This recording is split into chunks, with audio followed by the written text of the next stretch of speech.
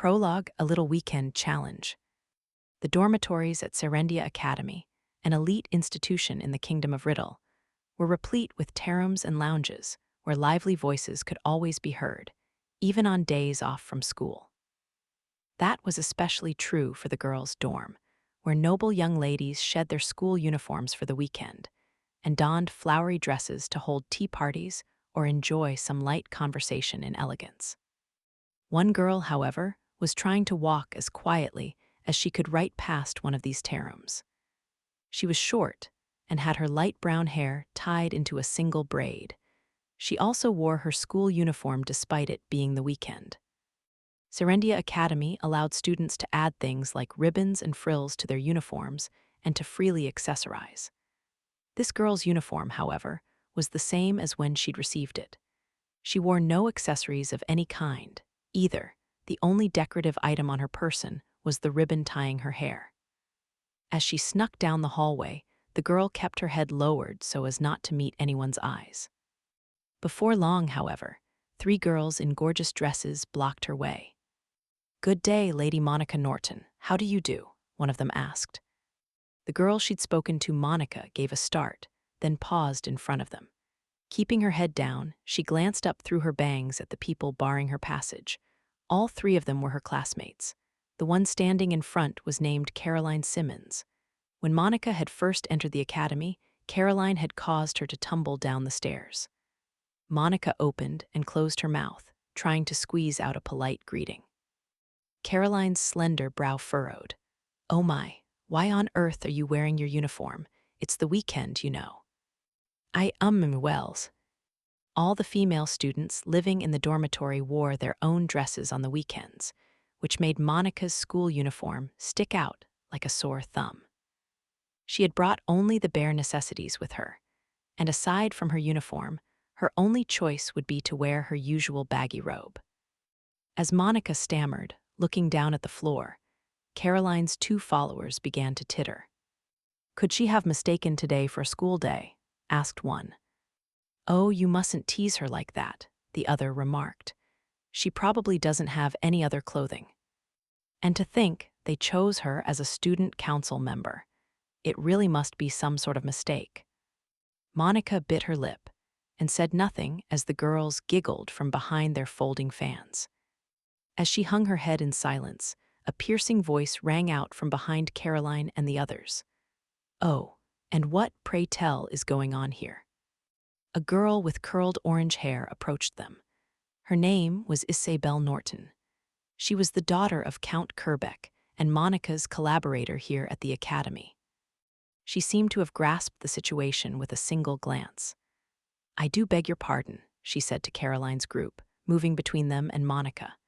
And then, with the face of a terribly wicked, spoiled young girl, she looked at Monica and shouted, "I told you to go shopping, didn't I? Why are you still loitering about here?" Slower and dumber than a donkey, as always. Monica, frightened, looked at Isabel, who gave her a furtive wink. Her back was turned to the other girls. "Those things aren't going to buy themselves," continued Isabel. "And I won't tolerate you missing even a single thing on the list." "Why, yes, ma'am," Monica nodded, mentally thanking the other girl as she fled the scene. Once she'd gotten outside the dormitory, she breathed a long sigh and brushed the sweat off her forehead. There was plain exhaustion written across her still youthful face. "Yo, Monica, how are you so tired just from leaving the dormitory?" An astonished voice sounded from down at her feet. Monica turned to see a black cat with glossy fur looking up at her. Its golden eyes narrowed. After making sure nobody was around, Monica squatted and met the cat's eyes. "Nero," she said, "I already feel accomplished just having made it outside on a weekend, so can I go back now?" "You're going shopping. You promised to buy me something tasty at a food stand, remember?" Nero circled around behind Monica's stooped form and patted her rear with his front paw to hurry her along. "You know the prince is going to be in his dorm all day. It's the perfect time for a bodyguard like you to relax and do some shopping in town. If you miss this chance, who knows when you'll get another." Monica moaned, "Yes, but..." She was already out of breath and all she'd done was leave the dormitory on a weekend. And yet, she was one of the kingdom of Riddle's greatest magicians, dispatched on a mission to guard the second prince. She was one of the 7 sages, the silent witch, Monica Everett. The cat patting her on the bottom with his paw was her familiar, Nero. Monica's mission was top secret. She needed to guard the second prince without him or any of the other students finding out. To that end, she was now living as a student at Serendia Academy under the name Monica Norton. Unfortunately, she was hopelessly shy. Her inability to speak in front of others was the very reason she'd mastered the art of enchanted magecraft, and why, after becoming a sage, she had holed up in a mountain cabin and spent all her time on research. She would have had less trouble charging into a horde of dragons than going on a weekend shopping trip. "I still want to go home," she murmured. Nero looked at her in amazement. "Don't you normally leave the dorm to walk to your classroom?" "Weekends are different. There are more people in the hallways, and I'm the only one in a uniform, so everyone stares at me when I pass by." Nero was about to reply to her string of excuses when he suddenly perked up his ears and dove into a nearby bush. Before Monica could call out his name, someone called hers instead. "Oh, is that you, Monica?" She turned around and saw a girl with flaxen hair, her classmate Lana Collette. Monica was used to seeing her in her school uniform, but now even she was wearing a dress of her own, holding a parasol in her hands. The elegant velvet dress was a deep red, like wine, which suited her fair complexion and slender features. "It's rare to see you out and about on a day off. Are you going somewhere, too?" Shopping," said Monica, fiddling with her fingers. "I wanted a comb." Lana's eyes glittered. "What a coincidence. I was just about to go shopping for a new accessory myself. Let's go together," she suggested, twirling her ribbon-adorned parasol with excitement. "I know a wonderful shop with the cutest combs made of silver and ivory." Monica wasn't sure what to say. Wherever Lana wanted to go, it was probably a first-rate boutique that dealt in fine and precious metals. A plain girl like Monica would definitely be out of place there. Lana would be embarrassed having her around. "I'm sorry," she muttered. "I'm going by, myself." This clearly upset Lana. She pursed her lips and turned away slightly.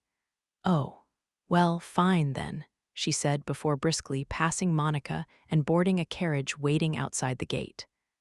As Monica idly watched the carriage drive off, Nero poked his face out of the bush. "You sure you don't want to go with her?" he asked. "I wouldn't fit in at the shops she's going to." Telling herself it was better this way, Monica started walking toward town, her legs sluggish. About an hour's walk from Serendia Academy was a town called Cream. It was situated on the side of a major road and relatively prosperous, and it had a brick clock tower at its center. This wasn't a clock tower like you might find as an add-on to a church or a library, but a separate building all its own, which was a bit unusual. "Wow, look at that clock tower." As she gazed up at the structure, Monica would have looked to passers-by like a child admiring a grand building.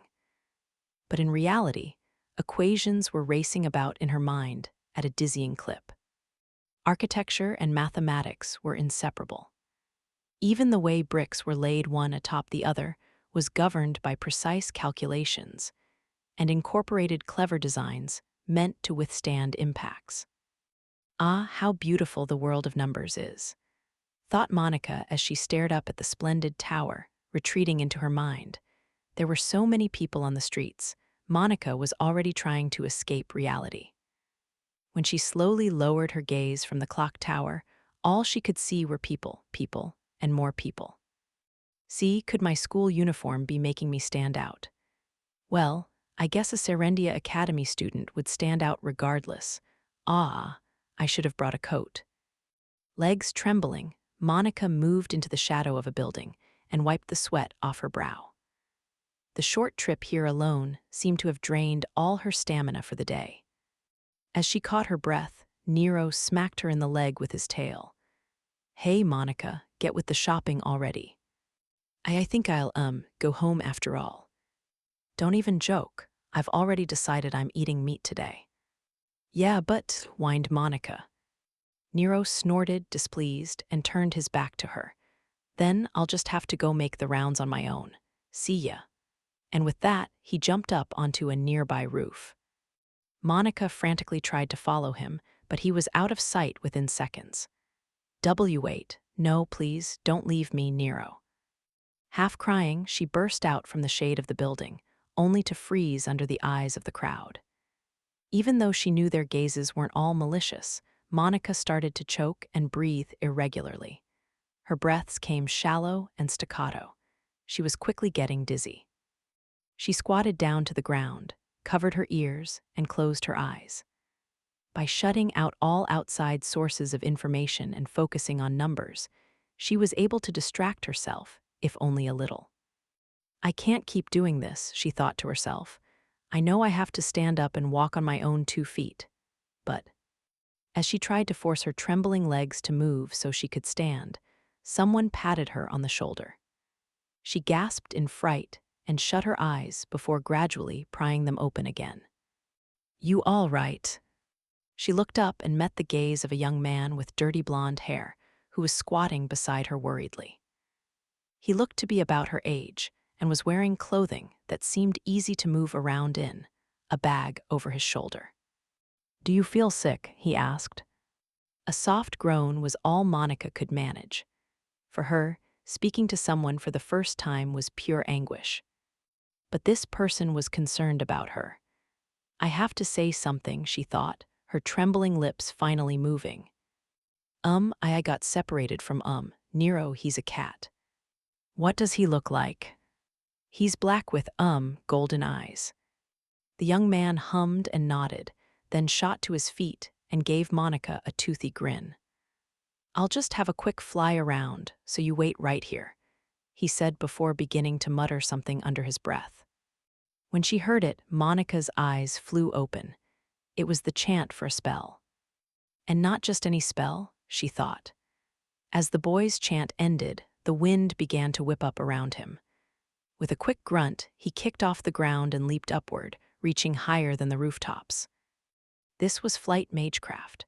Though it allowed one to conveniently fly through the air, it consumed a large amount of mana, and you needed a good sense of balance for it.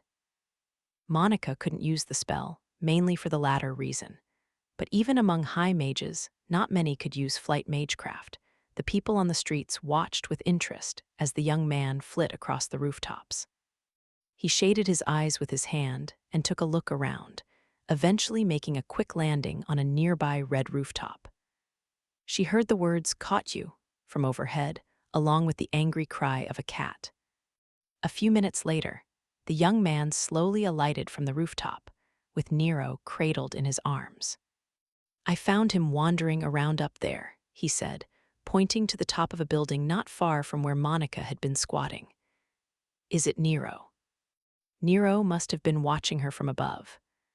Uncomfortable in the young man's arms, the cat turned his cheek and swung his tail. I'm sorry, Nero, Monica said. The cat looked at her and meowed, as if to say, whatever, it's fine.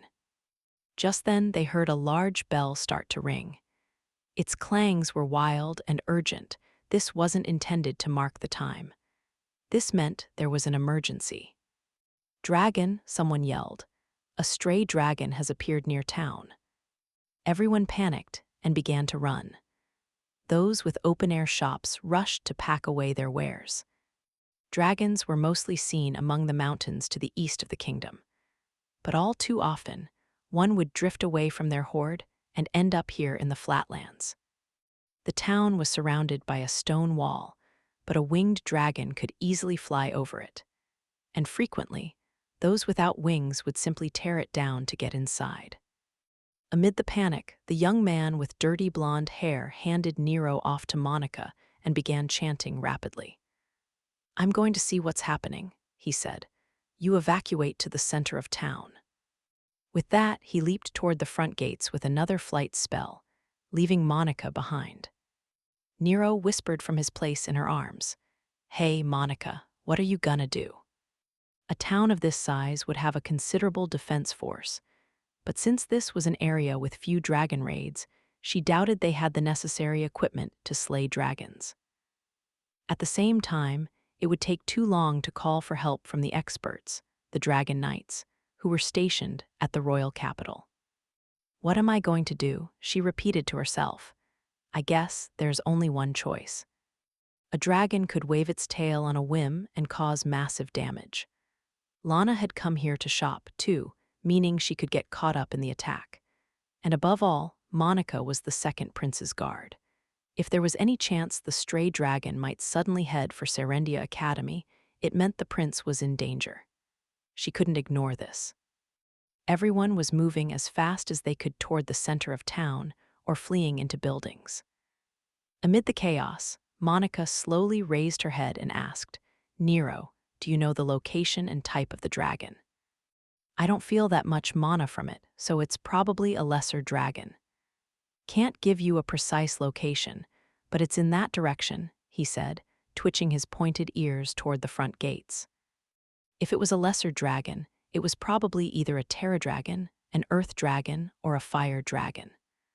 While these were inferior to greater dragons, their hard scales could still deflect both blades and offensive magecraft, making them powerful opponents. To reliably take one out, you had to aim right between their eyes. "I need to find some place high up, with a good view and not many people," said Monica, looking around. Her eyes stopped on the brick clock tower. Nero jumped from her arms to the ground, and after making sure nobody was nearby, he looked up at Monica and smirked. "You're gonna do it." "Yes, I have to," she said, partly to herself. Her face was filled with determination as she ran off toward the clock tower. "Ah, that was too sudden, my side. It's cramping, "Wow, you really need to exercise more," retorted her familiar. The top mage in the kingdom clutched her side as she continued to run, wheezing out complaints. Her gait was hopelessly clumsy, more like tottering than running. Nero sighed, unable to watch. He checked around, and seeing that everyone was gone, he swished his tail. A black fog immediately surrounded him, then rapidly expanded and took on the shape of a person. Eventually, the fog dissipated like water washing away black ink, and from underneath emerged a dark-haired man in an old-fashioned robe. Nero had assumed his human form. Now a tall man, he grabbed Monica by the nape of her neck and tossed her over his shoulder like a hemp bag full of wheat. "You're such a slave driver, master," he said. "Hang on tight, you hear?" "Where am I supposed to hold on to?" "Anywhere that works, just grab hold," replied Nero, rushing off like the wind. Nero was quite tall in his human form. Monica, slung over his shoulder, found herself dizzy from the height. It was scary. For now, she tightly gripped the fabric on the back of Nero's robe and clenched her teeth. If she hadn't, she might have easily bitten her tongue. Eventually, they arrived at the clock tower, which was obviously locked tight. It had no glass panes or gratings, and while there was a window for letting in light, it was pretty high up on the second floor. They wouldn't be able to jump up there. Monica's expression turned hopeless. She hadn't even considered the possibility that the tower would be locked. Nero, though, took one look up at the window and grinned. "True growth comes only after one's limits are broken," he quoted. Dustin Gunter, novelist. Pretty cool, huh? What a great line. "And Nero, you're not about to." "Well, I can't exactly use that magical flying stuff, can I?"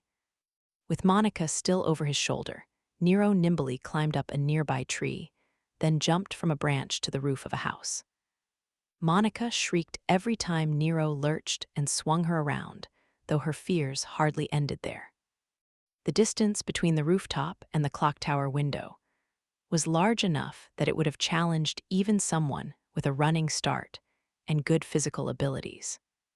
"And Nero, it's too far," she stammered. "Here we go." Nero crouched, using his whole body as a spring, leaping off the roof without even a running start. The two of them passed through the small window before landing inside the clock tower. The noise from Nero's boots scraping on the ground echoed through the building.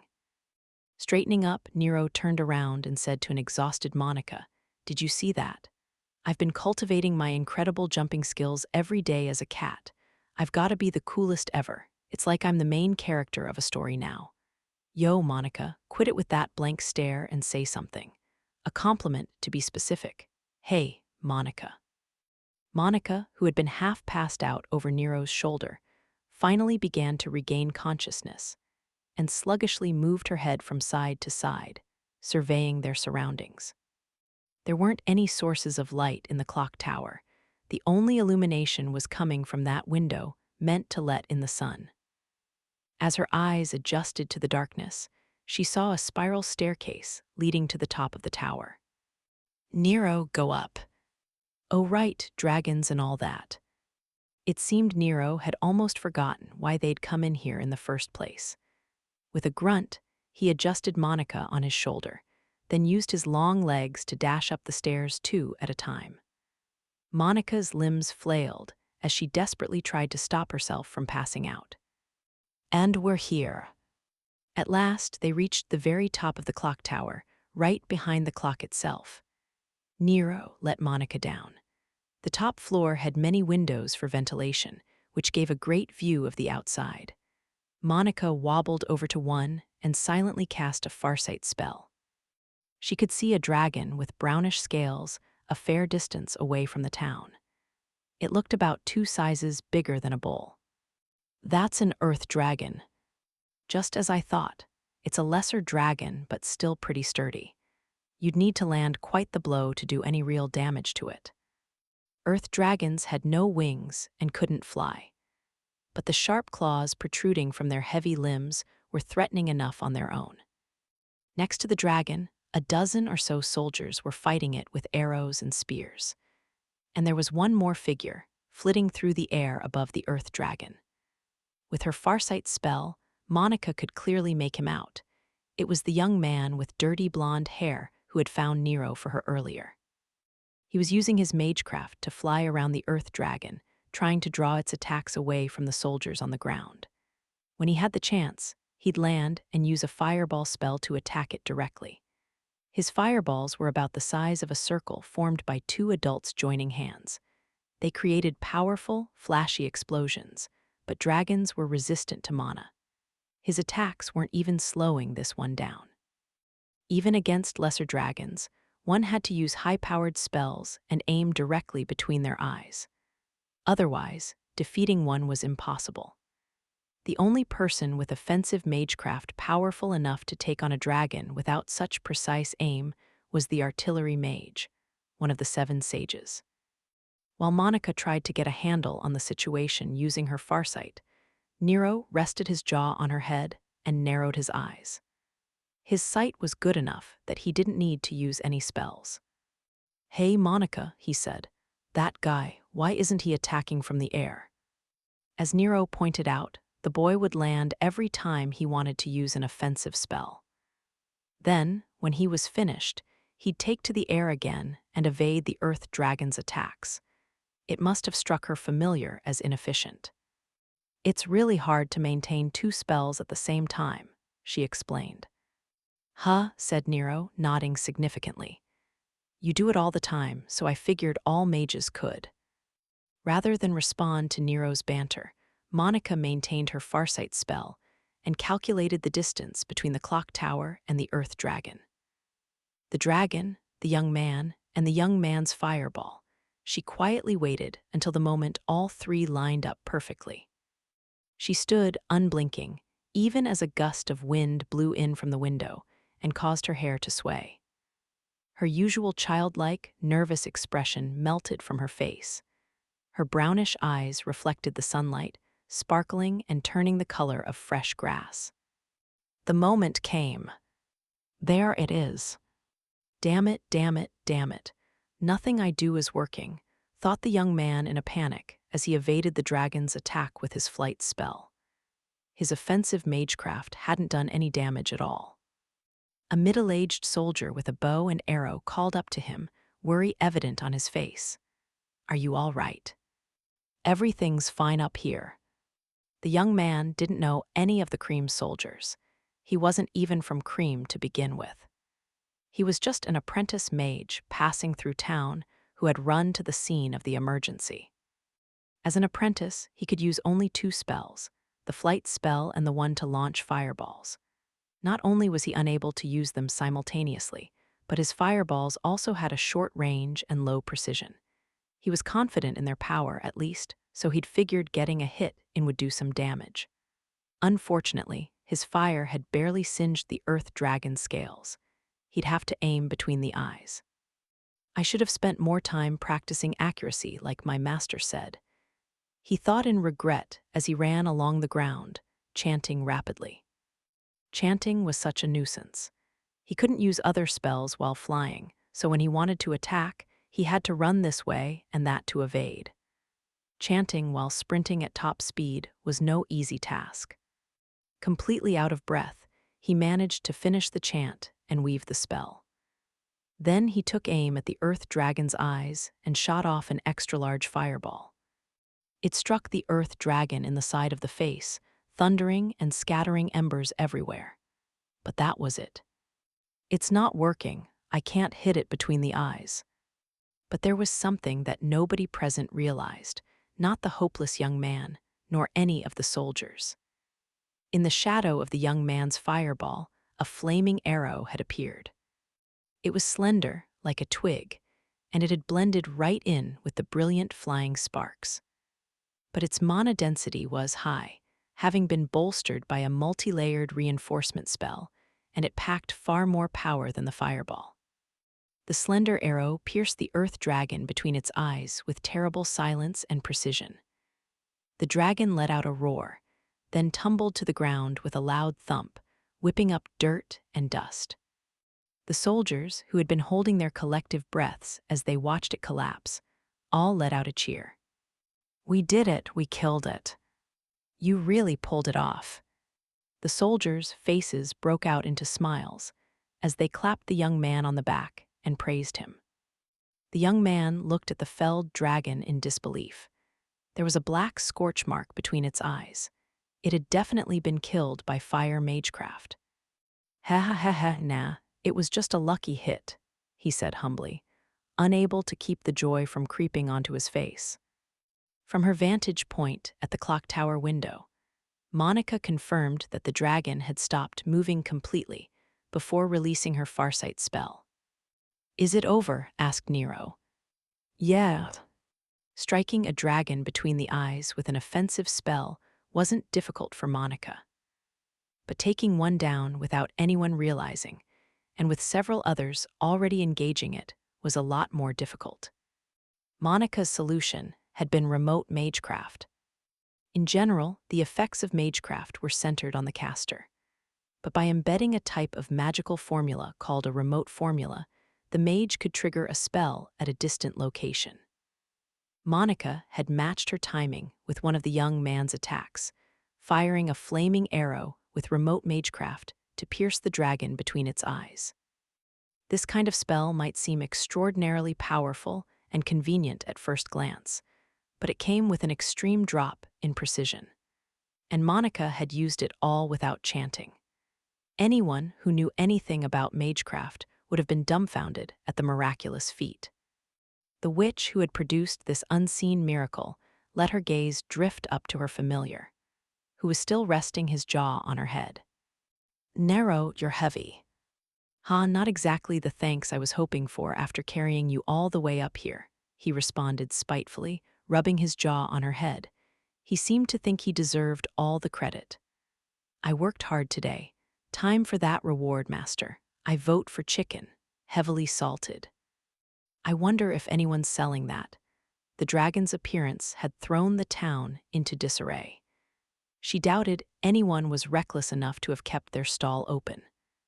As Monica mulled this over, Nero directed his gaze to the scenery below them. "Hey, check it out," he said. Word of the dragon's defeat must have spread quickly, because the townspeople were gradually settling down again. Open-air stores and street stalls had reopened, and some people were even hurrying toward the edge of town to try and grab a few of the dragon's scales. Humans are really tough, huh? Remarked Nero. Well, I'm not, Monica sulked. Nero grabbed Monica's head and tilted it upward. He grinned, peering at her face from directly above. Anyway, haven't you noticed? I noticed what? I'm right here next to you, in human form, and you're totally fine with it. Monica's eyes widened in realization. Though she was extremely shy around everyone, she had an especially hard time with tall men. Until a little while ago, she couldn't even look directly at Nero in his human form, and even a little touch would start her trembling uncontrollably. But at some point, she'd become fine with it. Looks like you've gotten a little tougher yourself, huh? Commented Nero. I don't know, she replied without confidence, though the tension in her face lessened just a little. I sure hope so, though, she thought to herself. Lady Lana, it seems the dragon has been safely dispatched. I see. Lana gave a curt response to the middle-aged servant woman seated next to her in the carriage. Then, leaning back against a cushion, her face resting in the palm of her hand, she turned to look out the window. The town had fallen deathly quiet just minutes ago, but people were already starting to return. She searched the flow of traffic, but didn't see Monica anywhere. I wonder if she's all right. They were saying the dragon had been slain before getting close to the main road, so there wasn't much chance Monica had been caught up in it. Still, she was worried about her. She could easily imagine the slow-witted Monica being swept up into the evacuating crowd, falling down, and starting to cry. To cover up her anxiety, Lana took on an even stiffer tone as she spoke to her servant. Today is the worst. I was looking forward to shopping, but I can't find anything good, and then a dragon shows up. And she lowered her gaze to her hands. As she did, the strength in her voice withered. It seems like Monica doesn't want to go shopping with me, she said, sullen. The middle-aged servant smiled warmly, as though she was looking at a young child. She witnessed the exchange between Lana and her friend from in front of the carriage. This friend didn't wear a dress even on the weekends, nor any accessories. She had a feeling she understood what had been bothering the small girl. I think maybe your friend didn't really want a silverwork comb, the servant suggested. I, for one, use combs carved from wood. Lana gave a start. For a few moments, she sat there awkwardly, seeming conflicted. Soon, though, she sharply lifted her jaw. I feel like eating some roast chestnuts, she said haughtily. Bring me to the food stalls. Yes, right away, madam. The girl had been the servant's charge for many years now, and she knew her well. She calmly smiled at this selfish request and gave the driver directions. With some pocket change from Monica in hand, Nero, still in human form, headed off for the street stalls in a good mood. Monica watched him go, leaning against a roadside tree. Come to think of it, I came here to buy a comb, did I? Belatedly, she remembered why she had come to town and sighed. She was currently sitting under a tree on a smaller street, away from the main road. It was all she could do right now to sit still there and hide. Apparently, she hadn't been ready yet for the trial of asking directions and shopping for a comb. With a pained smile, she decided to leave the comb for next time. Just then, a voice called her name, and it was Nero's. Monica, I finally found you. Monica looked in the direction of the voice and saw Lana climb out of a carriage and rush over to her. Remembering their conversation this morning, Monica's face automatically tensed. She made Lana unhappy. She must be angry. She certainly looked angry. She was staring at Monica, scowling. Monica fiddled with her fingers and let her gaze drift, and Lana, looking peeved, pushed a small paper bag into Monica's hands. As she helplessly accepted it, Monica's eyes widened. She looked inside and saw it was filled with round roasted chestnuts. I got tired of eating them, so I don't need them anymore. You can have them. Despite Lana's claim, the package was almost full, and it was still warm like she'd just bought it. As Monica tried to stammer out a thanks, she noticed a simple map of some sort drawn on the paper wrapping. She figured it marked the location of the roasted chestnut shop, but upon closer inspection, it had the name of a road and the words Sundry's shop on it. A Sundry's shop. Apparently, such places also stock carved wooden combs, said Lana, sullenly turning her cheek. Said cheek showed just a hint of red. Monica clutched the warm packet to her chest and opened her mouth to speak. For some reason, the voice that came out was so loud, she could scarcely believe it was hers. Nero's words came to mind. Looks like you've gotten a little tougher yourself, huh? If she really had grown, she should be able to say it. Psyching herself up, she forced out the words. I want to go with you. Monica glanced at Lana and saw the corners of her lips twitching for some reason. Well, if you insist, I suppose I can go with you. Come on this way. Oh, okay. Lana smiled haughtily and pulled Monica along by the hand, leading her out from the shade of the tree. Places with a lot of people still frightened her, but strangely, Monica found herself now able to walk without looking down. She felt as though a path that had previously been closed off had suddenly opened itself up to her. This one and this one, oh, and this cape is just so adorable. Let's buy it. Louis Miller was happily shopping at a clothing store in the royal capital. At 27 years old, he was a happy feller and soon-to-be father, and one of the 7 sages known as the barrier mage. When on the job, he would wear his sage's robe and carry a long staff. Today, though, he had cast off his heavy robe and donned an autumn coat instead. Each time he took a light-hearted step through the store, his coat hem and long, trademark braid would bob and sway as if to express his joy. The items in his hands were all clothing for his child, who would soon be born. Seeing the pile on the counter steadily grow in both size and cost, the beauty in the maid's outfit accompanying him, his contracted spirit, Rinsbull Fade, nicknamed Rin, spoke up. I notice these clothes are all for little girls. As Rin had just pointed out, all the clothing Louis had selected was fully decked out with frills and ribbons.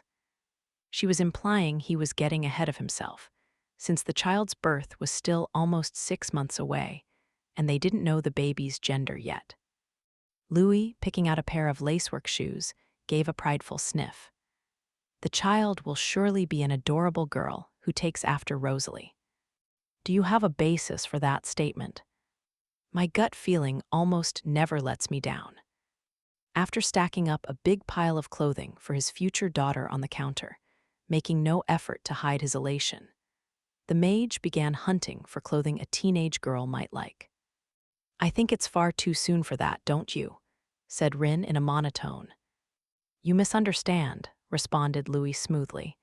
These are for the silent witch. Rin's eyes opened just a little wider. As a wind spirit, she had different sensitivities from humans, and the expression on her attractive face almost never changed. Apparently, Louis's statement had been surprising even to her. My, she said, the single word rich in emotion. Louis raised his slender eyebrows and stared at his contracted spirit. Do you actually think I'm a cold-blooded, heartless person? I believe that threatening a colleague and forcing her to do a job for you would generally be considered cold-blooded and heartless. It's called using the right people for the right tasks. The man who had indeed threatened his colleague and forced her to take on a mission to guard the second, Prince offered his servant a refreshing smile and began to search for a dress suitable for everyday use. This was to be a reward for the silent witch. It had been approximately 2 weeks since Monica had entered Serendia Academy. In that short amount of time, she'd been selected for the student council and even managed to capture a criminal using forbidden magecraft at the academy. Monica wasn't especially proud of her accomplishments, but she'd done more than enough to deserve praise. Good results warranted suitable rewards. And for that reason, Louis had chosen to buy her new clothes. Knowing Monica, she probably didn't have any decent clothing. Guessing that would cause problems for her at the academy, Louis had decided to pick out a few practical outfits, but only because he was already buying clothing for his daughter, of course. Although that senseless girl would probably be happier to receive books on mathematics or magecraft, he thought, picking up a dress that seemed appropriate for regular wear. While undercover at the academy, Monica was playing the part of a foster daughter alienated from House Kerbeck. Best to stick with something plain, he thought. He picked out a high-necked navy dress she could wear to go out during the day, as well as an outdoor coat perfect for the season. After paying for it all, he loaded everything into the carriage, then got in himself. Louis waited for the carriage to start moving before giving an order to Rin, who sat next to him. "Deliver these clothes to the Silent Witch as soon as you're able." "What shall I tell her when I do so?" asked Rin. He thought for a moment, then said, "I suppose you can tell her it's a reward for capturing Victor Thornley. You have to know when to punish and when to praise, after all."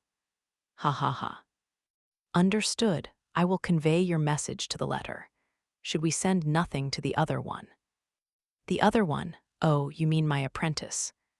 When Louis had sent Monica to Serendia Academy, he dispatched his own apprentice along with her. The second Prince Felix Arkriddle's senses were sharp, and he was excellent at rooting out those around him with ulterior motives, whether their aim was to guard or to kill him. It was only natural he'd be suspicious of a new student. So Louis had sent his own apprentice to the school as a decoy, in order to divert Felix's suspicions away from Monica. Rin was asking whether they should deliver anything to this apprentice, but Louis shook his head. "No need to go that far. That idiot doesn't know anything, after all." "Have you not mentioned the decoy plan, or the mission to guard the prince?" "He's a terrible liar, and anyway, even without my instruction, he'll be an excellent decoy. He's a total problem child, after all, huge build, huge voice, and responsible for destroying a school building at Minerva's once." Ha ha ha. The smile that came to Louis's beautiful, feminine face was refreshing, but his words were villainous. "I believe that using an ignorant apprentice as a decoy would generally be considered cold-blooded and heartless," said Rin. Louis shrugged. Her words had no effect on him. It's a master's job to spur their apprentice's growth, and growth always wants for suitable trials. News that a dragon had appeared near the town of Cream quickly made its way to Serendia Academy. Though it rattled the students, relaxing day off, once they'd learned the dragon had been slain, they went about their weekend like nothing had happened. A single person watched all this, biting their lip. So they thought, this is the reaction of central nobles, who barely feel the cost of dragon raids. The heartland of the Kingdom of Riddle, centered around the royal capital, was home to the Dragon Knights, a group of expert dragon slayers, and the Magic Corps, who valued skill over politics. Thus, those of this region felt little threat from dragons. For people from the east, who had to constantly worry about dragon raids, the sight of the center nobles living in peace and security inspired no small amount of envy. The news said that a passing mage had easily slain the dragon in Cream. They wondered what would have happened if the incident had taken place back in their hometown. How much would they and their fellows have needed to sacrifice to slay a single earth dragon? How much human blood would have been shed? Mages were a rare sight in the countryside, and there weren't many skilled enough to fell dragons in the first place. But here, in the center territories, skilled mages were lazing about all over. Though the eastern regions were bearing the terrible brunt of the dragon raids, the kingdom's military force was concentrated at the center, defending the nobles there. That was the current state of the Kingdom of Riddle, under Duke Clockford's pervasive influence. "That's why I have to change things," they told themselves, quickly returning to their own room. There, they opened a locked drawer and pulled an object out from the back. To some, it may have looked like a brooch, with its goldwork and shining red jewel. But a closer inspection would reveal 3 sturdy rivets behind the decorative frame. This item was meant to be stuck into a wall or floor and fixed there. It's only a matter of time before the heir is decided. Using this is my last option. They could use it only once, so they'd have to be very careful. Now that so many outside contractors are coming in and out in preparation for the school festival, it's the perfect opportunity, if I time it right, according to what supplies are coming in. They gazed down at the object resting on their palm, their face hardening into grim resolve. Behind the veil of a relaxing day off, evil had quietly begun to act. Chapter 1: The Silent Witch or the Misspeaking Witch. Lindsay Pale, a teacher at Serendia Academy, sat in her seat in the faculty room and heaved a melancholic sigh. Lindsay would be 26 this year, and she was a plain woman about whom nothing particularly stood out. She wore her gray-flecked blonde hair tied back without much thought to style. Nevertheless, she was the teacher for ballroom dancing, and she did at least try to maintain an elegant posture at all times. Now, however, she was hunched over, drained. About 2 weeks prior, Victor Thornley, professor of fundamental magecraft, had been arrested. Apparently, he had been embezzling school funds to secretly research forbidden spells. The incident had brought inspectors from the royal capital and the Mages Guild to Serendia Academy for several days in a row. The academy was under the direct control of Duke Clockford, an influential noble, and he seemed to have arranged things so that only a minimal investigation would be carried out. But things had still been very busy. Every time inspectors came around, Lindsay, a younger faculty member, would have to prepare all the relevant documents for submission. And now I'm even in charge of a classroom, she sighed to herself. Lindsay hadn't been at the academy all that long, and she'd only ever worked as an assistant homeroom teacher. Now, after Thornley's arrest, she was suddenly in charge of his class. To be honest, the pressure was giving her a stomachache. As Lindsay continued to sigh, her shoulders drooping, the headmaster entered the faculty room from the hallway. Next to him was an old man holding a staff. The man was short, with thick white eyebrows and facial hair burying his eyes and mouth. His staff was decorative, and of a length only high mages were permitted to use.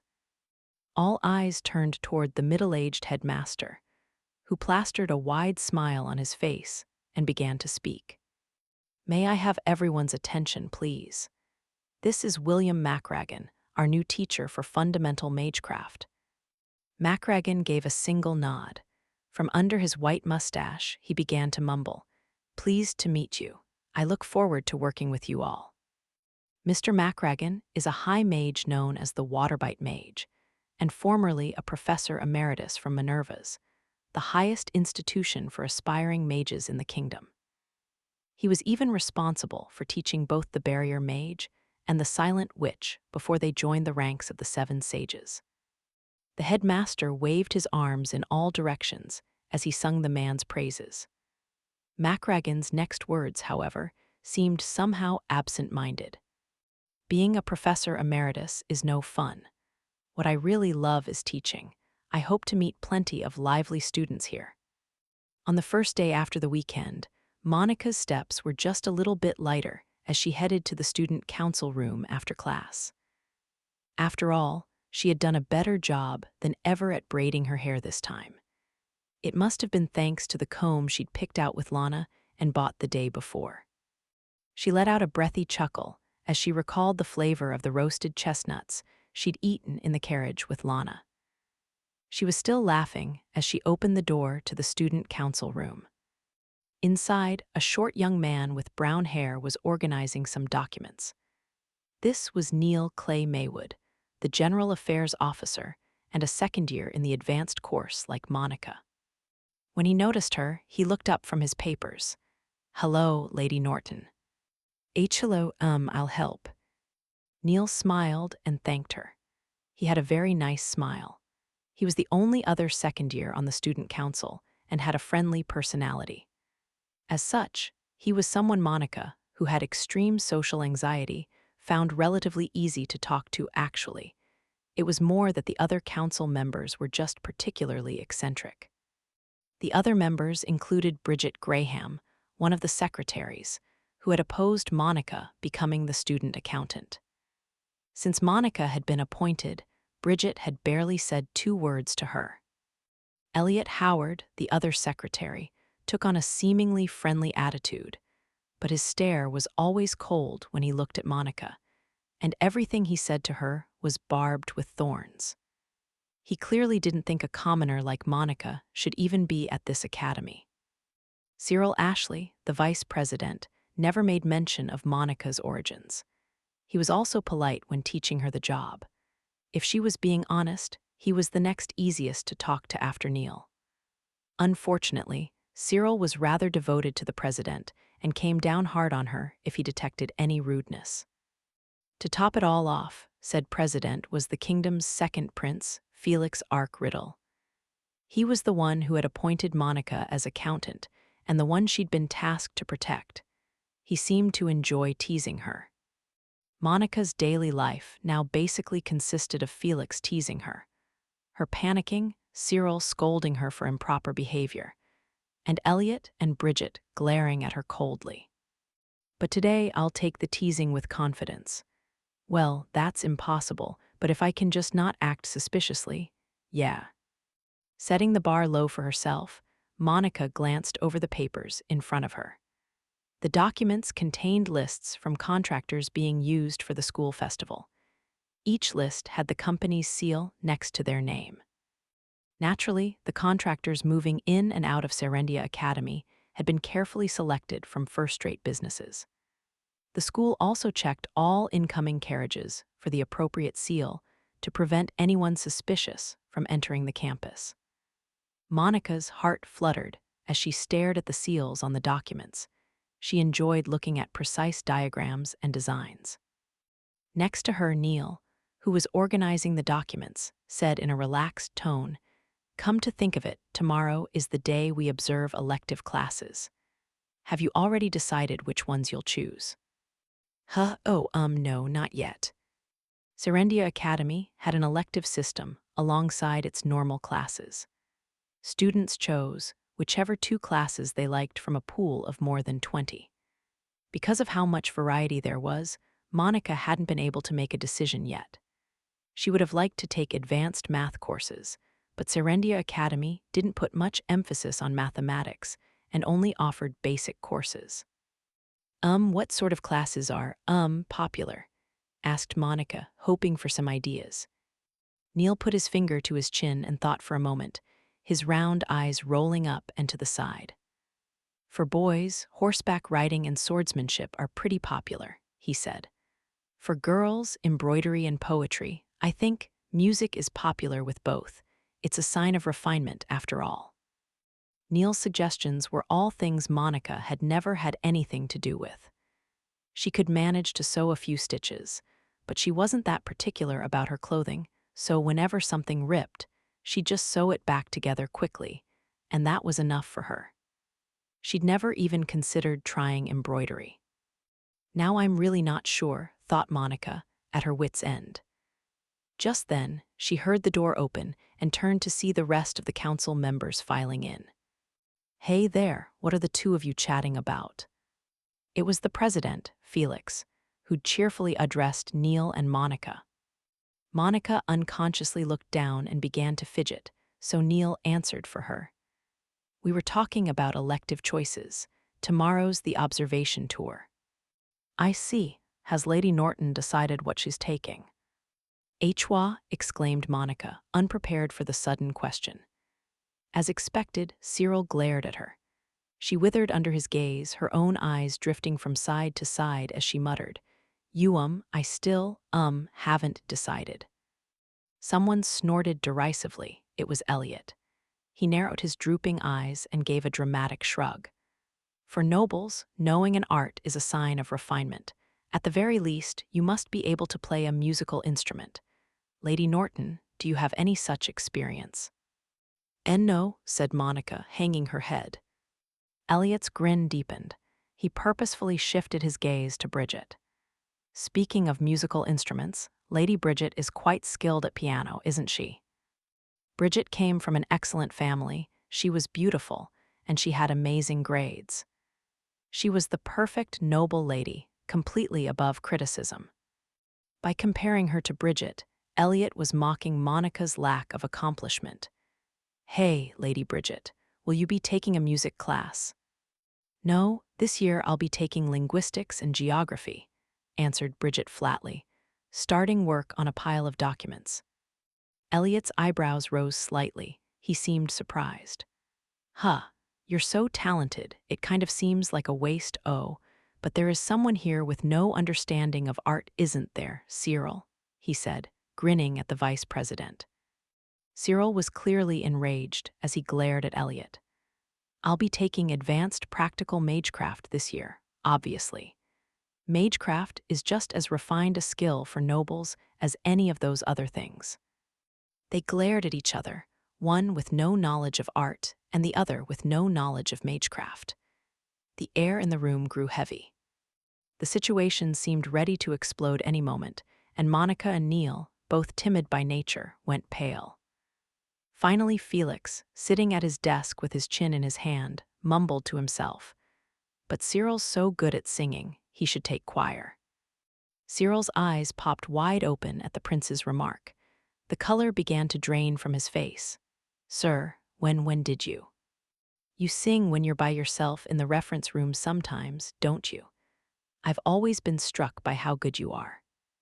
At that, Cyril ceased to look pale and instead went right up to his ears. He bowed deeply to Felix. "I am so terribly sorry for sullying your ears."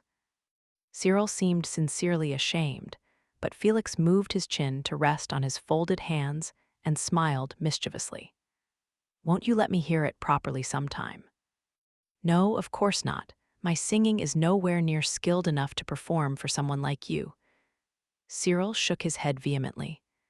"I'm going to work on these documents now," he said, fleeing into the reference room. Chuckling, Felix looked at Elliot. "And, Elliot, you're pretty talented with the violin yourself, aren't you? I'd love to hear you and Cyril perform together." "Please give me a break." Elliot, too, seemed to have had the edge taken off his malice. He moved to a seat and started working. That seemed to be the end of the conversation. "Can I get back to work now?" wondered Monica, turning back to the desk, only for Felix to address her this time. "Lady Norton, if you haven't decided on what classes to take, why not try something related to magecraft?" "Hwa!" exclaimed Monica. It wasn't hot, but her whole body had broken out in a sweat. But why would you suggest that? Magecraft and mathematics have a lot in common, and you're good at math, right?" Felix was right. Magecraft and math had a lot in common. That was why Monica, who was talented at math, had learned to cast spells without chanting, and why she'd become one of the 7 sages. If she had been a normal mage, she could have taken a magecraft course while keeping her identity a secret. However, Monica had one fatal flaw. She couldn't chant in front of others. She couldn't cast spells normally. Enchanted magecraft was all she could do. And as soon as she used it, her identity would be revealed. Monica was the only one in the world with such a talent. The Silent Witch, one of the top mages in the kingdom, continued to sweat as she racked her brain. What's the right thing to say at times like this? I absolutely cannot take a magecraft course. But if I reject it too firmly, he'll just get suspicious. At that moment, she recalled the words of her silver-tongued colleague, the barrier mage Louis Miller. You don't need to say yes to every troubling suggestion. You can say something like, "That's a good idea. I'll let you know," and just never give a definite reply. That's it, thought Monica, clenching a fist. She could just say she'd consider the magecraft class and leave it at that. "Actually, Lady Norton," continued Felix, "I'll be one of the guides for the observation tour tomorrow. I could show you around if you'd like." "Yes, that's a good idea. I'll let you know." As soon as the words were out of her mouth, she got the feeling she'd committed a grave error. Felix smiled. "Oh, you think it's a good idea, then? I'm happy to hear it." "Yes, sir, Felix's smile was so beautiful, it would steal the hearts of most noble young women. But now that she'd realized her misstep, Monica was no longer paying attention to any of that. Her mission was to guard Felix, but Louis hadn't told her to stick by his side at all hours of the day. Just getting into the student council with him was a miraculous feat. If she was in unnecessary contact with him elsewhere, that would only increase the danger of her identity coming to light. Monica frantically waved her hands. I didn't mean it about that, I meant it about the classes. I'll pick you up from your classroom tomorrow, then, continued Felix. Faced with his gorgeous smile, she became unable to respond. Her head was blank, save for the voice of her mean-spirited colleague laughing wickedly at her. Oh, what's this, my fellow sage? From today forward, should you not change your title from the Silent Witch to the Misspeaking Witch? She had no response for the voice in her head, either. The Misspeaking Witch was at her wit's end. Chapter 2. The Terrifying Mana Capacity Gate. Elective classes at Serendia Academy generally included a mix of students from all 3 grades. However, the third-year students decided on their electives at the very start of the semester, so they'd already had about half a month more time in class than first- and second-year students. The observation tour was intended to give those younger students a chance to move around and observe the third year's classes. In all honesty, Monica had wanted to go around with Lana, but she'd apparently already decided on a class. Hey Monica, what classes are you taking? Lana asked. UMI was going to decide after looking around a bit, she answered with a vague smile. As soon as class let out, Monica burst from the room. Felix had said he'd pick her up at her classroom today, but if that happened, she'd once again stand out in a bad way. After leaving the classroom and walking for a bit, she caught sight of Felix just as he rounded the corner of the hallway. He greeted her with a simple hey and a smile, his gorgeous golden locks swaying. I said I'd come get you. You're pretty enthusiastic about this, huh? She couldn't tell him she'd run out of the classroom to avoid negative attention. Her eyes darted around, unable to look at him. Well, yes, I'm really enthusiastic, and well, thank you for showing me around. Monica bowed her head and started walking, staying a few steps behind Felix. Most of those in the hallway were first- and second-year students, but here and there, a third-year like Felix could be seen. A handful of them seemed to be serving as guides. I just have to take a look at the magecraft class. As long as I decide on something else by the end, there won't be any problem. Yeah, she thought to herself. Then suddenly it dawned on her. Which classes had Felix taken? If he'd recommended magecraft to Monica, did that mean he was studying it as well? She'd heard that many of the members of Riddle's royal family were especially good at magecraft. The current king was proficient in earth magecraft, though he seldom displayed his talents. She stammered. Are you, taking the magecraft class too? No, I don't have any such talent, he said casually, with a shake of his head. He didn't seem particularly frustrated about it. That surprised Monica a little. The world at large considered Felix Riddle to be a perfect prince, capable of anything, and he was very talented.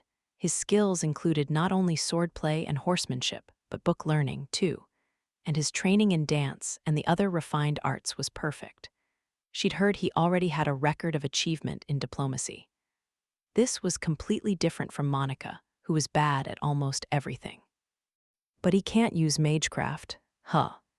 Innate talent, such as how much mana a person was born with, played a big role in magecraft, so it wasn't something he could do much about. Still, since he'd mentioned how it had a lot in common with mathematics, she'd assumed he was pretty well versed in the subject. While she was letting her thoughts wander, she heard a person cry out from ahead of them. Her gaze naturally drifted to the source, a young man with dirty blonde hair running toward them. Oh, said Monica softly, coming to a stop. Felix followed suit, looking at her as though asking if this was someone she knew. As she struggled to answer, the loud young man stopped in front of Monica. It is you, I knew it. Hi, he said cheerfully, a toothy grin on his face. This was the young mage she'd run into in Cream 2 days ago. He's a student here, she thought. He'd been wearing simple clothes when she'd met him in Cream, and he spoke with the accent of a commoner. She hadn't even considered the possibility he might be attending Serendia Academy. Meanwhile, another member of the student council, Neil, came rushing down the hall from the same direction. Glenn, no running in the halls. Then he paused, his eyes widening in surprise. Huh, the president and Lady Norton? Do you know Glenn? Monica wasn't sure how to answer, but when she hesitated, the boy named Glenn happily took over. I ran into this tiny girl 2 days ago in the town of Cream, he told Neil. Slightly crushed by the words tiny girl, Monica looked up at the young man. He was tall, probably about as tall as Felix. But if he was in the same class as Neil, he must have been a second-year student just like her.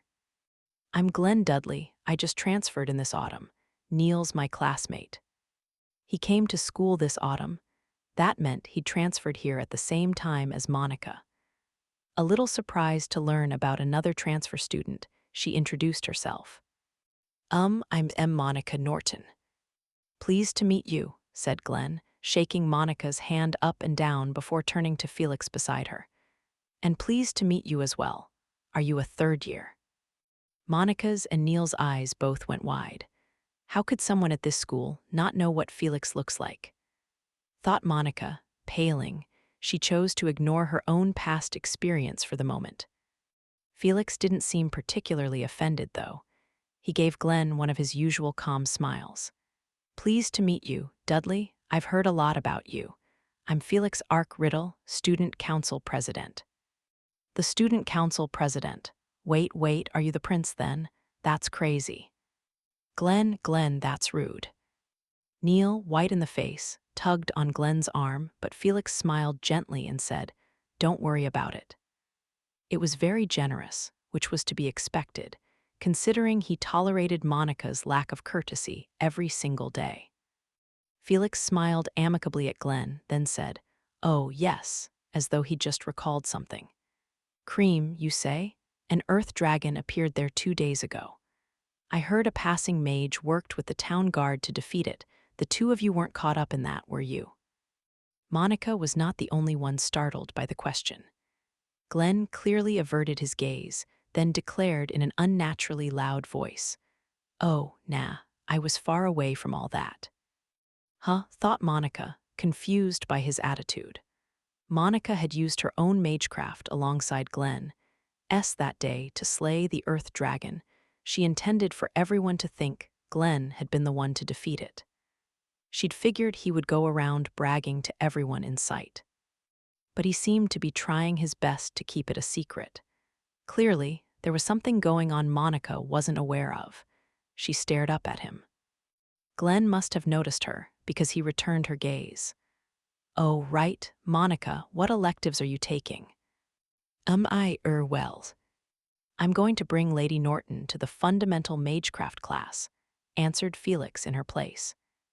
Glenn's expression immediately brightened. Hey, Neil and I are headed there too. What a coincidence. Shall we go together? Sure thing, said Glenn, energetically taking Felix up on his invitation. It may have been ill-mannered of him, but he had such an affable aura that it was hard to hold it against him. Monica secretly sighed in relief now that she knew they'd be going with Glenn and Neil. She wasn't great with big groups, but it was a whole lot easier than walking around with someone as conspicuous as Felix on her own. When she casually moved behind the group, Glenn followed suit, putting some distance between them and the others before beckoning to her. He seemed to want to talk about something privately. When Monica looked up at him, Glenn bent over and whispered in her ear, Hey, got a favor to ask of you, Monica. Why, yes, she replied, straightening up. Face serious, Glenn continued. I want you to keep it a secret that I used magecraft in town. The magecraft he'd used in town, did he mean the flight spell? Being able to use magecraft at all imparted a certain kind of status, and it was considered an extremely intellectual hobby among nobles.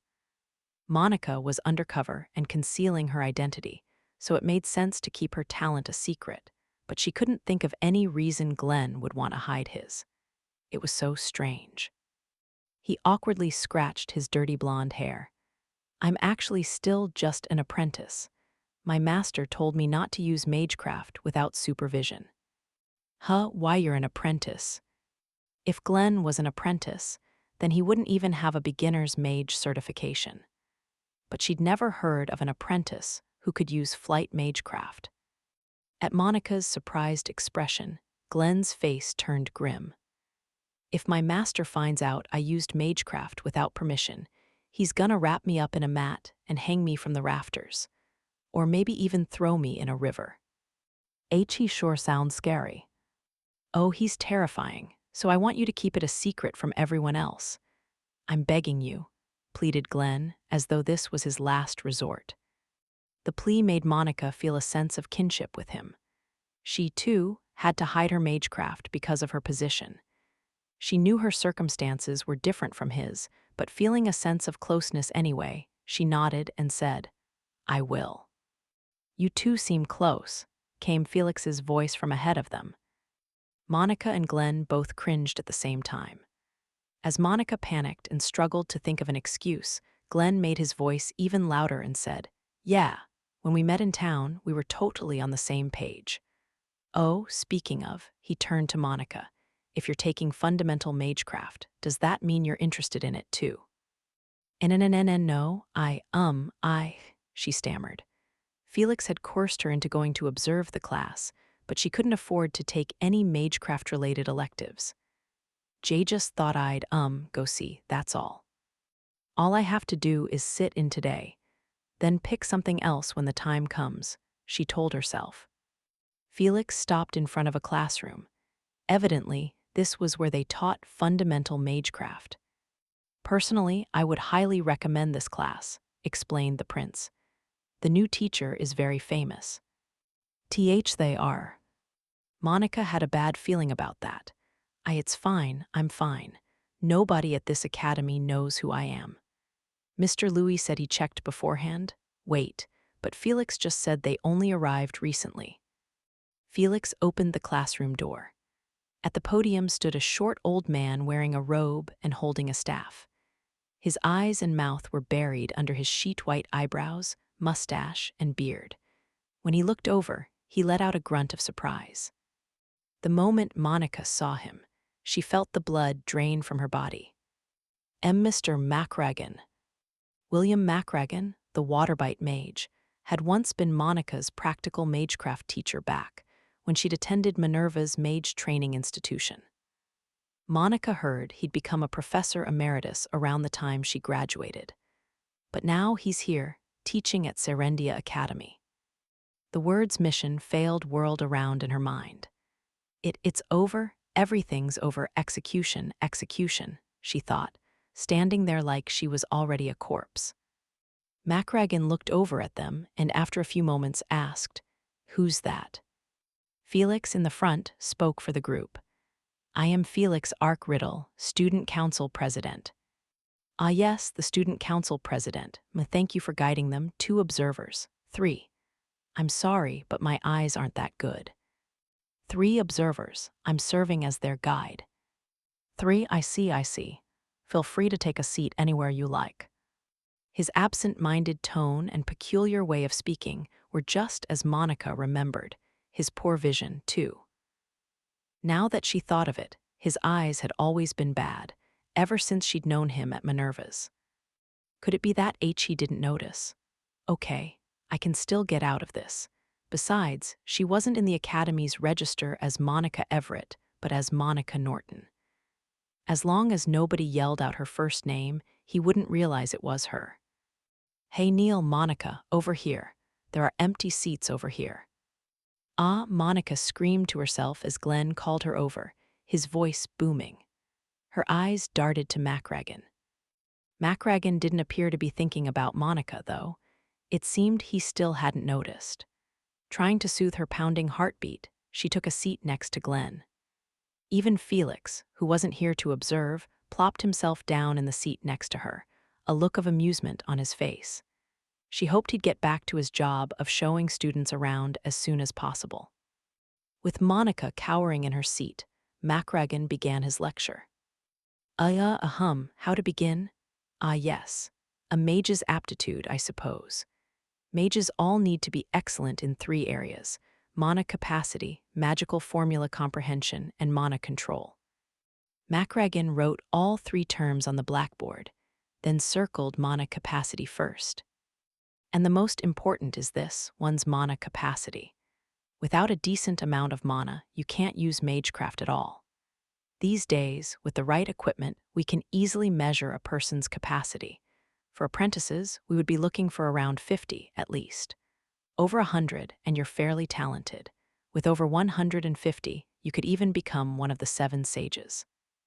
Monica's shoulders jolted at the mention of the 7 sages. This is so bad for my heart. Next is magical formula comprehension. Magical formulae have much in common with mathematics. So many who are skilled at math are also skilled at grasping magical formulae. After all, they are essentially the blueprints and frameworks of magecraft. The more precisely you understand them, the more precise the spells themselves will be. Macragan paused there, his eyes growing distant, as though reminiscing about something. Yes, I once had a student who possessed an outstandingly high level of such comprehension. She understood everything very quickly and eventually learned how to cast spells without even chanting. She's one of the 7 sages now. The Silent Witch, they call her. Oh, and incidentally, the Silent Witch, along with some of the magical formulae she created, will appear on written exams. So be sure to remember them. Please don't. Yes. It would not be an overstatement to say that she upended the whole of modern magecraft theory. A truly incredible mage. That's definitely an overstatement. She mentally screamed, her face having moved past pale and onto ghost-like. If she could, she would have fled this very instant. Next to her, Glenn quietly asked if she was okay. Monica faked a smile and nodded a little. It was all she could manage.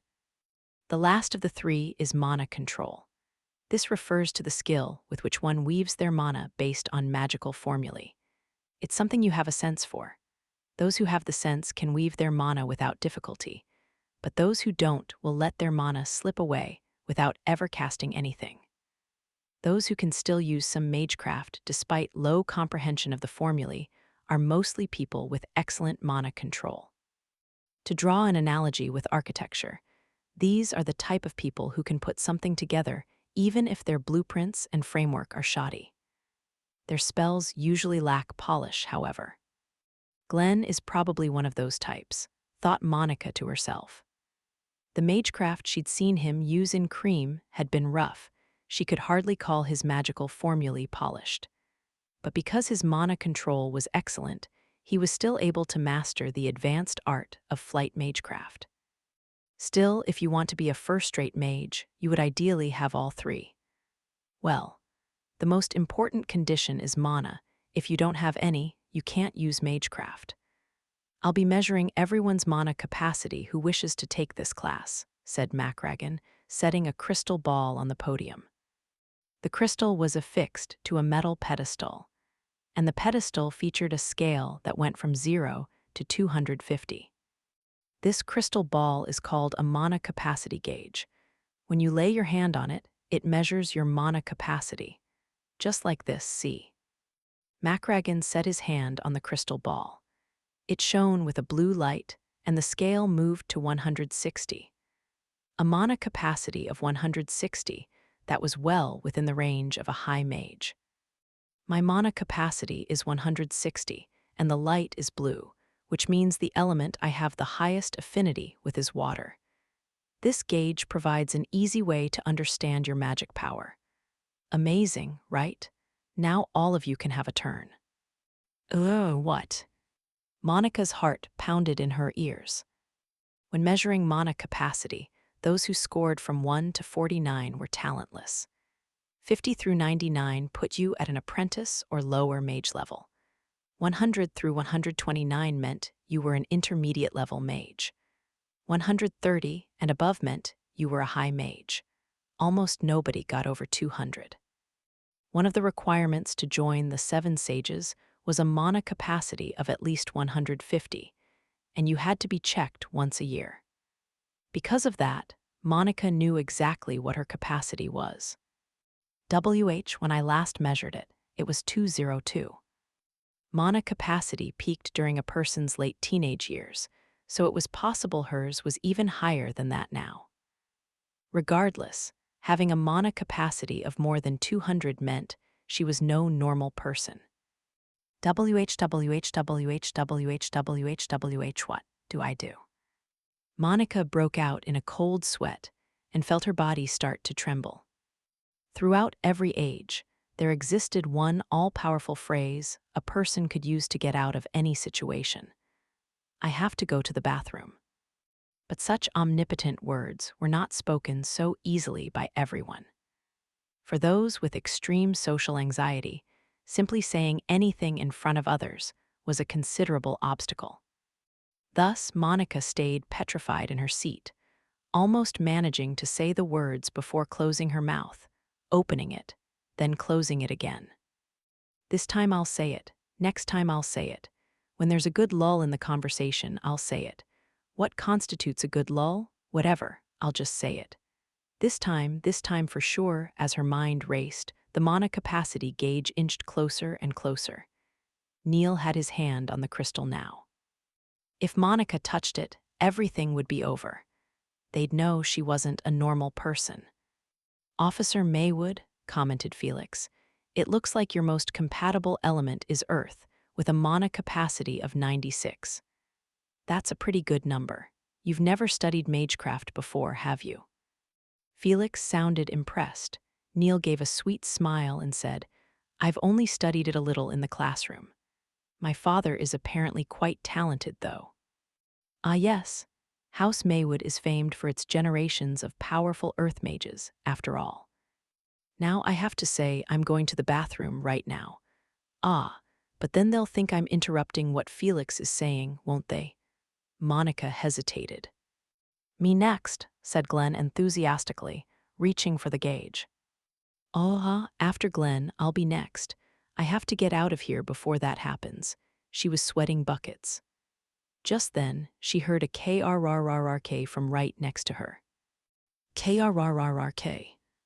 The sound had come from the mana capacity gauge under Glenn's hand. The portion of the crystal ball he was touching was glowing red, and there was a small crack in it. Ah, Glenn cried, just as a much larger crack appeared in the ball. Flustered, he removed his hand. Mr. Macragan, this thing's broken. You're kidding. How much do you think those cost, young man? Jaya, it wasn't my fault. It must be defective. Yeah, that's it. Since the crystal had glowed red, that meant Glenn's most compatible element was fire. The issue was his mana capacity. The gauge had swung all the way to the end. The device's maximum value was 250, so that kind of reaction must mean he had at least that much. But was such a thing even possible? One could count the number of people in the kingdom whose mana capacity exceeded 250 on a single hand. Only 2 of the 7 sages had that much.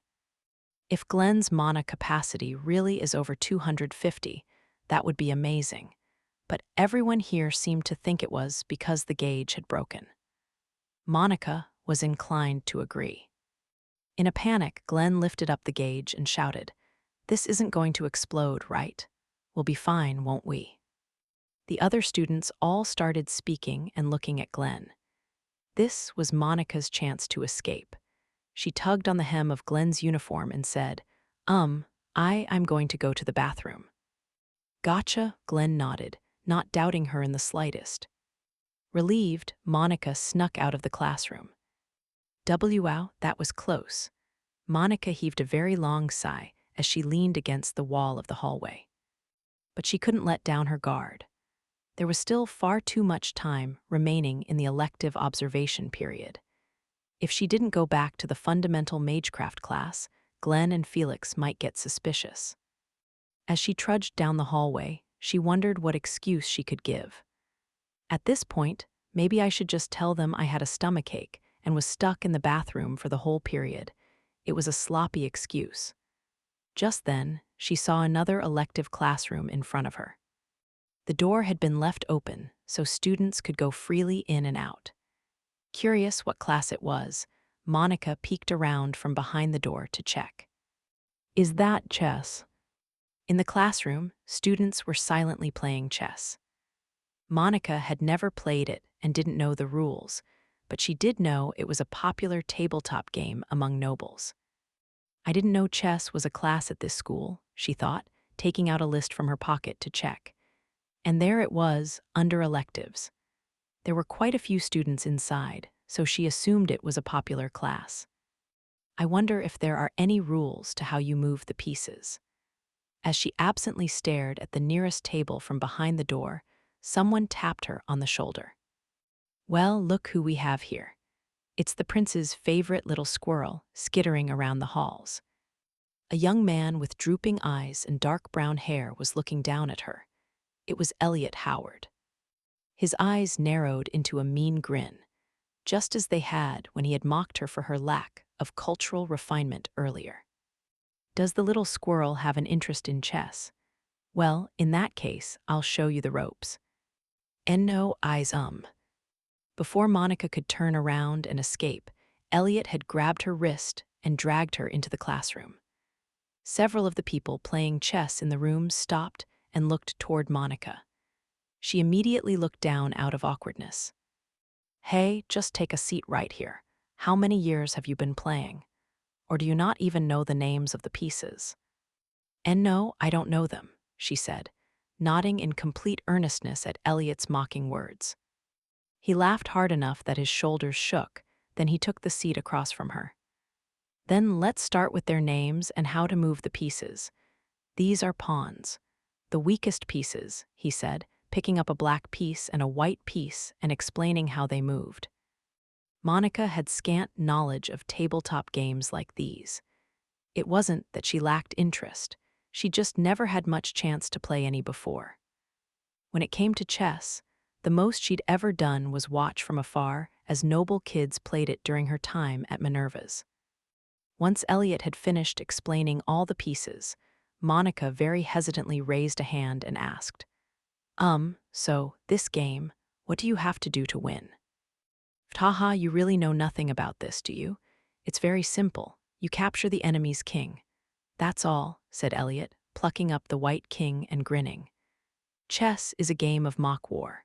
For nobles like the rest of us, it's an important hobby for instilling a strategic mindset." "Mock war," she repeated, looking down at the pieces on the board. "What pieces would magic soldiers be?" "Probably the bishops. Warrior monks used to be partial to using magecraft." "Then the mages warrior monks. Do they have set values for their magecraft power? Like, what magecraft they're most compatible with, their attack ranges, and what's the estimated strength of their defensive barriers? What about the weapons the foot soldiers carry? How much food has been stored in the fortresses?" "What?" said Elliot, blinking in confusion. Monica continued prattling on. "Does this mock war have a specific season or climate, geographical height differences? Which way is the wind blowing?" Her questions were completely serious, and all Elliot could do for a few moments was let his jaw hang open. Eventually, though, he burst out laughing. "Hold your horses there. The board can't exactly fit all of that. This is just a game, little squirrel. You talk as though you've experienced a real war." "I've never, been in a war." Monica had never participated in a war pitting humans against each other, but she had participated in live combat practice with the Magic Corps alongside the barrier mage Louis Miller. Her colleague had made absolutely sure she knew exactly how to read a strategic map before they were through. To fire spells precise enough to shoot down terra dragons in one hit, you needed to know the lay of the land and the direction of the wind. "Then the setting of this mock war is a simple flat plain?" asked Monica to make sure. "There are no altitude differences, and the pieces will only move in predetermined ways. There are no negotiations with high-ranking officers. You just kill the king." "Why, yeah," said Elliot, nodding. He looked a little creeped out. Monica continued to gaze at the board, then declared, "In that case, it seems easy." At Monica's remark, Elliot narrowed his droopy eyes dangerously, and the corners of his lips pulled up. Ah, what a foolish, shameless little girl, he thought. Without bothering to hide his anger and contempt, he laughed at her. "Do you understand, Lady Norton, that you've just made an enemy out of every person in this room?" Monica didn't respond. She just continued to gaze at the board in silence. "Wait, wait. You're not about to move a pawn one square and tell me how easy it was, are you?" Monica remained silent. However, Elliot recognized the impassive face she was directing at the game board. It was exactly the same as the one she'd worn when she'd been ordered to review the accounting records. Monica Norton was a trivial little girl without a noble upbringing. And yet she'd found the perpetrator who had dropped the flower pot trying to kill Felix, and she'd perfectly reviewed all the accounting records. Elliot thought for a few moments, then rearranged the pieces on the board Monica was still staring at to place the white ones in front of her. Her face slowly rose from the board to look at him. He purposefully assumed an intrepid grin. "Want to try playing a game to see how it goes? I'll even remove my own queen." "Who goes first?" "White goes first. Whenever you're ready," he said, taking the black queen off the board. Monica's eyes widened as she turned her stare on Elliot. "You're letting me go first?" "Sure, go right ahead." He nodded, face full of confidence, yet feeling a strange sense of unease. Despite being an absolute beginner, Monica had realized that the one to move first in this game had the advantage. "All right, then," said Monica, immediately moving a pawn from the middle of the board forward 2 spaces. At first, pawns appeared to have simple rules for how they moved, but they were surprisingly complicated. Usually, they could move only 1 space forward at a time. But when a pawn was still in its starting position, it was allowed to move 2 spaces forward instead. It had a different way of moving when taking enemy pieces as well. In those cases, it moved diagonally.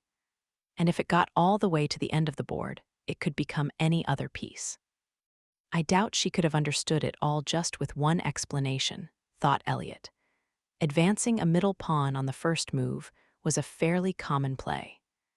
You had to move the front pieces up early in order to give your rear pieces room to move. A well-thought-out play for an amateur, I suppose, he thought, looking coldly down at the board and moving his own piece. The way Monica held the pieces certainly made it clear that she was a beginner. She didn't really know how to pick them up or place them back down. And yet, as they continued, she never hesitated when making a move. After Elliot advanced one of his knights, Monica responded immediately. They were playing this game casually, for enjoyment. They hadn't decided any time limits for their turns and weren't keeping track of it. She could play as slowly as she wanted, giving it a lot of thought. Elliot moved another piece, and Monica, without wasting a moment, made her next move. She was playing so fast, he started to wonder if she wasn't thinking at all. Is she trying to pressure me? No. Elliot looked down at the board and frowned. The logic Monica was using to move her pieces seemed like it was straight out of a chess textbook. If it had been anyone else, Elliot wouldn't have been so surprised. But Monica had just learned the rules a few minutes ago. And yet, she's already grasped this much strategy. After thinking for a few moments, Elliot made his next move. Monica once again returned fire immediately.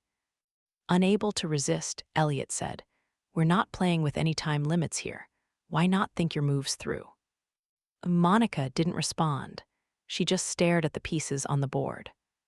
Elliot scowled slightly and took his turn. Then Monica took hers right away. At some point, people began to gather around their table.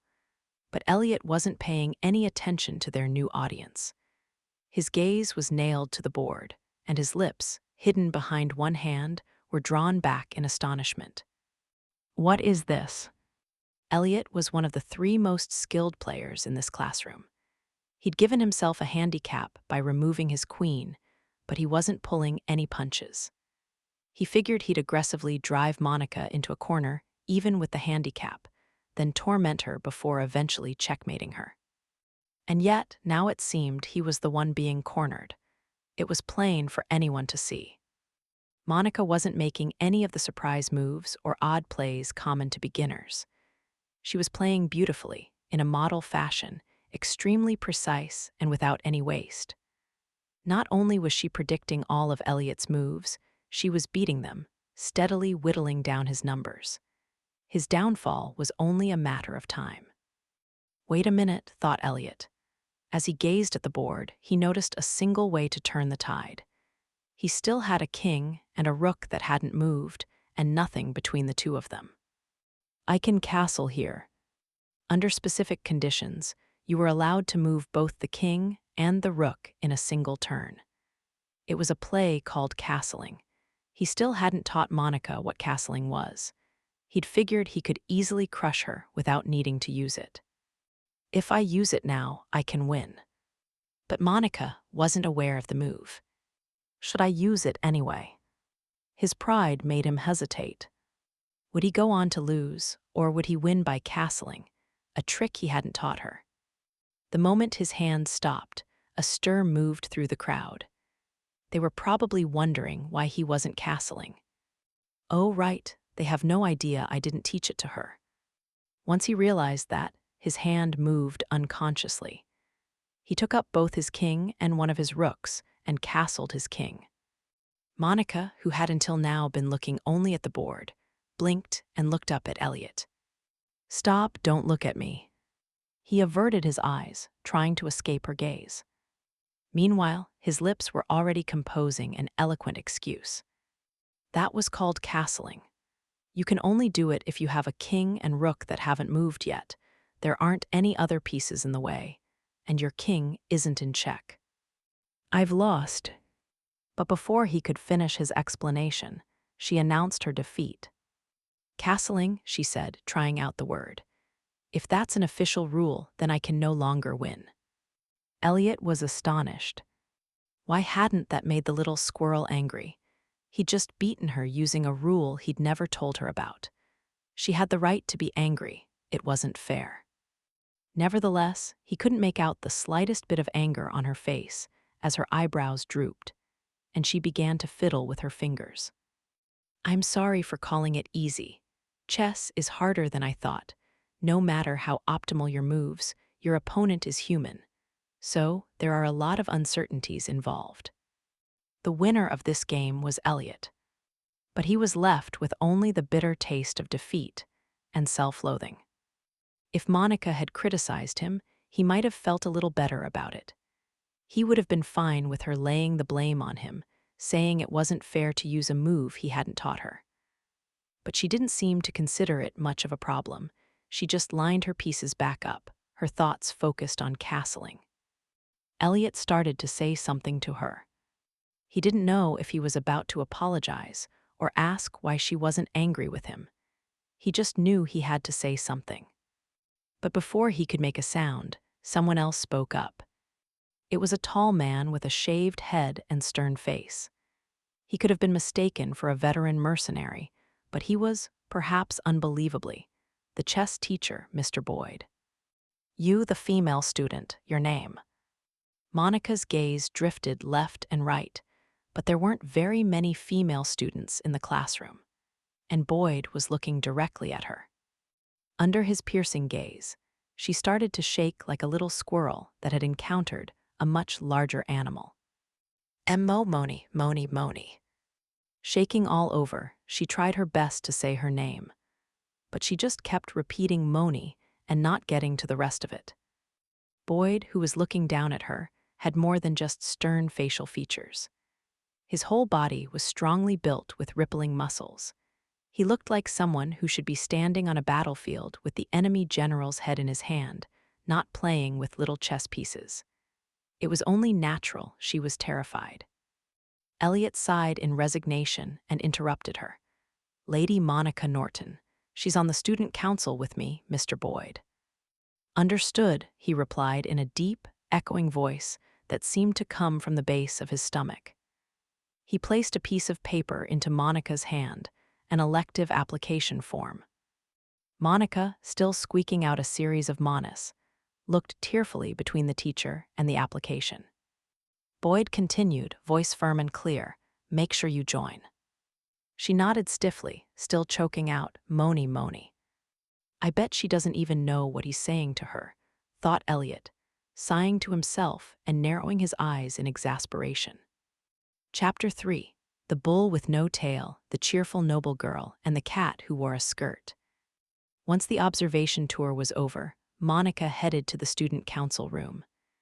She was dragging her feet. After all, she'd slipped out in the middle of fundamental magecraft and hadn't returned before the tour was over. Felix might say something to her. But that chess class was fun. Chess was entertaining to her in a different way than equations and magical formulae were. As she thought through all the different moves she could have made, if she'd used the knight then, instead of the pawn, or if her opponent had attacked like so, she opened the door to the student council room. Only Cyril and Elliot were inside. They were both looking seriously at a piece of paper, lost in conversation. Wondering if some sort of trouble had cropped up, Monica listened in on what they were saying. "Cyril, I'm going to ask again, what is this? All I can see is a bull and a wheel. All I can see is a rabbit and a rotten orange slice." Based on what little she could hear, she had no idea what they were talking about. But before she could figure out what to say, Elliot noticed her and looked up from the sheet of paper, before making a bitter face and averting his eyes. Did I say something rude during chess today and make him angry? She thought, flustered. Cyril noticed Monica as well and called out to her, "Oh, Accountant Norton." Accountant Norton, when he said her title, she felt her back straighten slightly. No longer hunched and standing a little taller, she looked up at Cyril. Hello, what were you, talking about?" she asked.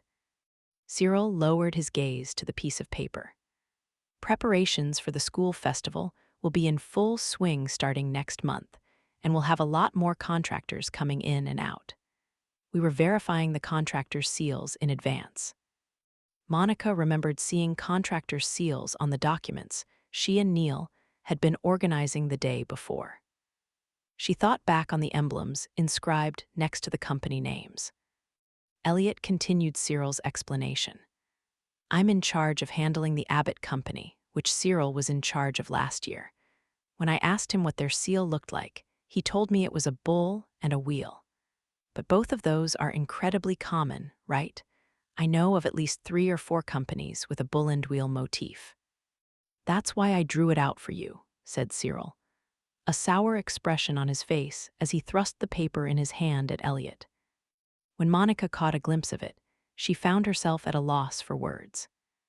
If she had to express what she saw verbally, she might say it was a distorted circular object split into 12 sections behind a 4-legged, wriggly something or other. Elliot looked exasperated as he pointed to the wriggly something or other's head. "Right here, poking up vertically, those are rabbit ears, aren't they?" "They're bull horns," stated Cyril, his tone matter of fact. Elliot turned a pitying gaze on the other boy. Monica didn't want to be rude to Cyril, but she agreed with Elliot. The short legs on the round silhouette definitely seemed more rabbit-like than bull-like. She was staring into the wriggly thing's big, round eyes when Elliot turned the conversation to her. "Hey, Lady Norton, does this look like a bull to you?"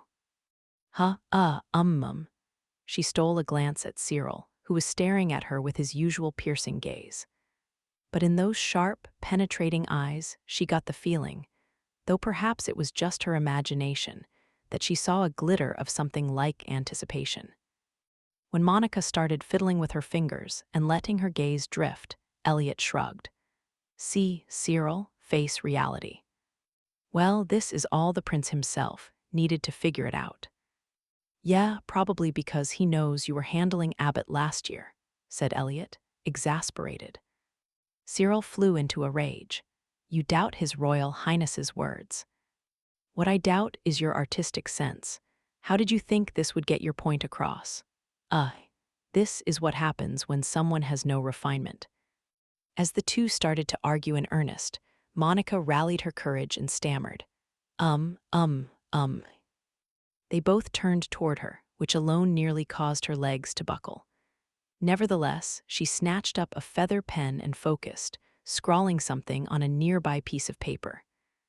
After about a minute, Monica had finished. This is the, emblem for the Abbott Company. A bull facing left against a wheel with 12 spokes. She'd drawn it from memory. Cyril's and Elliot's eyes were glued to the paper. It's exactly how I remember it. Lady Norton, would you happen to be related to the Abbott Company in some way? Monica shook her head, then returned the feather pen to its stand. I saw it on the list yesterday. I am good at remembering diagrams and drawing them from memory, so. Certain imbuement spells, which imbued matter with mana, wove a magical formula into a special pattern or design. Monica loved those patterns. They were beautifully calculated, and whenever she'd had a free moment at Minerva's, she used to copy them down on paper until her hands were black with ink. How do you draw such perfect circles and straight lines without using any tools? Wondered Elliot aloud. Cyril looked between his own picture and Monica's, then pounded a fist into his palm as though he'd just realized something. I see. My bull was missing a tail. What it was missing was any kind of artistic ability. How can someone so embarrassed about their singing being heard shamelessly show other people something like this? Just as hostility began to creep back into the room, the door swung open. It was the beautiful student council secretary, Bridget Graham. She took one look at the two boys, still glaring at each other, and declared flatly, "Security contacted us saying an Abbott Company cart is at the front gate. Whoever is handling them, please go check them in." That was the very company with the bull and wheel emblem they'd just been talking about. Elliot, the one responsible, frowned suspiciously. "A shipment of supplies?" he asked. "This is considerably earlier than expected. They deal in fireworks and explosives, which would grow damp if they brought them too soon, all right. I'll head over now." As Elliot moved to exit the room, Cyril called out for him to wait. The rules say that when outside contractors are doing work on academy grounds, they must be greeted by one faculty member or 2 student council officers. "I'll come with you."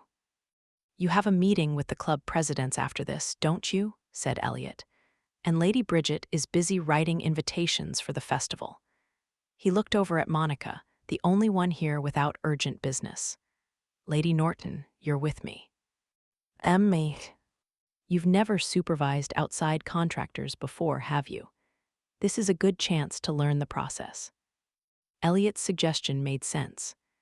But when Monica thought about her and Elliot working together, considering his constant open hostility toward her, her legs started to wobble. Plus, she just upset him during chess class. Maybe he's bringing me along to scold me. But she couldn't run away from him forever. Things were only going to get busier from now on as they prepared for the school festival. She took a short, deep breath, then turned to look at Elliot. I understand. I'll, come along with you." "Great, thanks, Lady Norton."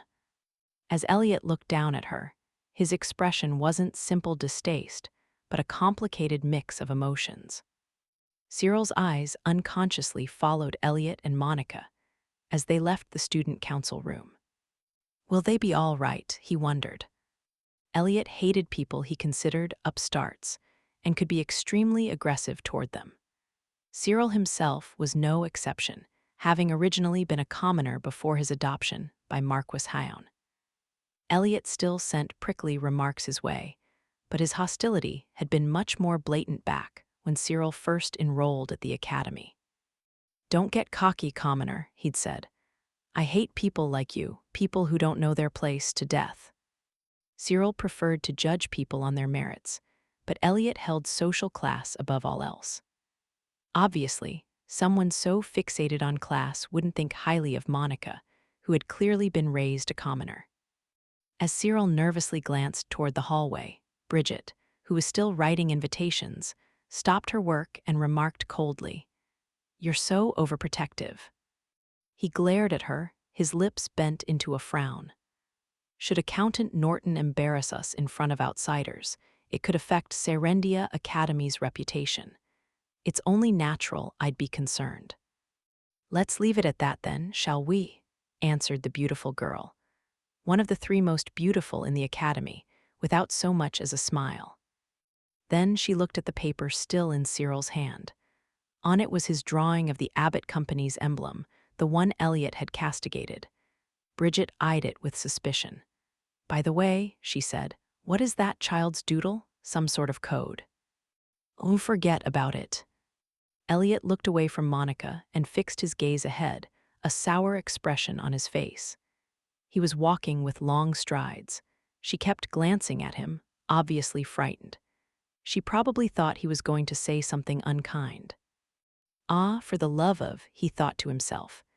"I managed to bring her out, but what am I supposed to say?" Earlier in chess class, he had played against Monica and won, but only by using castling, a move he hadn't taught her. This country girl who didn't even know the game had overwhelmed him, and he'd gotten worked up over it. What he'd done wasn't fair. It was shameful behavior for a noble, one who was supposed to lead others. Still, the thought of simply apologizing annoyed him.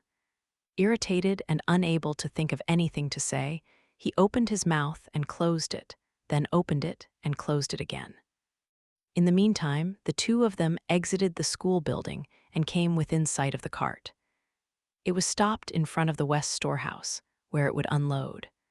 That meant its documents must have already been checked at the front gate. Elliot had the key to the storehouse, so all that was left was to check the materials and unload them. Once they started working, Elliot would lose his chance to talk to Monica. Realizing this, he made up his mind. "Oh, Lady Norton, about the chess match earlier," he said, glancing at her. Monica had stopped in her tracks and seemed to be staring at something. All expression had vanished from her face. "It's different," she said. "What?"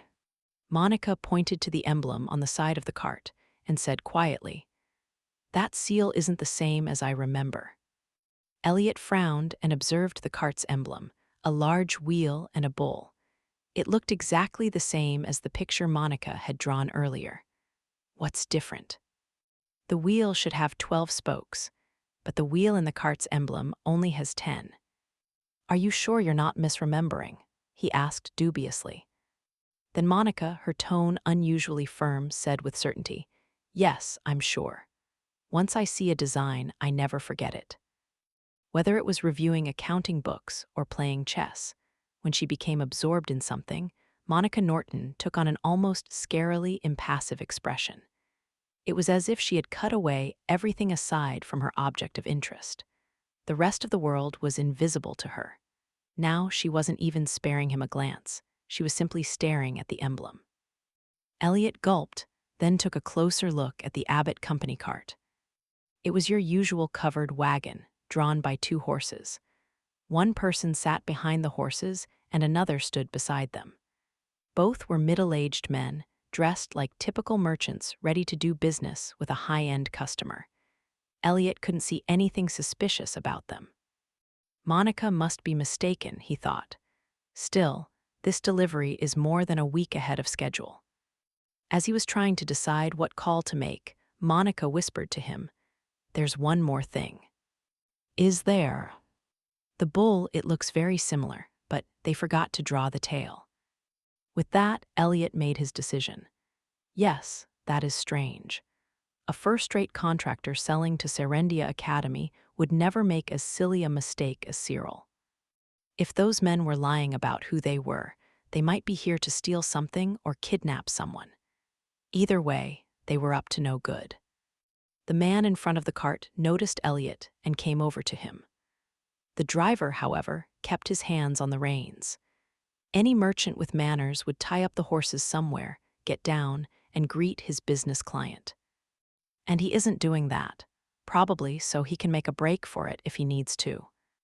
Keeping his eyes on the men, he whispered to Monica, "Lady Norton, I'll stall for time by talking to them. You go call security."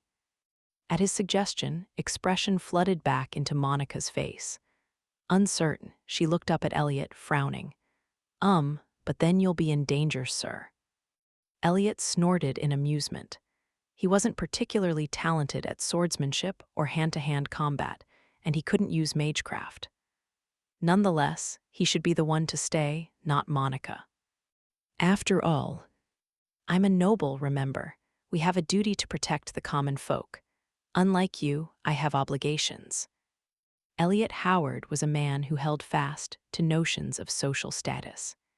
He believed everyone should carry out the roles assigned to them at birth. Nobles should act like nobles, commoners like commoners. A noble must serve as a model to the people and contribute to society.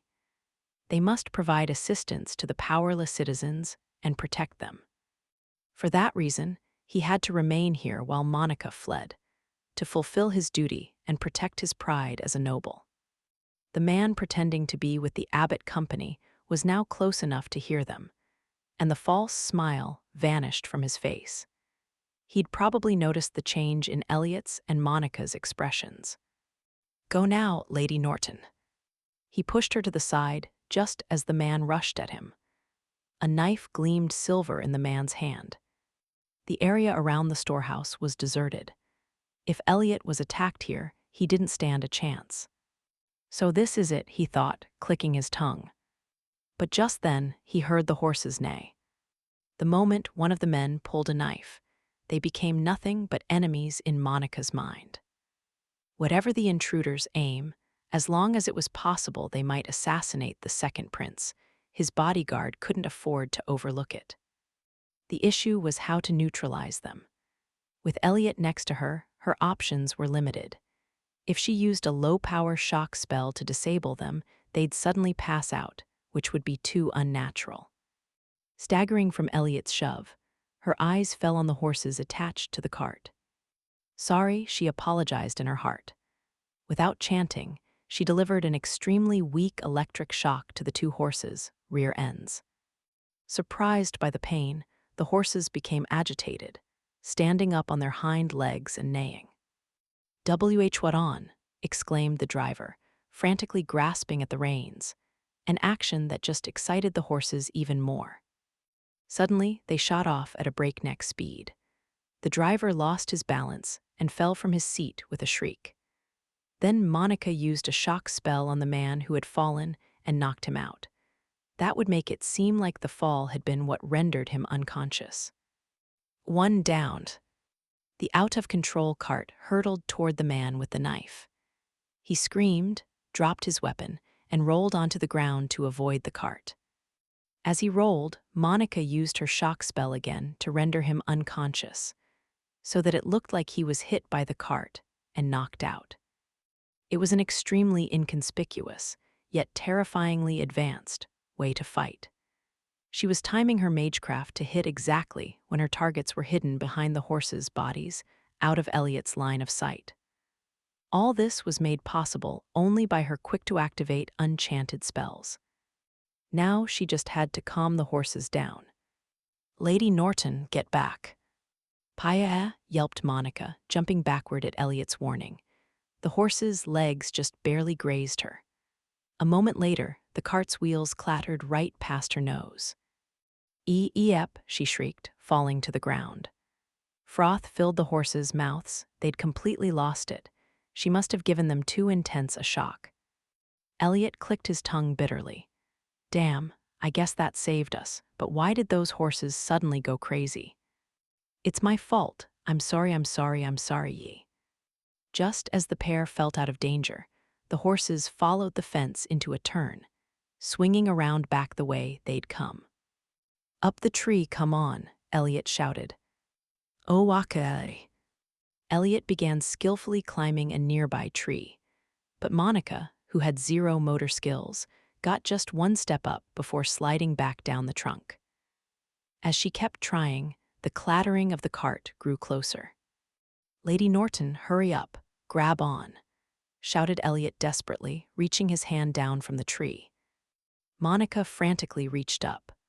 but by removing her hand from the tree in her already unsteady position, she lost her balance and toppled backward. Oof! When she hit the ground, she saw it, the out-of-control cart, right before her eyes. If I use a defensive barrier, it'll be too obvious. Should I create a gust of wind? No, I would need more than a little wind to stop the horses, the shock spell again. It would be unnatural if I made it strong enough to knock them out, and a weaker jolt would probably just make things worse. Ah! Her eyes were spinning, and she was unable to collect her thoughts. Just then, she felt someone tug at her arm. This way. A girl's white-gloved hand had grabbed her own. With a strength unusual for a maiden of Serendia Academy, the girl pulled Monica in. Monica's small body was wrapped up in the arms of her savior. Eep. Phew, that was a close call. The one who had reeled her in and held her was a tall female student. Her light brown hair was tied in the back, and she seemed full of energy. Judging by the ribbon at her collar, she was a second-year student like Monica. But her face wasn't familiar, so she must have been from another class. Thank. You can thank me later. Step away for a minute, said the tall girl, rolling up her skirt hem and confronting the runaway cart that was once again heading right for them. Watch out, it's dangerous, cried Monica. What are you doing? Elliot shouted to the girl. Get out of there. Despite their warnings, the girl stared straight at the cart without moving.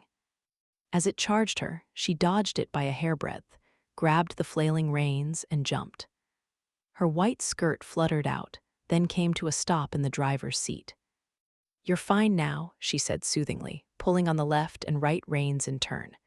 See, calm down, come on. She never once scolded the horses or yanked on the reins. As she firmly repeated, come on, they gradually slowed and calmed down. Good boys, said the girl, pulling on the reins again to bring the horses to a halt. Elliot climbed down from the tree and looked at her, eyes wide. That was amazing. Not everyone could jump onto a runaway cart and soothe both of the horses. But the girl simply stroked their manes without boasting. It's a good thing these two were trained to respond to voices, she said. I'm sorry to ask this, said Elliot, but could you keep the horses calm? The two people on the ground are intruders pretending to be with a contractor. Intruders, yes, very well, I understand. Though she was surprised by the instruction, she nodded without argument.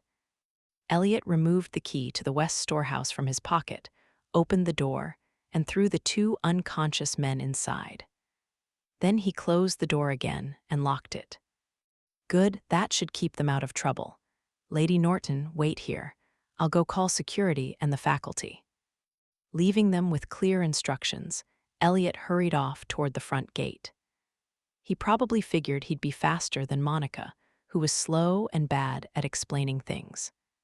After watching him go, Monica looked up at their savior, who was sitting in the driver's seat, and bowed her head in thanks. Thank you for, helping us. Don't mention it. When someone's in trouble, you have to help them out. You two ran into these intruders, right? That must have been rough. The girl watched Monica with friendly concern, still holding the reins. Her attitude was unaffected and straightforward. She didn't fit the image of a noble young lady from Serendia Academy, but she seemed nice. I'm Casey Grove, a second year. What's your name? You am I, Monica Norton. Monica misspoke, and her face immediately went red. But Casey showed no sign of mocking her. Monica Norton, so you're the transfer student I've heard so much about. She's heard about me. I guess I'm the subject of gossip now. Monica's face darkened, knowing the rumors couldn't have been anything good. Casey beckoned for Monica to come up to the driver's seat. Hey, want to ride up here? It feels really nice. Huh? Wait. No, I could. It's easier than riding a horse the normal way.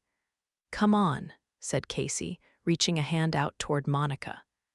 Unable to refuse, Monica nervously stretched out her own hand. Casey took it and gave it a firm tug. With ease, she pulled Monica up next to her. Monica wondered if she was even stronger than Elliot. Unused to sitting up front like this, Monica fidgeted as she took a seat and looked ahead. Wow. For someone as short as Monica, the world looked positively fresh when viewed from up here. Her eyes sparkled in fascination. Casey, stroking the horse's manes, gave a toothy grin. The other girls in my class give me weird looks when I say this, but my favorite spot in a cart is the front seat. The wind feels nice, and it's closest to the horses. She looked at one of the horses as she patted his mane. Her gaze was extremely gentle. A sidelong glance at her expression was all Monica needed to tell how much the other girl loved horses. Want to try petting one? If you do it right here, it makes them really happy. Oh, okay. As instructed, Monica stroked the horse's mane. Nero's smooth fur was always pleasant to the touch, and while the horse's firm, glossy mane was different, it had its own charm. I'm sorry for hurting you before, she said in her heart before looking over at Casey in the next seat. Lady Grove, you, sure do like horses, don't you? No need for all those stiff titles. Just call me Casey. Can I call you Monica? Monica nodded, and Casey thanked her and went back to stroking the horse's mane. Oh, right, horses. I love horses and I love riding them. Back home, everyone rides horses, both men and women. I help transport livestock via cart, too. You know, like old man Sam's pigs. Casey paused, startled, and covered her mouth before laughing in embarrassment. Wait, sorry, she apologized. You probably don't know what that is. You see, it's a children's song we sing back home when we move our livestock, and I know old man Sam's pigs, exclaimed Monica in a louder voice than normal, unconsciously leaning forward. It's a song about a beautiful, wonderful sequence of numbers. Casey blinked a few times, then smiled with her eyes. I'm surprised anyone else at Serendia Academy knows that song. I'm a country noble, so I don't have much to talk about with the girls here. Not many noble young ladies help move livestock, so. She was right. This was Monica's first time seeing a noble young lady who could ride a horse or help move livestock. Though she did know of a wonderful girl who was more than happy to play the part of a villainess. Casey seemed embarrassed about it, but now that they had a shared topic of interest, old man Sam's pigs, that is, Monica suddenly felt much closer to her. You can do, all sorts of things, can't you, Casey? Actually, I can hunt too, with a crossbow. That's amazing, breathed Monica. She was hopeless when it came to motor skills, so just being able to ride a horse was more than worthy of respect. And she can hunt too, Monica thought to herself, forgetting the 20-plus dragons she'd killed in the last several months and looking up at Casey in admiration. You're pretty amazing, Casey. Ahaha, thanks. I actually wanted to pick horseback riding as one of my elective classes. What about you? I haven't really decided yet. Then why not take horseback riding with me? It'll be a lot of fun. Monica's eyes widened. She'd never dreamed anyone would recommend that she, someone so obviously clumsy, try riding a horse. I have really, really bad motor skills. It was precisely because her physical abilities and sense of balance were both abysmal that she couldn't use flight magecraft, even though she understood the logic behind its magical formula perfectly. But Casey paid her no mind, saying, the teacher said that all students will be taught according to their skill level, and that beginners are more than welcome. And that's not all. If you act now, you'll get me, Casey Grove, as an extra teacher. Well, only if you want, haha. She stuck her tongue out jokingly as Monica looked on, eyes wide and mouth gaping. Etiquette teachers would probably scowl at the other girl's behavior, but it was very charming. Ahaha, sorry about that, she said. Did I come on too strong? There are so few girls in horseback riding that I just thought it'd be nice if you joined us. Got a little ahead of myself. Monica had never once considered trying to ride a horse. She hadn't even seen it as an option. But for someone who couldn't use flight magecraft, there might be benefits to learning horseback riding. And most importantly, I want to try new things. When she'd heard the rules of chess in that elective class, she'd thought, how simple. But after actually playing, she'd realized it was anything, but instead, she'd found it full of surprises and excitement. There was a whole world out there she'd never know about unless she took that first step. Could even someone like me learn to ride a horse? Asked Monica hesitantly. Casey grinned and slapped a hand to her chest. Just leave it to your new teacher, Miss Casey.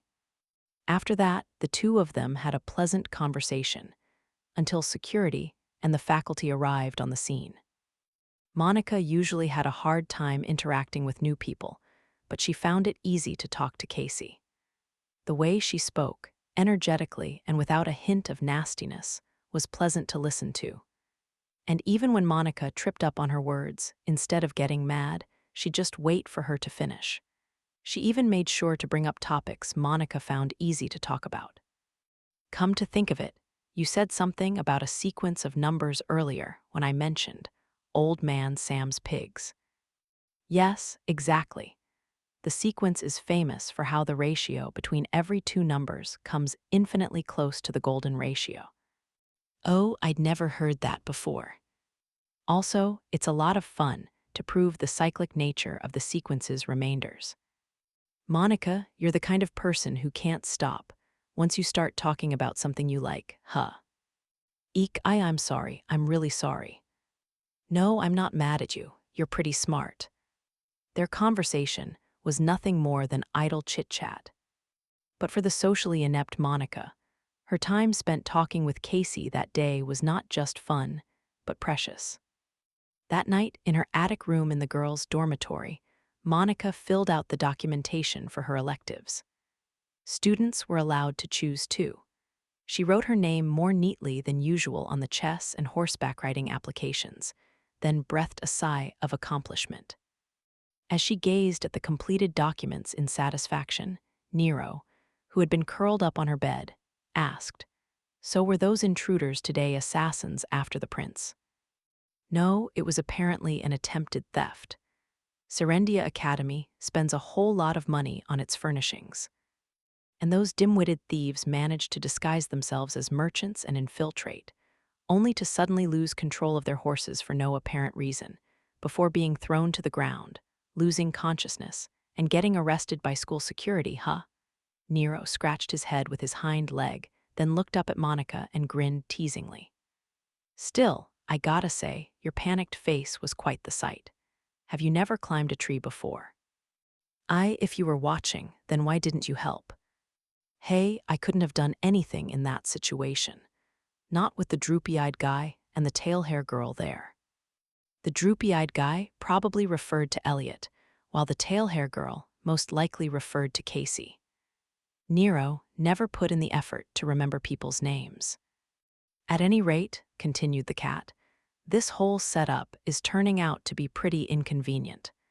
I can't give you much support while you're inside the school building. Normally, Nero would take walks in the academy's gardens and across its roof while in his black cat form, keeping an eye on Felix's surroundings. But as a cat, he couldn't enter the school building, so he wouldn't be able to help at all if something was to happen inside. Swishing his tail, Nero seemed to lose himself in thought for a few moments. Eventually, he appeared to have come up with something and hopped down from the bed. I just had a great idea. If I can't be a cat, I should just be a person. But don't you always wear that one robe when you change into human form? Whenever Nero took on the appearance of a human, he would wear an old-fashioned robe. It would have stood out even in town, and it would be still more conspicuous at Serendia Academy. Nero chuckled confidently, the sound of a meow audible in his laugh. Sure, I usually go for the robe, but if I try a little harder, I can do other clothes. Check this out. Black fog enshrouded Nero, then expanded into the shape of an adult man. Up until then, his transformation wasn't any different from before. This time, however, the fog remained for a few more seconds. He seemed to be having trouble. Eventually, the fog began to clear, draining away from the very top of his head like ink, washed away by water. Out from it emerged a black-haired young man, but instead of his old-fashioned robe, he now wore the mostly white uniform of Serendia Academy. Except it was a girl's uniform. The hairy male legs extending from the fluttery white skirt were a lot to take in. Nero. Did I mess up? Drat. The impression of your uniform is just too strong in my mind. Guess I'll have to strip some random male student and steal his clothes for observation. You can't do that. Please don't do that, okay? Said Monica with uncharacteristic firmness. Nero clicked his tongue in annoyance and frowned. Within seconds, however, he pounded his palm with his fist as though he'd just thought of something else. He looked down at her. Hey, Monica, I just had an idea. That guy who forced you to do this job, you know. Your colleague, Louis Lounpapa. It's Mr. Louis, okay. Please remember it. Why couldn't he have just dressed up like a girl to infiltrate the academy? After all, his hair is pretty long, and he's got a feminine face. I doubt he'd get caught. Despite her certainty that neither Louis nor Rin was present, Monica nevertheless paled and covered Nero's mouth with a hand. WH, what are you doing? SHHH, you absolutely cannot say that out loud. Monica's colleague, the barrier mage Louis Miller, had long, braided chestnut hair and beautifully feminine facial features. However, he hated when people teased him for looking like a woman. To counter this, everyone said he should just cut his hair short and be done with it, but he stubbornly insisted on growing it out. To Monica, the sheer length of his braids seemed to be a testament to his spite. Look, Nero, Mr. Louis is really self-conscious about his looks. The last person who said he looked like a woman, well. She couldn't even finish the sentence. The only sound that came out was the chattering of her teeth. Even Nero's face stiffened at her strange behavior. Whoa, what happened to them? Finish your sentence. I've gotta know. Please finish your sentence, or I'm not gonna be able to sleep tonight.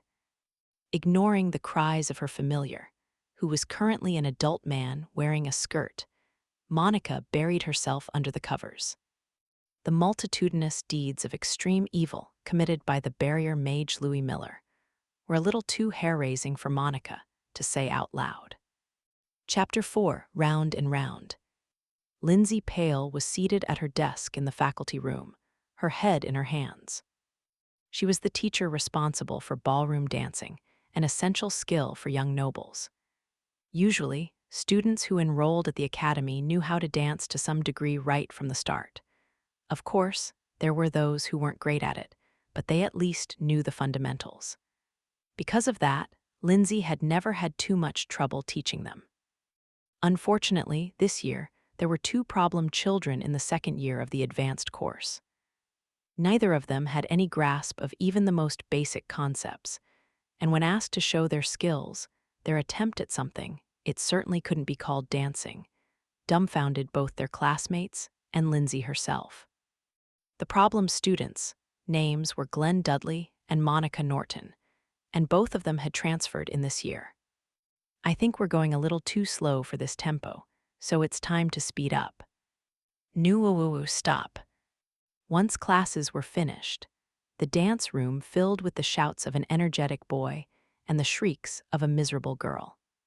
The boy, Glenn, was stepping at double the tempo he was supposed to, while the girl, Monica, was being swung around all over the place. And now we turn. Glenn, a well-built young man, flung Monica's small body into a vigorous spin. This was no longer a dance. It was a large dog running around to its heart's content, while its owner tried to hold the leash but got pulled around instead. The short boy who had been playing the piano, Neil, was unable to watch any longer and called out, "Excuse me. Stop for a second. Please stop." Glenn immediately came to a halt, but his momentum sent Monica sprawling to the floor. "Monica," shouted Glenn, running over and picking her up in his arms. He shook her slender shoulders. I'm sorry. Are you all right?" Please don't shake me right now, Haya." Monica had already sustained severe damage to the semicircular canals of her inner ear, no thanks to an overly energetic Glenn shouting right in her face, and now she was being furiously shaken. Eventually, her eyes rolled back into her head, and she stopped moving. Casey had watched the whole thing from her spot near the wall. She shook her head, making her ponytail sway, and sighed. "That was even worse than before in class," she remarked. Serendia Academy's dance classes were held jointly with 2 classes participating at a time. Partners were generally decided by the teacher, and their teacher had partnered Monica with Glenn. The height difference between the 2 of them was obvious, but Ms. Pale's idea was apparently to first pair up the transfer students and gauge their dancing abilities. Monica considered herself lucky to have Glenn as a partner, since she already knew him. If she'd been with someone she'd never met, she'd be doing even worse. "Looks like you're my partner, Monica. Pleased to dance with ya." Why yes, thank few. But even with a degree of familiarity, Monica found it difficult to look at a person's face while talking to them. And this tendency was even more extreme when it came to men. Nevertheless, Glenn showed no signs of having taken offense. He pulled Monica by the hand and boldly strode out onto the dance floor. Judging by his unwavering confidence, Monica had assumed he was good at dancing. However, a moment later, with an utterly affable smile, he'd said, "I've never done ballroom dancing before, so I'll just try and mimic everyone else." By the time Monica had thought, "You're kidding, right?" she was already being thrown around. Thus, the 2 of them had been ordered to take a retest. If they failed the retest, they would have to take makeup classes every day after school until the school festival. In the worst-case scenario, they might even have to take special classes during winter break. That would present an obstacle to both Monica's work with the student council and her mission to guard the second prince. "If I can't continue my mission because of something like this, Mr. Louis will be so mad at me." Monica had to pass the retest no matter what. "Oof, my head is still spinning." After finally regaining consciousness, Monica sat on the floor holding her head as Casey bent down next to her and peered into her face with worry. "Monica, are you okay?" she asked. "Can you stand?" "Ooh, yes, I think, I'm fine." Ever since the incident with the thieves dressed as Abbott Company merchants, Casey had seemed to take an interest in Monica and talked to her frequently. Casey's class shared their dance period with Monica S., and the caring girl had offered to give her some instruction. Casey was a good enough dancer to earn praise from Ms. Pale. Considering how easily she'd leaped onto the runaway cart, it made sense. She had good motor skills. Monica, on the other hand, not only had slow reflexes from birth, but was terribly out of shape as a result of all the time she'd spent cooped up in her mountain cabin. She was so clumsy, she'd trip over nothing at all. But despite her lack of athleticism, she'd been preparing for dance class in her own way for the past few days. I read so many books on dancing, too, the ternary system of waltzes. I understand it logically, and yet. Patting Monica on the head as she whimpered, Casey gave a pained smile. "Monica, you have to learn to dance by dancing also. It's called 3-part time." After comforting the distraught Monica, she turned to Glenn. "I knew Monica struggled with this kind of thing, but you're something else yourself." "What was that?" "Well, Ms. Pale said boys are supposed to take the lead," he replied, "so I tried to take the lead in my own way. I wonder what went wrong." Thoughtlessly whipping Monica around was apparently his version of taking the lead. As Glenn earnestly pondered the situation, Neil gave a dry laugh and said, "There's a big difference between taking the lead and flinging around your partner, I think." "You know," declared Glenn, full of confidence, "I thought about it, and the way Ms. Pale dances is super sharp and precise, isn't it? I think that's what I'm missing." Neil, his expression earnest, said, "Glenn, I think there might be something a little more important than that." He was right.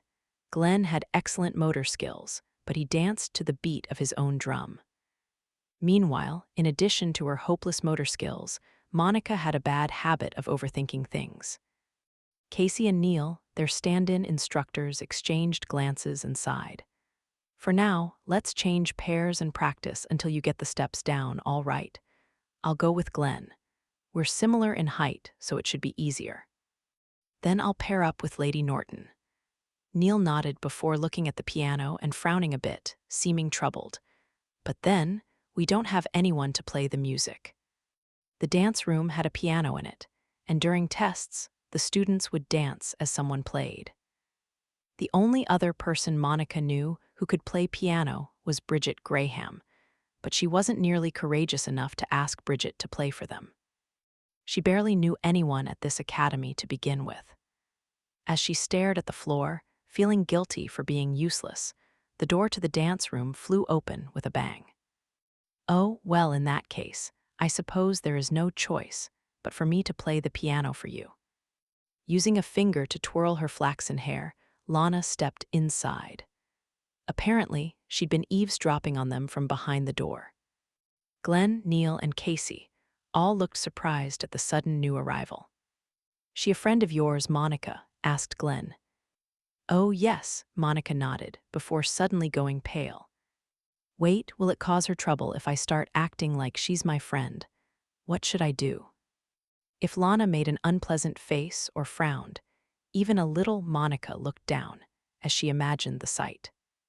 Lana stomped over, sullenly turned her cheek, and said, "That's right. And I am going to help my friend, so you'd better be grateful." Trembling, Monica looked up at Lana. She didn't look troubled at all. In fact, she looked like she was trying to hold back a big grin. Despite herself, Monica felt the corners of her mouth turn up. "Thanks, Lana," she said in a weak voice, squeezing her hand against her chest over her uniform. She felt that if she didn't constrain it, her heart might leap out in joy. The tinkle of a piano could be heard from the dance room. As she passed by on her way through the hall, Lindsay Pale stopped and peeked in through a gap in the door. My. Inside were two students, the ones behind in class and the very subjects of her worries, receiving help from their friends and doing their best to learn the steps. Their moves were laughably awkward, just like Lindsay's had been when she was young and slacking off from her own dance classes. "Listen, Lindsay. Once you make your first appearance in high society, nobody is going to help you anymore." Her older sister had given her that warning more times than she could count. But young Lindsay had never listened, instead embarrassing herself during dance classes at her all-girls school. All-girls schools attended by nobles were places of learning, but they doubled as social spaces. Poor dancers would be laughed at from the shadows, and that was it. Nobody would help her. Lindsay had been forced to practice on her own, in secret.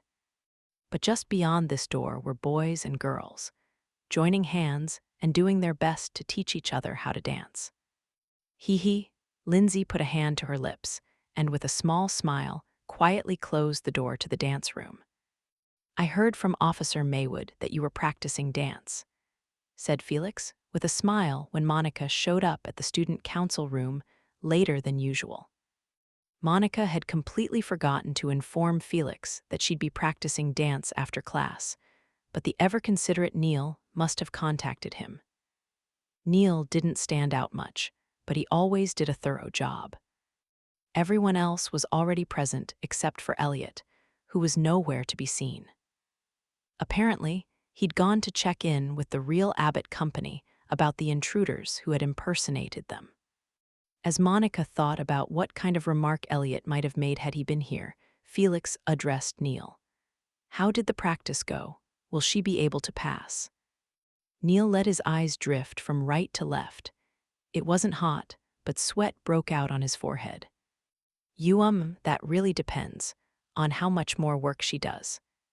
"Prince," said Cyril sternly, "if a softy like Officer Maywood is putting it like that, her dancing must be a total disaster." He was working on a separate task off to the side as he spoke. Monica couldn't reply and merely hunched over, dejected. Cyril was right. That day's session had been terrible. They'd started by practicing the basic steps, but Monica had gotten her feet tangled and fallen about 1 out of every 3 attempts. Casey had told her it was best to learn by doing, but her body didn't seem to be learning anything at all. At least with mathematics, she silently lamented, she could get by with memorization. Meanwhile, Bridget hid her mouth behind her folding fan and shot Monica a cold look. To think a member of this council, all of whom should be model students, is falling behind in class and even needs to take a retest. I've never heard of such a thing.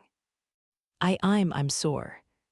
Do you understand how much trouble you're causing Officer Maywood? She interrupted.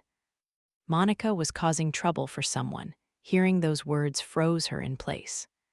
Her partner, Glenn, had been awful at the beginning, but he had good motor skills, so he'd probably master the steps quickly. And then Monica would be causing trouble for Glenn, too. If he failed because he happened to be paired up with Monica. I don't consider it any trouble at all, interrupted Neil modestly. Bridget loudly closed her folding fan. Then her amber eyes went to Felix. Her words were biting. Sir, a student council member failing a simple ballroom dancing test sets a terrible example for the other students. What are your thoughts on this matter? At this rate, it will reflect badly on the one who appointed her, don't you think? Felix had been the one to appoint Monica as their accountant, despite all her flaws. So if Monica caused a problem, it would be his responsibility as the one who had chosen her. Fear and pressure threatened to crush Monica's small body. I'm sorry for causing you trouble. I'll work hard. I'll do my absolute best. Please forgive me. Although many words were whirling around in her head at the moment, none of them made it out of her throat. She just opened and closed her mouth without saying anything. Felix looked at Bridget and offered a smooth smile. There's nothing to worry about, he said. I have high hopes for Lady Norton. I know she'll live up to my expectations. Isn't that right, Lady Norton? His last words had been directed at Monica, and with the sweetest smile anyone could imagine. No, I can't do it, she shrieked in her mind, barely managing to swallow back the words. If a member of the royal family like Felix had expectations of her, her only option was to meet them. Nevertheless, she hung her head, unable to readily agree. Felix stood up and walked over to stand in front of her. Then he put his fingers under her chin and lifted it. Monica's hesitant face shone in his mysterious blue eyes. You will live up to my expectations, won't you? He added a tinge of loneliness to his voice, which would have made most girls red up to their ears. Monica, though, just looked like she was being threatened. She nodded stiffly, then rallied every last bit of vocabulary she could manage from the recesses of her mind. The important thing about conveying your intentions was to use logical, clear explanations. At first, she stammered, I'll analyze the tempo of the songs being used and compare it to the length of my footsteps.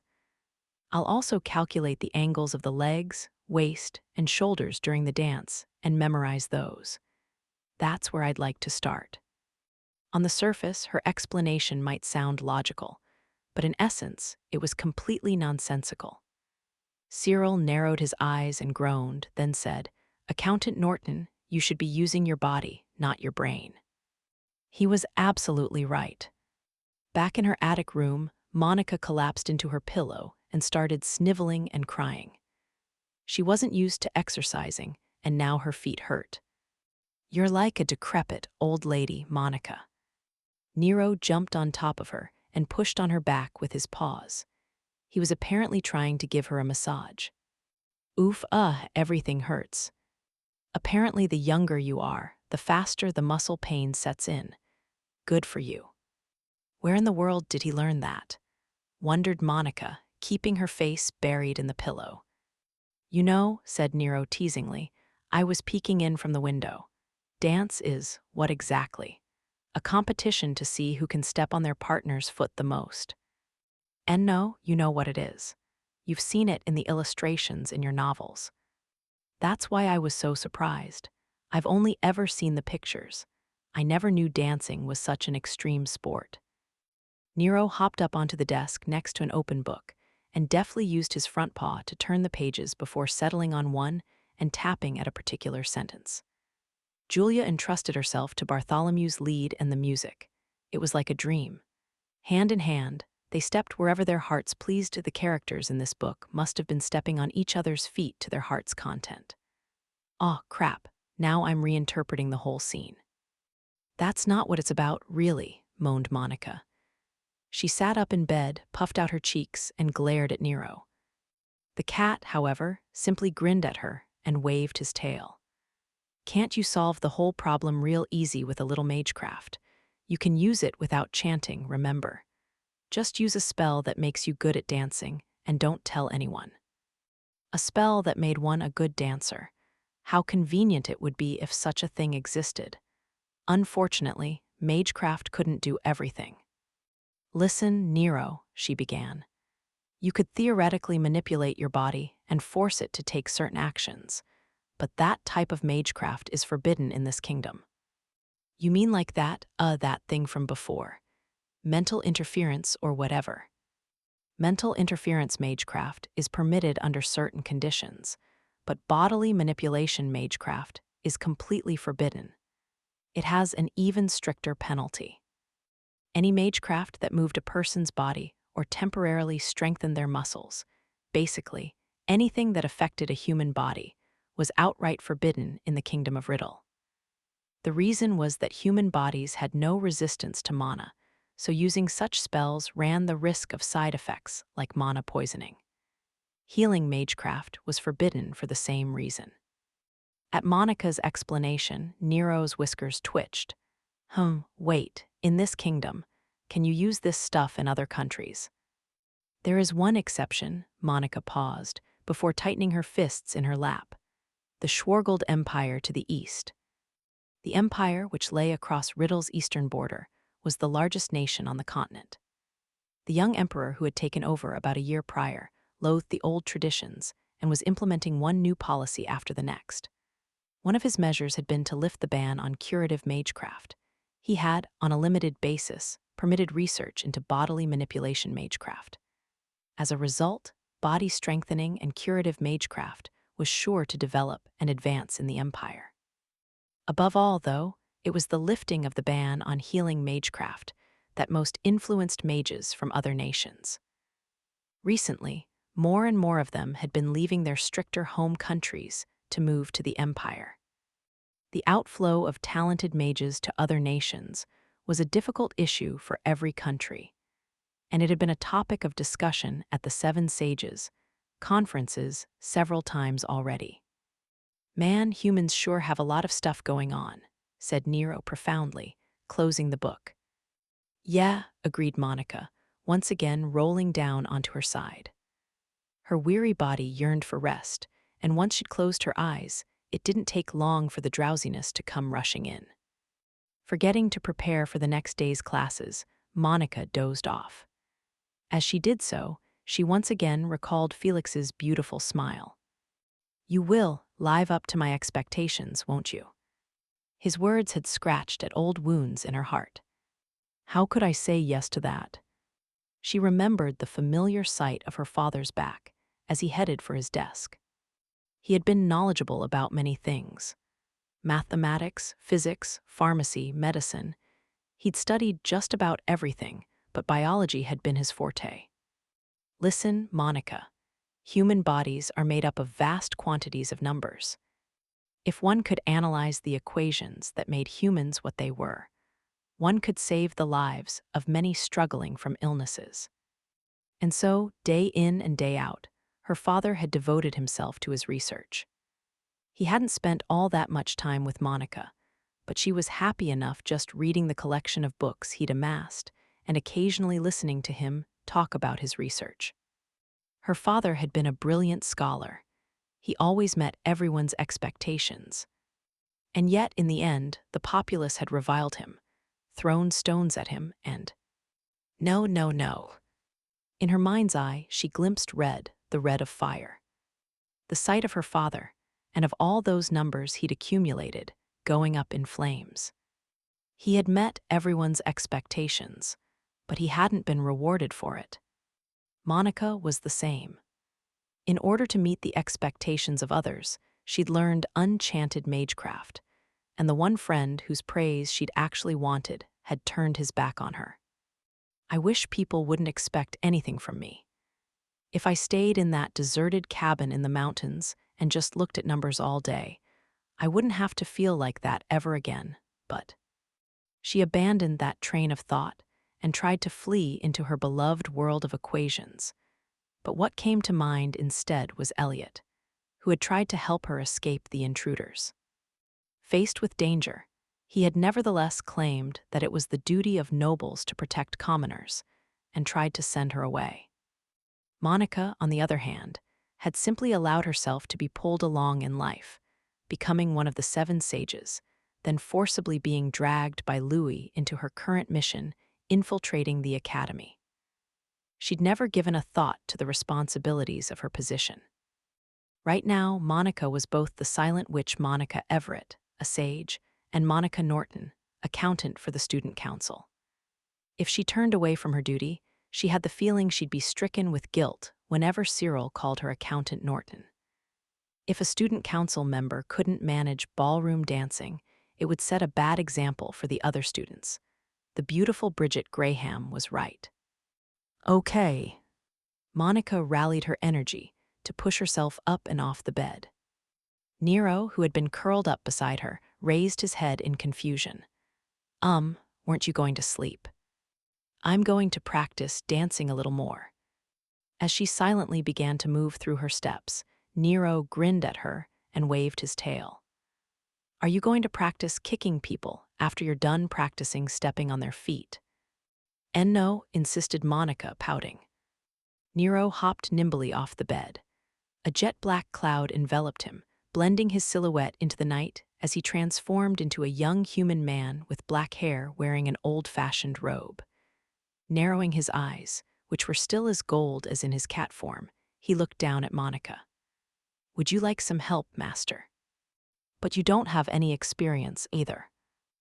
I've seen it done. I'll manage. Don't underestimate my impressive athleticism. Nero took Monica's hands and hummed a tune as they started to dance. His steps were rough and random, but frustratingly, they were far better than Monica's awkward footwork. That evening, Monica stepped on Nero's feet 17 times, kicked him in the leg 23 times, and was ultimately accused of familiar abuse. Chapter 5. It's mostly thanks to the Gemsmith. The next day, 2 more people came to watch the after-school dance practice, namely Felix and Cyril. When they appeared, Lana's cheeks flushed, and she gave a shrill eek. Monica's cheeks went white, and terrified, she cried eek, silently in her heart. Neil looked troubled, Casey seemed tense, and Glenn, for his part, just grinned and said, "Oh, it's the prez." Nothing seemed to intimidate him. What are you doing here?" stammered Monica, her voice weak. Felix's eyebrows shot up in surprise. "I told you I had expectations of you, did I? Did you think I was so cold I'd just abandon you after that?" "That's right," chimed in Cyril, voice full of pride. "You should be thankful for the prince's magnanimity." "Shouldn't they be doing student council work?" wondered Monica privately. Felix glanced at Cyril. "By the way, I don't remember calling you here." "I am your aide, sir. I should naturally accompany you." "But you finished all your council work in advance, even before I told you my plans. Are you sure you didn't intend to come watch Lady Norton's practice from the start, even without me?" Cyril flushed for some reason at Felix's teasing. His gaze drifted. I predicted what you'd do, sir. I am your right hand, after all." It seemed Felix's aide must always be ready to cater to his whims. At any rate, Monica wasn't happy about this situation. Her stomach had already started to sting. Lana shook Monica's shoulders. "Look, isn't it wonderful? The council president and vice president are both here, right here." Her excitement was probably the normal reaction for a female student of the academy, or so Monica thought, until. "The prince's brooch is that peridot," continued Lana quickly. Tourmaline, diopside. Not just any workshop could have produced something that glittery while still retaining so much vivid color. The adornments around it must also be the work of a famous craftsman. I have to make sure I remember this. I wish I could draw it. Oh, the seal on the clasp of Lord Ashley's shoes. It's the kind only engraved on the highest grade shoes produced by the famous Bart Owen atelier. I want to get a closer look. Lana wasn't staring at either Felix's or Cyril's faces, but at their shoes and accessories. Maybe she wasn't exactly a normal schoolgirl either. Monica looked over at Casey. Her usual cheerful smile was gone, and she seemed to be glancing repeatedly at Felix, her face tense. It was only natural to be nervous at the sudden appearance of royalty. Casey's reaction was probably the most sensible. As Monica thought about this, Felix cheerfully prompted her and Glenn to dance. "Why not show us what you can do?" "Got it," answered Glenn. "Monica, let's show the president the fruits of our labor." Their skills were certainly nothing to be proud of. Where did that confidence come from? Nervously, Monica took Glenn's hands as Lana hurriedly sat down at the piano and started to play. Casey kept the beat by clapping. "Okay, on 3. All right. 1, 2, 3. Monica and Glenn both took a step at the same time. Thanks to their intensive training, the beginning of their dance wasn't bad. But the more steps they took, the more their feet drifted out of sync with each other. Eventually, Cyril called out, "Stop." I knew it. I'm just so bad at this," thought Monica, shrinking in the knowledge that he was about to criticize her. But Cyril's blue-eyed glare was set firmly on Glenn, not her. "Glenn Dudley, you call that leading? You need to rethink your entire attitude toward ladies." Monica couldn't believe what she was hearing from the one who so brutally admonished her all the time. Her eyes widened. She'd been fully prepared for another such scolding session. Glenn, on the other hand, frowned at the criticism, unhappy. "I was being perfectly polite. You don't even know how to invite a girl to dance. Stay there and watch." Cyril shoved Glenn out of the way, then looked down at Monica, who was cowering in fear. Was this all leading to her and Cyril dancing together? "If I step on his foot by accident, he's liable to freeze me alive," thought Monica, starting to shake.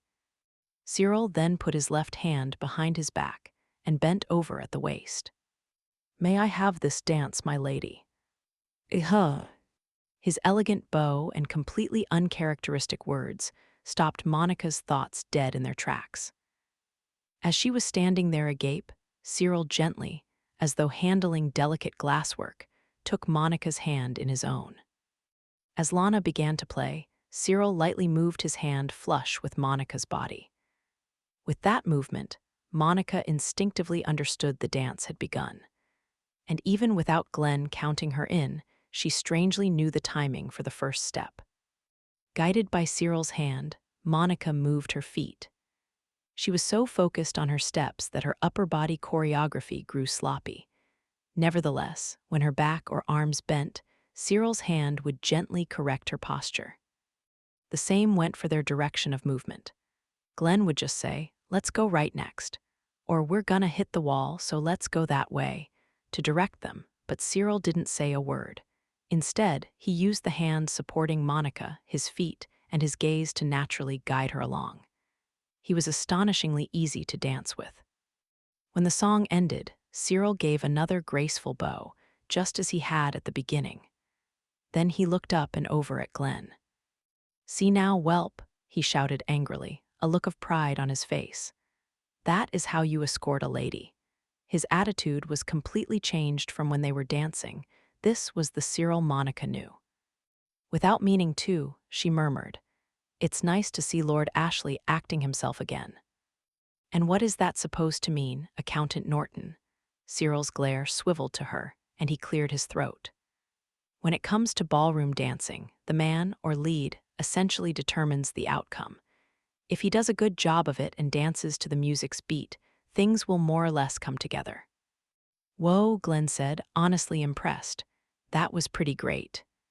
If you're going to compliment me, look a little deeper into your vocabulary and find some more refined words," responded Cyril. He looked rather pleased but still maintained his aloof, composed manner. "Vocabulary, huh?" said Glenn, falling into thought for a few moments. Then, straightening out his posture, he began again. "You were like SHWW and then whoop, PSSSHT. It was so cool." "You know what? Manners can come second. You need to learn human language first." Cyril narrowed his eyes at Glenn before turning back to Monica. "And you, Monica Norton, you still have all manner of issues to resolve. First, you need to get used to being led. Don't jump at every little thing. Don't hunch over. Don't look down. As long as you appear dignified, people will tolerate a surprising number of errors in your footwork." Okay, Monica had heard the same advice from both their teacher and Neil. Her posture was very bad. She was so used to stooping and looking down at her feet. Consciously, she straightened up and checked herself in a mirror. Felix smiled and offered a suggestion. "In that case, Dudley should practice leading, and Lady Norton should get used to being led. Cyril, would you mind showing Dudley the ropes?" "If you say so, sir," Cyril nodded, a little reluctant. Then he moved over to Glenn and addressed him arrogantly. "Welp, I'm about to pound my techniques into your head. First, I want you to think of me as a lady and try to lead." "Why, groaned Glenn, "think of you as a lady. Nope, not happening." "You don't always get what you want." Cyril dragged him away, shouting at him, as Felix shot Monica a smile. "And so that leaves us, Lady Norton." "Why yes, thank you," stammered Monica, bowing over and over. Felix didn't waste any time reaching a hand toward her. "Come." Monica stayed firmly in place and reached her arm out as far as it would go. She managed to touch Felix's hand with her fingertips. Felix looked down at her fingertips, still smiling. "I am feeling a surprising lack of enthusiasm." His lips may have been smiling, but his azure eyes were not. "I am sorry, please lead me." Trembling, she took just a half step forward. He immediately gripped her hand and pulled her closer. His hand moved to support her body. As soon as she felt it, Monica tensed up. Her youthful face changed color not to rose red, but to pale white. It looked like she was about to faint. "You acted a lot more naturally when Cyril was your partner." "Well, that's Lord Ashley was acting so differently. I was just surprised." With Cyril, she'd been shocked into a stupor, and the dance had started and ended before she even noticed. This, however, was a different situation. As she quivered, Felix gave instructions to Lana. "Sorry, but would you mind giving us a song? Play it somewhat quietly, and no need to clap along." "All right away, sir," said Lana with a nod, a little out of breath as she started to play. The music drifted toward them, a little softer than before, and Felix, still holding Monica's hand, began to move his feet. It was the same as with Cyril. She didn't need to be counted in, she could instinctively tell when to start. Felix seemed to be skilled at this as well. "Don't worry too much about your feet for now. If you want, you can even forget that you're dancing at all." I can." "Yes, just walk as normal and have a nice conversation with me. You're a little too tense at the moment." The suggestion of a nice conversation left Monica at a total loss. She was terrible at talking and terrible at thinking up topics to talk about. She'd never once managed a decent back and forth with someone. As Monica floundered for a topic, Felix brought his face a tiny bit closer and peered into her eyes. "This is the first time I'm seeing your eyes this close up. They look light brown, but I can see just a little bit of green in them depending on how the light strikes, like dapples of sunlight deep in a forest." "And your light brown hair is very pretty and lustrous today.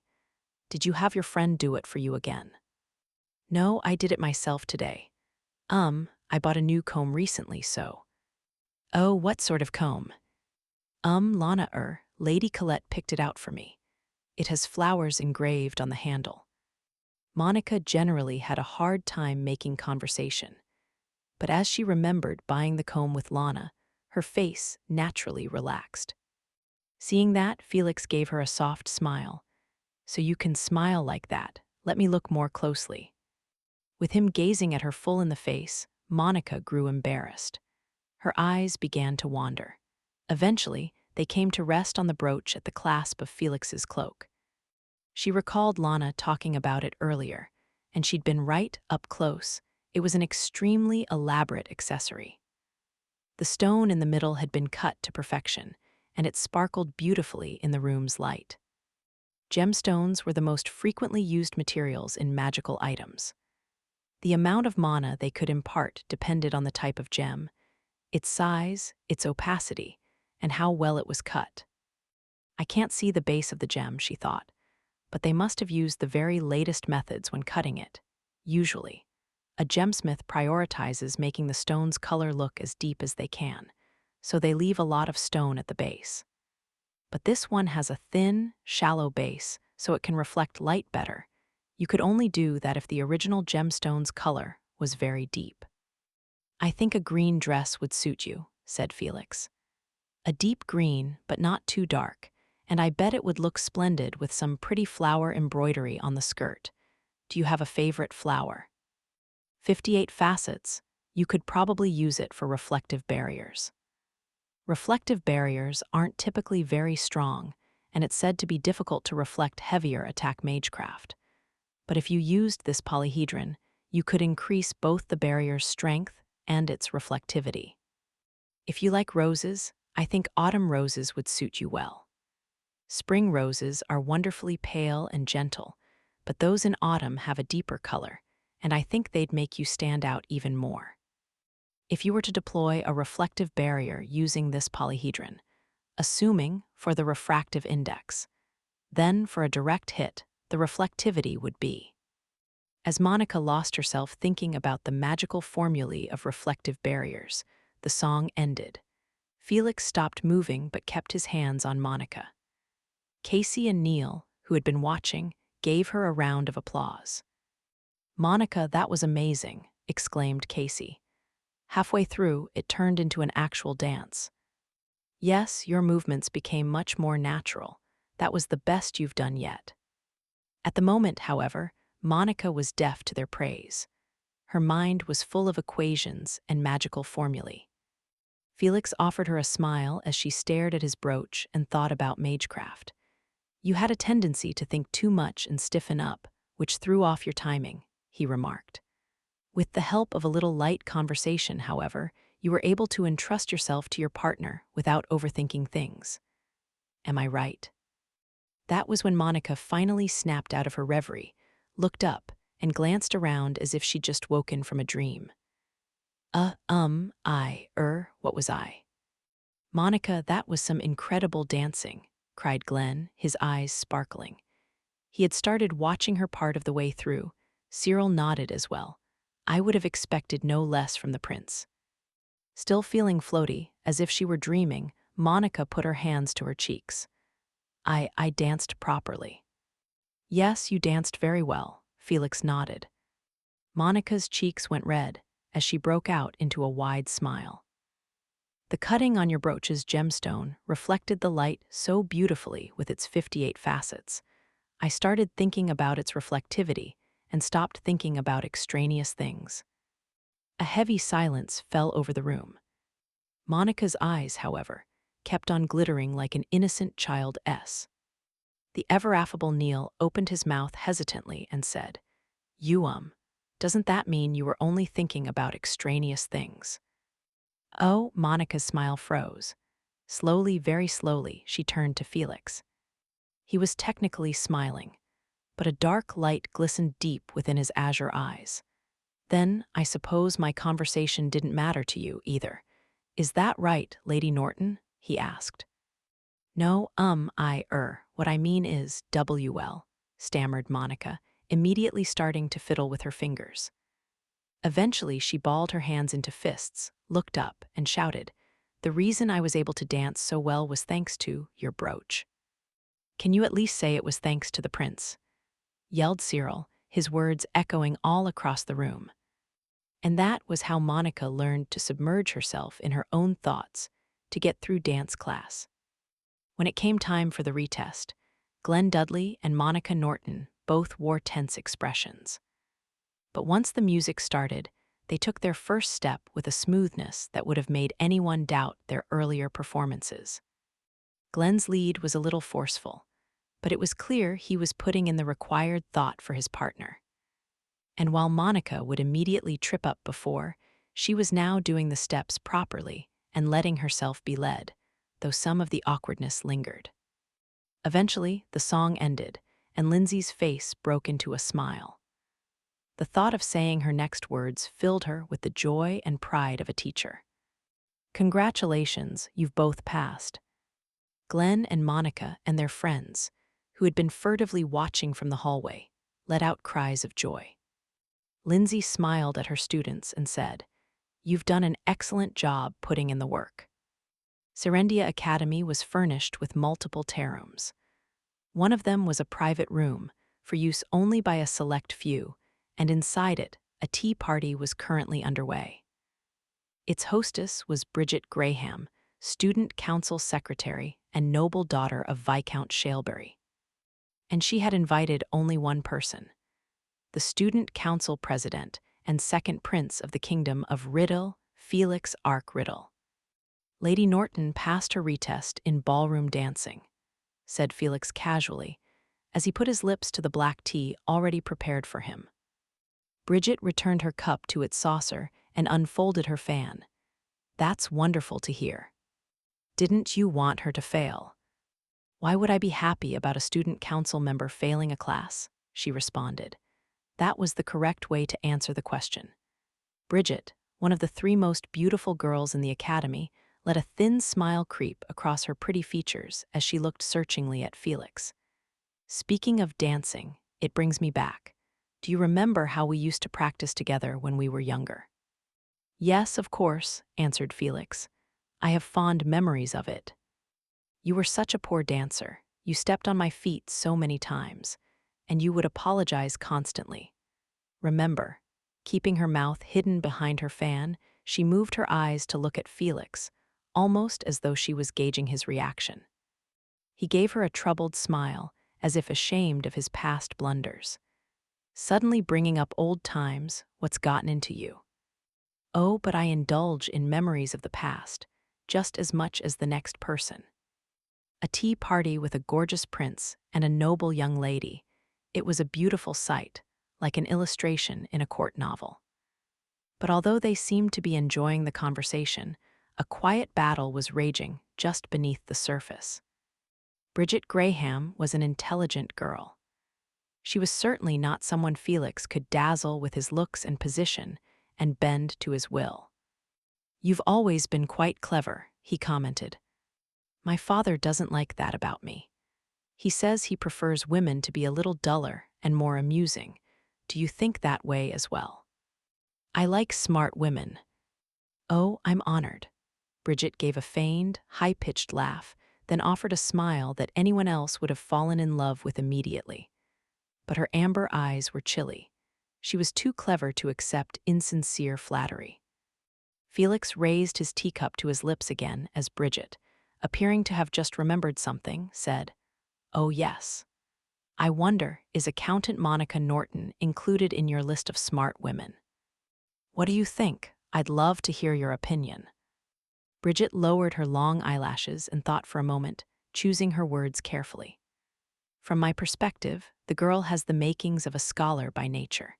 If given the necessary equipment, she would boggle the mind. But she is a poor public speaker, and she is not skilled at negotiating. If you thought so highly of her, sir, weren't there options available to you other than appointing her to the student council?" She really is a smart woman, he thought. At times like these, Bridget was able to understand matters from a logical viewpoint rather than an emotional one, an objective viewpoint rather than a subjective one. She was making an objective claim that Monica was a poor fit for the student council. She was correct. It was difficult to argue that Monica was suited to be a council member. Her skill at handling clerical work aside, her ability to discuss and negotiate was extremely poor. The corners of Felix's lips turned up slightly, his blue eyes slowly narrowing. When you look at her, do you ever think, why can't she do a simple thing like this? Bridget neither confirmed nor denied it, instead remaining silent, trying to gauge the other's true intentions. Felix gave her a warm smile. It's like looking at my past self, isn't it? But even his handsome face and friendly grin weren't enough to penetrate Bridget's ironclad smile. He returned his cup to its saucer and stood. It was still early, but their rendezvous had gone on long enough. Thank you very much for the tea, and for the pleasant time in your company, Lady Bridget. And you as well, this was very worthwhile. Thank you, Your Royal Highness. Smiling, Bridget was every inch a flawless, perfect noble. As he walked away from the tea-room, Felix breathed a quick sigh, as usual. I can't let my guard down around her, he thought. Perhaps I gave her a little too much this time. Thinking it over, he happened to glance at the window, and what he saw outside made his eyes go wide. That's. At the rear of the school, Glenn was hard at work. By the looks of it, he was gathering up large stones. What was he doing that for? Felix had covertly kept up his guard around the transfer student. People had been talking about a passing young mage defeating the earth dragon that had attacked the town of Cream. That mage's features matched Glenn's, so he'd probably been the one to do it. And he'd transferred in now of all times, a mage powerful enough to slay an earth dragon. If his master was who Felix thought he was, that had to mean something. Either he's here to watch me or kill me, he thought to himself. He'd also been wary of any connection between him and Monica, since they'd transferred in at the same time.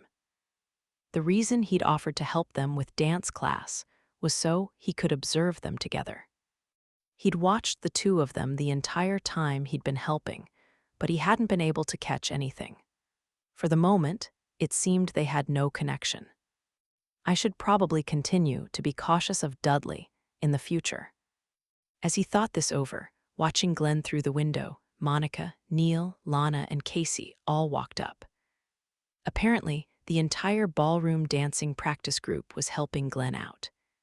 First, they put an iron grating over the stones Glenn had assembled. Then, they set a fire below it and quickly started lining up strips of meat on top. Oh, wow! Felix had been planning to go back to the dorm, but he changed course and quickly headed to the rear garden. After safely passing the dance retest, Glenn had suggested they have a little celebration party. I'll get us everything we need, the venue and the food, he'd exclaimed, pounding his chest. Everyone else had thought it would be a tea party, but instead, he secured a place outside, behind the school, and prepared a large quantity of meat. What came next was obvious. Can't have a celebration without meat, said Glenn, adeptly beginning to grill it. Casey helped him, her own movements swift and sharp. You're right about that, she said, nodding happily. Meat's a must. She cut it into slices so skillfully, it was hard to believe she was really a noble lady. Surprisingly, Lana was enthusiastic about the prospect, too, or at least interested in it. As the daughter of a wealthy merchant, she watched with curiosity as Glenn and Casey got to work. This was against school rules, but since Lana wasn't about to stop either of them, Monica and Neil, the two council members most likely to go along with the group, could only remain silent and watch over them. It seems like it's actually pretty easy to make this stuff, said Lana, looking at Glenn. By the way, where did you get all this meat? Glenn grinned proudly. Heh. I happen to come from a butcher's family. I just took a little hop back home, rather I had a carriage send me there and back. Apparently, he'd used his flight magecraft to fly over and gotten the meat from his family. His master had forbidden him from using magecraft without supervision, but it seemed he'd been flitting about wherever and whenever he pleased. Confused, Lana asked, You're from a butcher's family. Did you enroll here to become someone's attendant then? Anyone who could pay the enrollment fee could get into Serendia Academy, even if they weren't noble.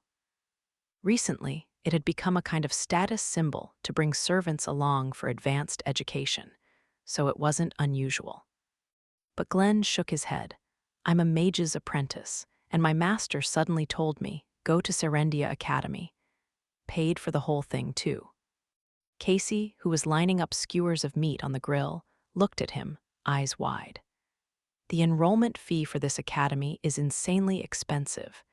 Your master must really be something. I'd imagine they're an illustrious figure. Illustrious? I don't know what that means, really, but my master's super strong. I've almost never seen anyone stronger. When you say strong, do you mean someone like the artillery mage, or maybe the silent witch who slew that black dragon? Sweating bullets at Casey's suggestions, Monica remained as silent as her moniker. Glenn flipped over the meat skewers. It's neither of them. Oh, the meat's looking good. Yep, here you go. Moving the firewood a bit to adjust the level of flame, he handed out the meat skewers to everyone. Taking one for himself, he raised it high into the air. All right, now that everyone has one, he said, time to celebrate Monica and me passing the retest. Let's eat. He opened his mouth wide and chomped down onto the meat. Monica followed suit, hesitantly putting the meat in her mouth. The perfectly browned mutton had a bit of an odor to it, but the added spices made it easy to eat. She'd never liked mutton that much, but even she had to admit this was delicious. I'm not great with mutton, but this is, easy to eat. Hearing Monica's soft-spoken praise, Glenn sniffed proudly. Heh. I used a secret spice passed down in the Dudley family. We sell it in stores, too, so give it a look when you can.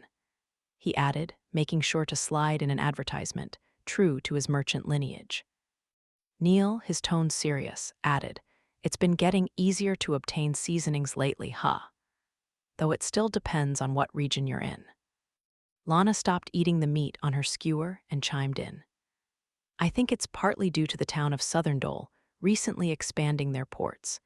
But my father says the empire is still unsettled after the change in leadership, and that some merchants are waiting to see how things play out. They're staying in a port in this kingdom, close to the empire. Neil nodded in agreement. Depending on the empire's new political measures, there's a chance the merchants will all flood in at once.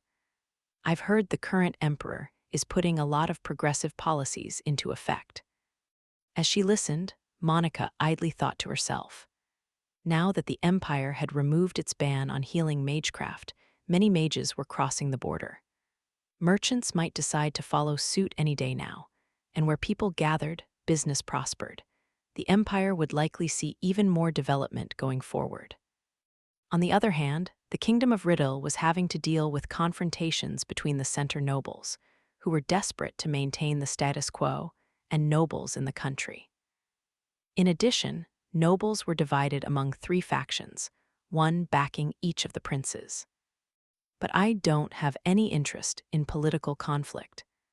As one of the 7 sages, Monica had been granted the right to have audiences with the ruling monarch in order to speak with them directly. But political power and the state of the kingdom were not on her list of concerns. I wonder what Mr. Louis wants from me. If he'd wanted to make sure the second prince was safe, there were any number of more suitable candidates for the job. And yet he'd purposely sent the inept and clumsy Monica to do it. Why? He didn't want to send me here because I'm useless, because I would cause the second prince's downfall, did he? That she couldn't outright deny the possibility was what made Louis so terrifying. As she thought about that smooth, wicked smile on her colleague's handsome features, the fat from the meat dribbled all over her hand. Flustered, she wiped it off with a handkerchief as Lana smiled and said, "You should hold the skewer horizontally when you eat. That way, the fat won't drip on you." Okay, Monica tilted her skewer horizontally.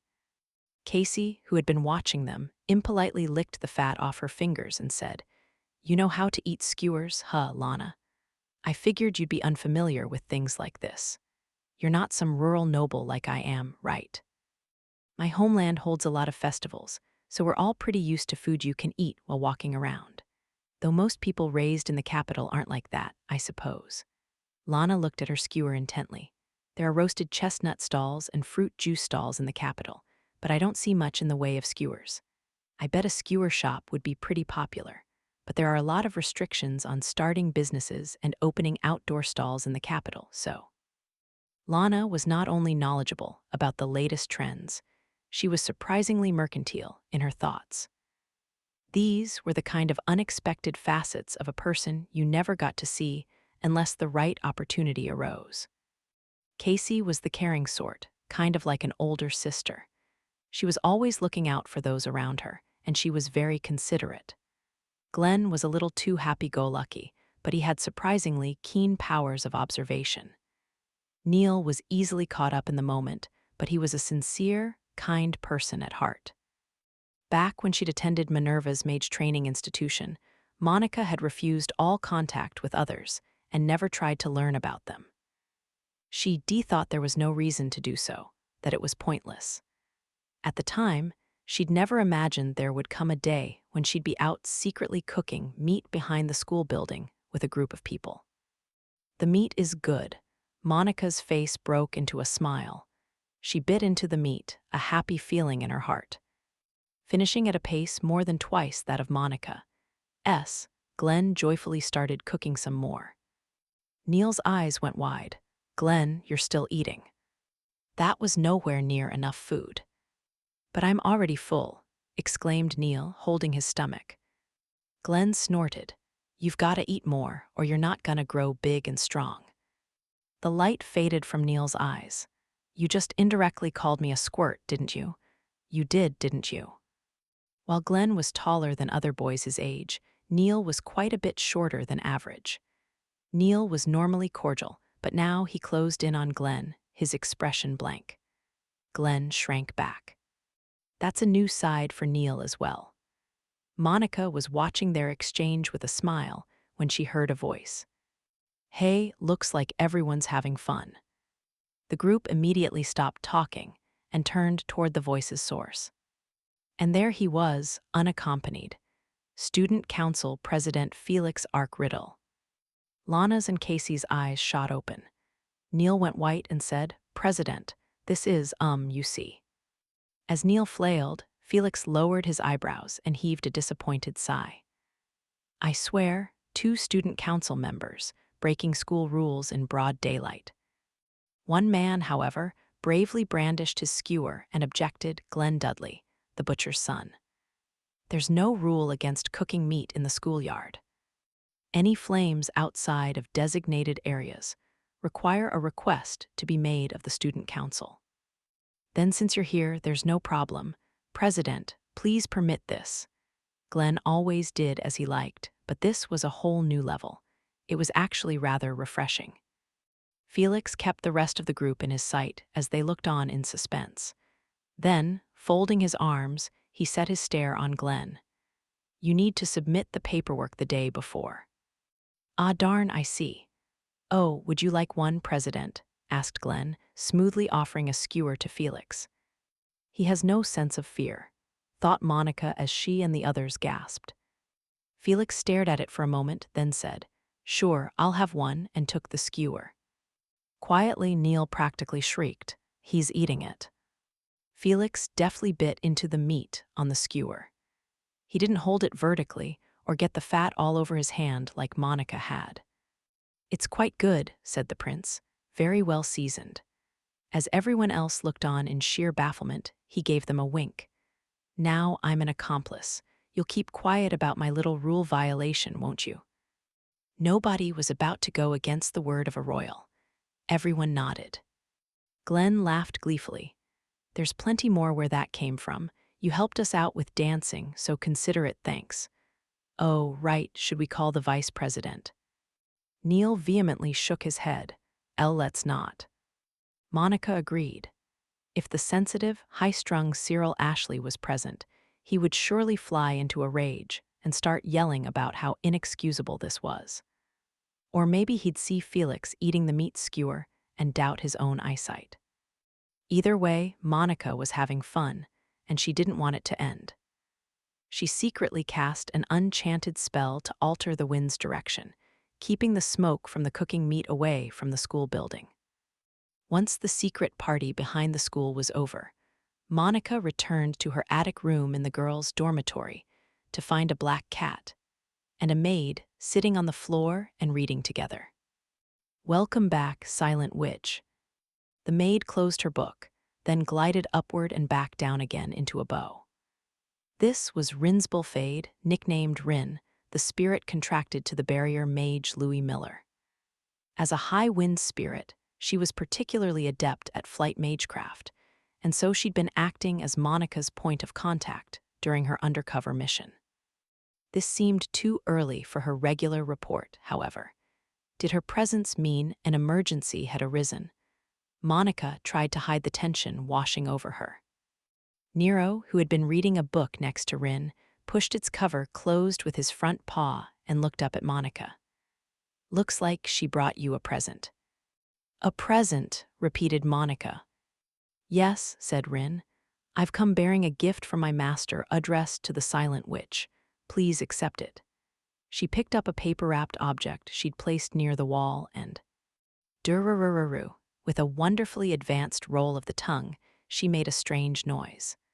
Was she trying to mimic a drum roll? Monica was confused, but Rin continued, her expression impassive. "Pa-pa-pa-pon." First a drum roll, then a trumpet fanfare. Had a small child done it, it would have been adorable. But a beautiful maid producing those sounds in a monotone was just surreal. Miss Rin, what was that?" "I read in a book that humans play instruments in situations like these. However, owing to my lack of any such ability, I reproduced their sounds orally." She was talking about ceremonies held in castles. Monica had never heard of anyone playing instruments during a regular conversation. And it was a good thing she hadn't brought any along. If she'd done a drum roll and blown into a trumpet, it would hardly have gone unnoticed. "In any case, here you are." Rin held out a paper-wrapped package tied with a red ribbon. Right, thanks." Very hesitantly, Monica undid the ribbon. Inside, she found a navy blue dress and a white coat. The dress wasn't the extravagant sort you'd wear to a ball, but one for everyday use. Both it and the coat had a simple, unaffected design, but Monica was thankful for that. "Wow, is it really okay for me to have this?" "It is, Lord Louis said to tell you. I suppose you can tell her it's a reward for capturing Victor Thornley. You have to know when to punish and when to praise, after all." Ha ha ha. Was she supposed to say that last part, too? Monica managed a dry smile, then held the new dress and coat up to her body in turn. They were the perfect size. "Maybe I'll wear this next time I go shopping with Lana in town," she thought eagerly, bowing to Rin. Thank you. I'll write a letter of thanks to Mr. Louis, so please wait a moment."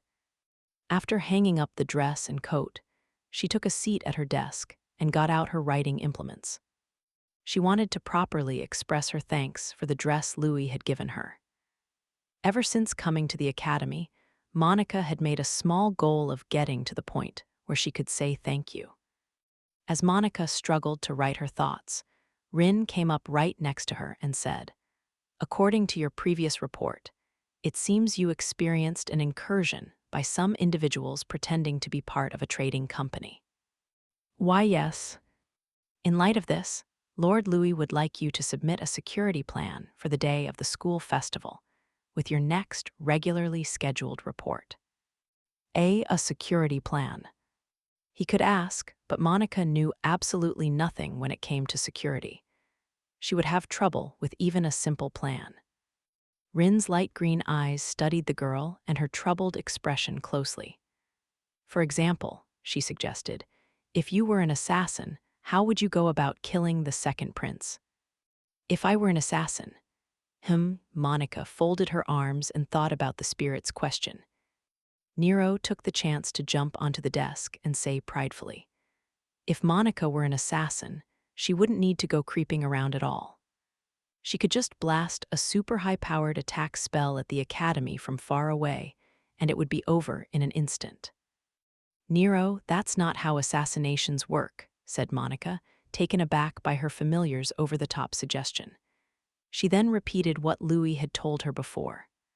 "Look, This school has a defensive barrier around it. You can't attack it from the outside." "Is that right?" Mr. Louis has a barrier up around basically every important facility in the kingdom, so we shouldn't have to worry about an attack from outside." Louis Miller was known as the barrier mage. As his name implied, barrier-related techniques were his area of expertise.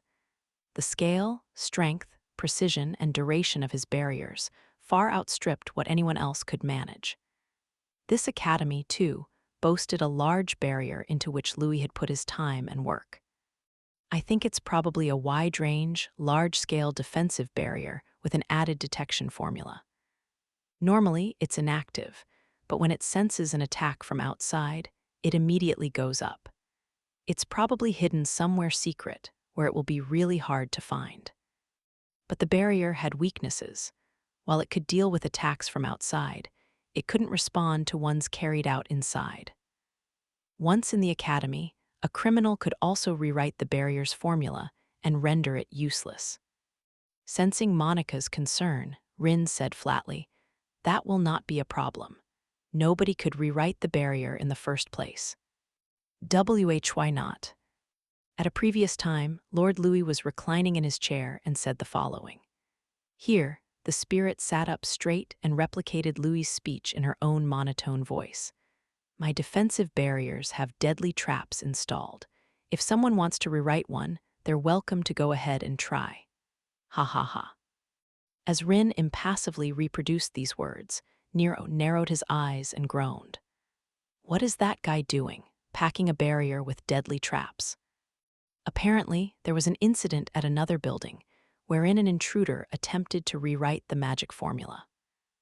Thus, Lord Louis decided to embed a trap that would activate when someone tries to rewrite it. That's a very Louis-like thing to do, thought Monica with a strained smile. Nero looked up at her, astonished. A killer barrier, never heard of such a thing. Man, the 7 sages really are a big bunch of crazies, eh? Monica had no response to that. Chapter 6, A Cup Out of Place. After overcoming the mountainous obstacle of the ballroom dancing retest, Monica nonetheless had no time to relax, for her next trial had already arrived. And it was just as important a part of any noble girl's upbringing as dancing. Tea parties. Serendia Academy had several uniquely aristocratic, mandatory classes absent from normal schools, such as ballroom dancing. One such class taught tea parties, and only the girls took it. For the daughters of noble families, tea parties were not simply opportunities to indulge in pleasant, light conversation. In social circles, one's skill at entertaining guests and being entertained in turn showed one's dignity and grace. In the class, one would have etiquette pounded into one's brain, then be given the opportunity to use it in practice. These practice sessions would be held in the center courtyard. Female students of the same year would split into groups of 4 or 5 and sit at a single table.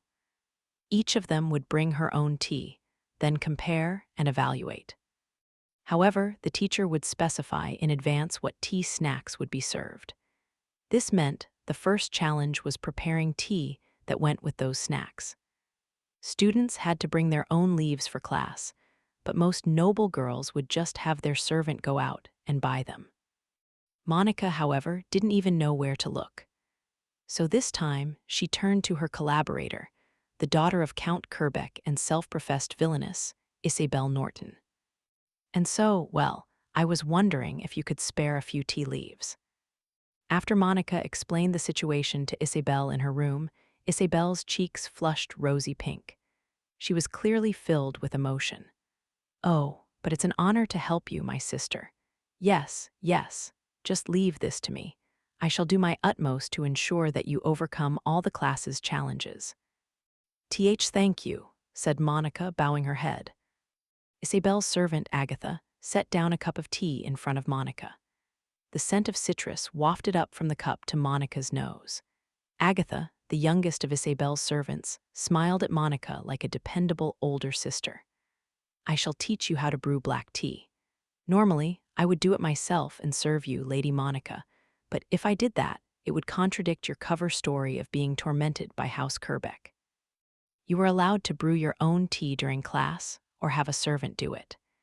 That said, the students mostly had their servants make it for them. Those who brewed it themselves were seen as third-rate nobles who couldn't afford to bring a servant with them. In Monica's case, however, her cover story was that Isabel constantly tormented her, so it wouldn't be natural for her supposed tormentor's personal servant to come and help her. Thank you for teaching me," said Monica, bowing deeply to Agatha. "It's perfectly fine. Please, no need to bow," Agatha replied. Both noble and servant were very considerate, though it was a little difficult to approach them when Isabel was playing the villainess. Oh, I wonder what tea I should prepare for you. Have they specified any snacks?" They said it would be cream cake and light fare." Isabel nodded, putting her finger to her chin and thinking this over. Part of the class was to choose tea that would go well with the snacks. That said, Monica wasn't accustomed to drinking black tea to begin with. As a result of her father's influence, coffee was much more her go-to beverage. If those are the snacks, what would be the proper thing to pair them with? If light fare is being served, I would use young leaves to make black tea with a refreshing flavor, suggested Isabel. It would be safest to avoid flavored teas. As for additives, you could drink it straight or make it into an unsweetened milk tea. However, my sister. She paused, then looked seriously at Monica and said, "An individual's tastes are important when it comes to pairing teas to snacks. There are no clear right answers, but there is one clear wrong one." What did she mean? There was no right answer, but there was a wrong one. Monica was confused. The wrong answer, declared Isabel, would be to bring the same thing as someone else at the table. So, the practical part of the class involved forming groups of several people, with each person bringing their own tea leaves. It would certainly be awkward to bring the same type as someone else. And you especially want to avoid bringing the same thing as anyone of a higher status. Strictly speaking, even the dress you wear, your hairstyle, and your accessories should be carefully chosen to avoid overlap while still following trends. But since you'll be practicing in your school uniforms, we can limit our considerations to only the tea leaves. Monica shuddered. That was a lot to think about. As one of the 7 sages, she'd attended state ceremonies and the like, but the formal dress for a sage was a ceremonial robe, so they just had to wear what the kingdom gave them. Hence, she'd never worried about what clothes to wear to a social function. Apparently, the tea parties that noble girls had were heavier in the mental battle department than she'd assumed. The most certain way to go about it would be to ask those who will be at your table in advance. Who would happen to be sitting with you, my sister? Including me, it's a group of 4. Lady Lana Collette from my class, Lady Casey Grove from the next class over, and I don't, really know the other one. In that case, it will be difficult to casually ask what sort of tea she'll have. I am sorry. Lana and Casey would gladly tell her what tea they planned to bring, but Monica didn't have the courage to go up to someone she barely knew and ask her directly. What's more, she didn't know the 4th girl's family status, so if she spoke to her without thinking, the girl might assume she had no manners. In the world of the aristocracy, speaking plainly to someone above your station was seen as taboo. My sister, have they decided the order in which you will be treating the others to tea? Why, yes, I'll be the last one. In that case, I believe you should bring 2 kinds of tea. That way, you can make sure you don't overlap. Thank you so much. Tea parties seem like a really big deal. Monica already seemed exhausted, and Isabel looked worried as she nodded. Indeed they are.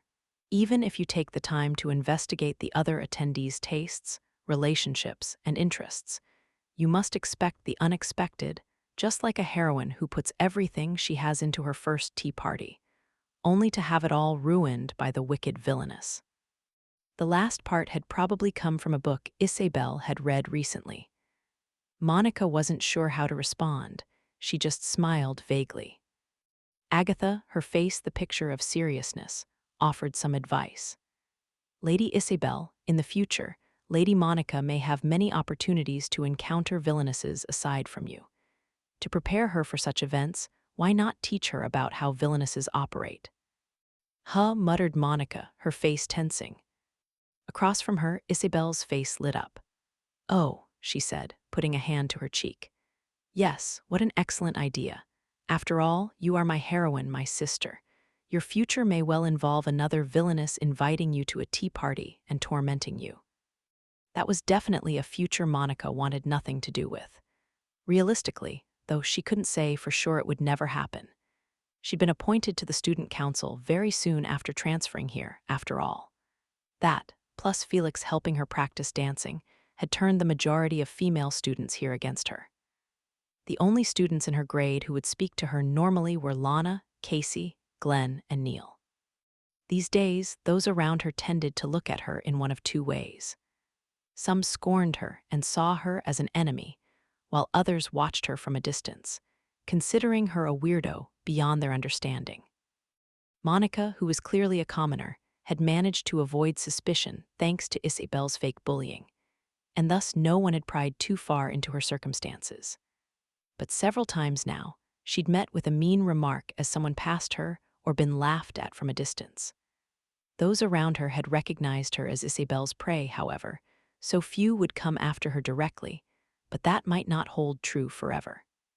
Well then, my sister, I shall explain all about a villainess's behavior patterns to help protect you during confrontations with true villainesses.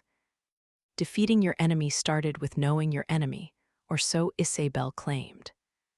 If Monica learned all about villainesses now, that knowledge might help if something happened, though, to be honest, she hoped that day never came. Monica straightened her posture, intent on listening to what Isabel had to say when, oh ho ho ho ho. Isabel covered her mouth, bent her upper body back, and let out a high-pitched laugh. The volume of it almost made Monica jump out of her skin. Isabel finished laughing and smoothly corrected her posture. This is the first basic action a villainess might take, the high-pitched laugh. By laughing in such a way, they can intimidate someone, distract them, and simultaneously regain their poise. I had no idea that laugh served so many purposes, said Monica in earnest surprise. Isabel nodded as though it all made perfect sense. But its effects wane when overused, so it has to be saved for the perfect moment. I see, thought Monica, a special technique that relies on timing. She nodded to herself. Her collaborator then unfolded her fan. And here is the second of a villainess's basic actions, the silent sneer. With flowing motions, she brought the fan up to her mouth and put on a mocking grin.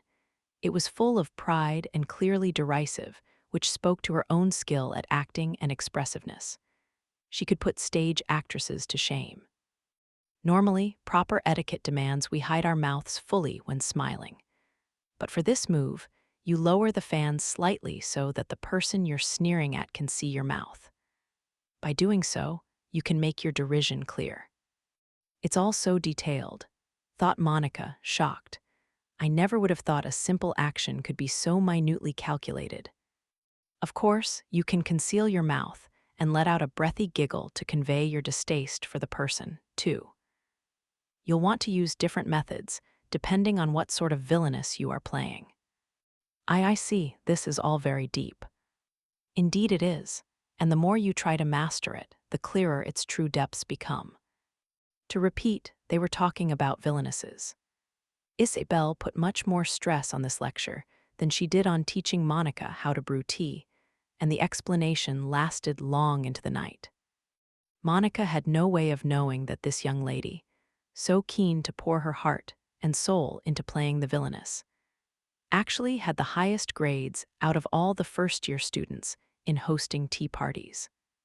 Held in the courtyard, the mixed-class tea party practice for the second-year students involved several tables fully laid out for tea. The tea served at this party was to be prepared in the tea party prep room on the first floor of the school building. Servants were generally the ones in the prep room brewing the tea, but Monica, without such help, had to do it herself. She would be going last in the order, so she'd have to leave the tea party midway through to prepare her own tea, but she also couldn't take her jars of leaves with her to the party itself. So instead, she decided to stow them in the prep room in advance. Several servants were already inside brewing tea. Almost nobody in the room was wearing a school uniform. Monica shrank in the awkward atmosphere, looking for somewhere to put her jars down, when someone tapped her on the shoulder. Startled, she spun around, then immediately sighed in relief. It was Casey. "Did you come to put away your tea leaves?" "Why, yes." "Me too. I guess everyone really does have their servants make the tea." "Being a poor country noble, I didn't bring one with me," said Casey, putting her jar of leaves on a shelf and slipping a piece of paper with her name on it underneath. "Oh," thought Monica, "that way nobody will take hers by mistake." "Want to use a piece?" asked Casey. "There's extra." Thank you," stammered Monica, gratefully taking the paper and folding the edges several times into a bellows shape. That way, she wouldn't have to write her name on it like Casey. The unique folds would signal which one was hers. She slid the paper underneath, then set her 2 jars of tea leaves on top of it. Nobody would mistake the jars for their own now. "You brought 2 different kinds?" Casey asked, surprised by the number of jars. Monica fidgeted, playing with her fingers. "I figured it would be bad, if I brought the same thing as someone else, so." Casey seemed impressed with her answer. She pounded a fist into her palm in understanding. "Ah, I get it. That's possible, huh? Wow, I didn't think at all about what would happen if 2 people brought the same kind. That's really smart of you, Monica." Not at all. Isabel had been the one to teach her that. She mentally thanked her false tormentor once again. Casey checked the clock on the wall. "Oh no, we have to go or we'll be late for class. Let's hurry. If we get there late, Lady Claudia is bound to say mean things to us." "Lady Claudia, is she the one with us?" Apparently, a person named Claudia was their group's 4th member for the tea party. What kind of person would this Lady Claudia happen to be? Casey tried to force a smile, failed, and instead made an uncharacteristically sour face. "What kind of person? Well, yeah, she's really well-read and knowledgeable about everything. Some even call her the walking library. But her personality is, well, you'll find out when you meet her." Who could this noble girl be that even the cheerful Casey had to beat around the bush when describing her? W8, it couldn't be a villainess like Lady Isabel said, could it? What if she does the high-pitched laugh at me right away? No, I have to stay strong and confront her, thought Monica, secretly holding her breath. Beneath a beautiful, clear autumn sky, tea party practice began in the courtyard. Though they called it an exercise, this was an elite academy. The table settings all consisted of first-rate items, and every table was decorated with gorgeous flowers, each in a different color. The tea sets and flower vases were of the highest quality. You could even draw comparisons to court parties. If not for everyone wearing school uniforms, a casual observer might have been fooled into thinking that's exactly what it was. The female students were sampling the teas they had brought while having light, peaceful conversations. Whenever the teacher came around for grading, they'd talk about the tea or the tea set or seasonal flowers. But once she left the table, they reverted to talking about the latest trends or gossiping about romance. One of the particularly popular topics was, of course, the second prince and president of the student council, Felix Arc Riddle. Caroline Simmons, daughter of Count Norn, talked about him as if enchanted, her caramel-brown hair swaying as she spoke. "I'm absolutely certain the prince will choose his fiancée before he graduates." The other girls happily picked up this thread. "Who do you think would be most suited to him?" one asked. "What about Lady Aline from the house of Duke Rainburg?" suggested another. "They're close in terms of bloodline." "Lady Bridget seems a suitable choice as well, given that she's on the student council with him." All the names the girls suggested as fiancé candidates for the second prince were noble girls who reigned supreme at the academy. Still, deep down, they all fantasized about the prince picking them as his lifelong companion, Caroline included. Every girl who attended the academy entertained the same dream at one point or another. How wonderful it would be for that handsome prince to smile at you or extend his hand to you at a ball. For such dreaming maidens, the next thing to do was bring up the least suitable match for the prince and put her down in order to retain their pride. "Oh yes, speaking of others on the student council, have you heard about her?" said Caroline, lowering her voice from behind her fan. The other girl's eyes automatically sharpened as well. Her, a transfer student, and yet she'd been picked for the student council. Monica Norton. "I heard the prince gave her dance instruction." "I saw it as well. She danced with Lord Cyril too, I heard." "Receiving a lesson from both the prince and Lord Cyril. Who does that girl think she is anyway?" "I'm certain she's an uppity country bumpkin who forced the kind and gentle prince to go along with it. She doesn't even have a servant to make tea for her. Isn't she the least bit embarrassed? Just you watch, she's sure to make a fool of herself during class." Caroline and the others tittered, concealing their malice behind their splendid fans. Making fun of Monica Norton like this set Caroline's feelings a little more at ease. Monica Norton, she thought. It's all her fault that Lord Cyril scolded me and I was made to submit a letter of apology. When Monica had first transferred in, Caroline had been criticized as the one at fault in an incident where Monica had fallen down the stairs. It was true, on the landing. Caroline had shoved Lana, who then bumped into her hanger-on Monica, who had fallen down the staircase. But it was Monica's fault to begin with for being so dull and clumsy. "How she disgusts me. Having her on the student council is a total mistake. I know it. A complete and utter mistake, just you wait, Monica Norton." As Monica took her seat, she noticed a strange mood hanging over the table. Actually, one of the girls was producing it all on her own. And surprisingly, it was Monica, nor was it Lana or Casey. It was the black-haired young woman who sat in the highest position at the table, Claudia. Even to Monica's eyes, which were all but blind to matters of physical beauty, the girl was plainly gorgeous. She had perfectly straight black hair and deep blue eyes that looked like lapis lazuli. Her features were so pretty, she looked like a masterpiece, a result of some divine being's labors. She was every bit as beautiful as Bridget Graham. If Bridget, with her shining blonde hair and amber eyes, was like a large rose, Claudia was like an iris, exuding a mystical beauty. And that gorgeous, eye-catching noble girl was giving off such a heavy, melancholic air that one might have guessed her entire family had just died. Once Claudia's servant had distributed her tea to everyone, she put a smirk on her deathly white face and said, emphasizing each word, "Please drink up." The way she smiled was like an evil witch urging a good, innocent person to drink poison. But a moment later, it was like her strings had been cut. Her face went expressionless again. What was strange was that, despite her lack of expression, Monica could still keenly sense a listless melancholy emanating from her person. Monica had been worried for nothing. There had been no shrill laughter. In fact, the depressing girl seemed to possess neither the spirit nor the motivation to do so.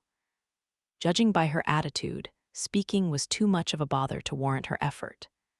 People called Monica gloomy, but Claudia really took the cake in that department.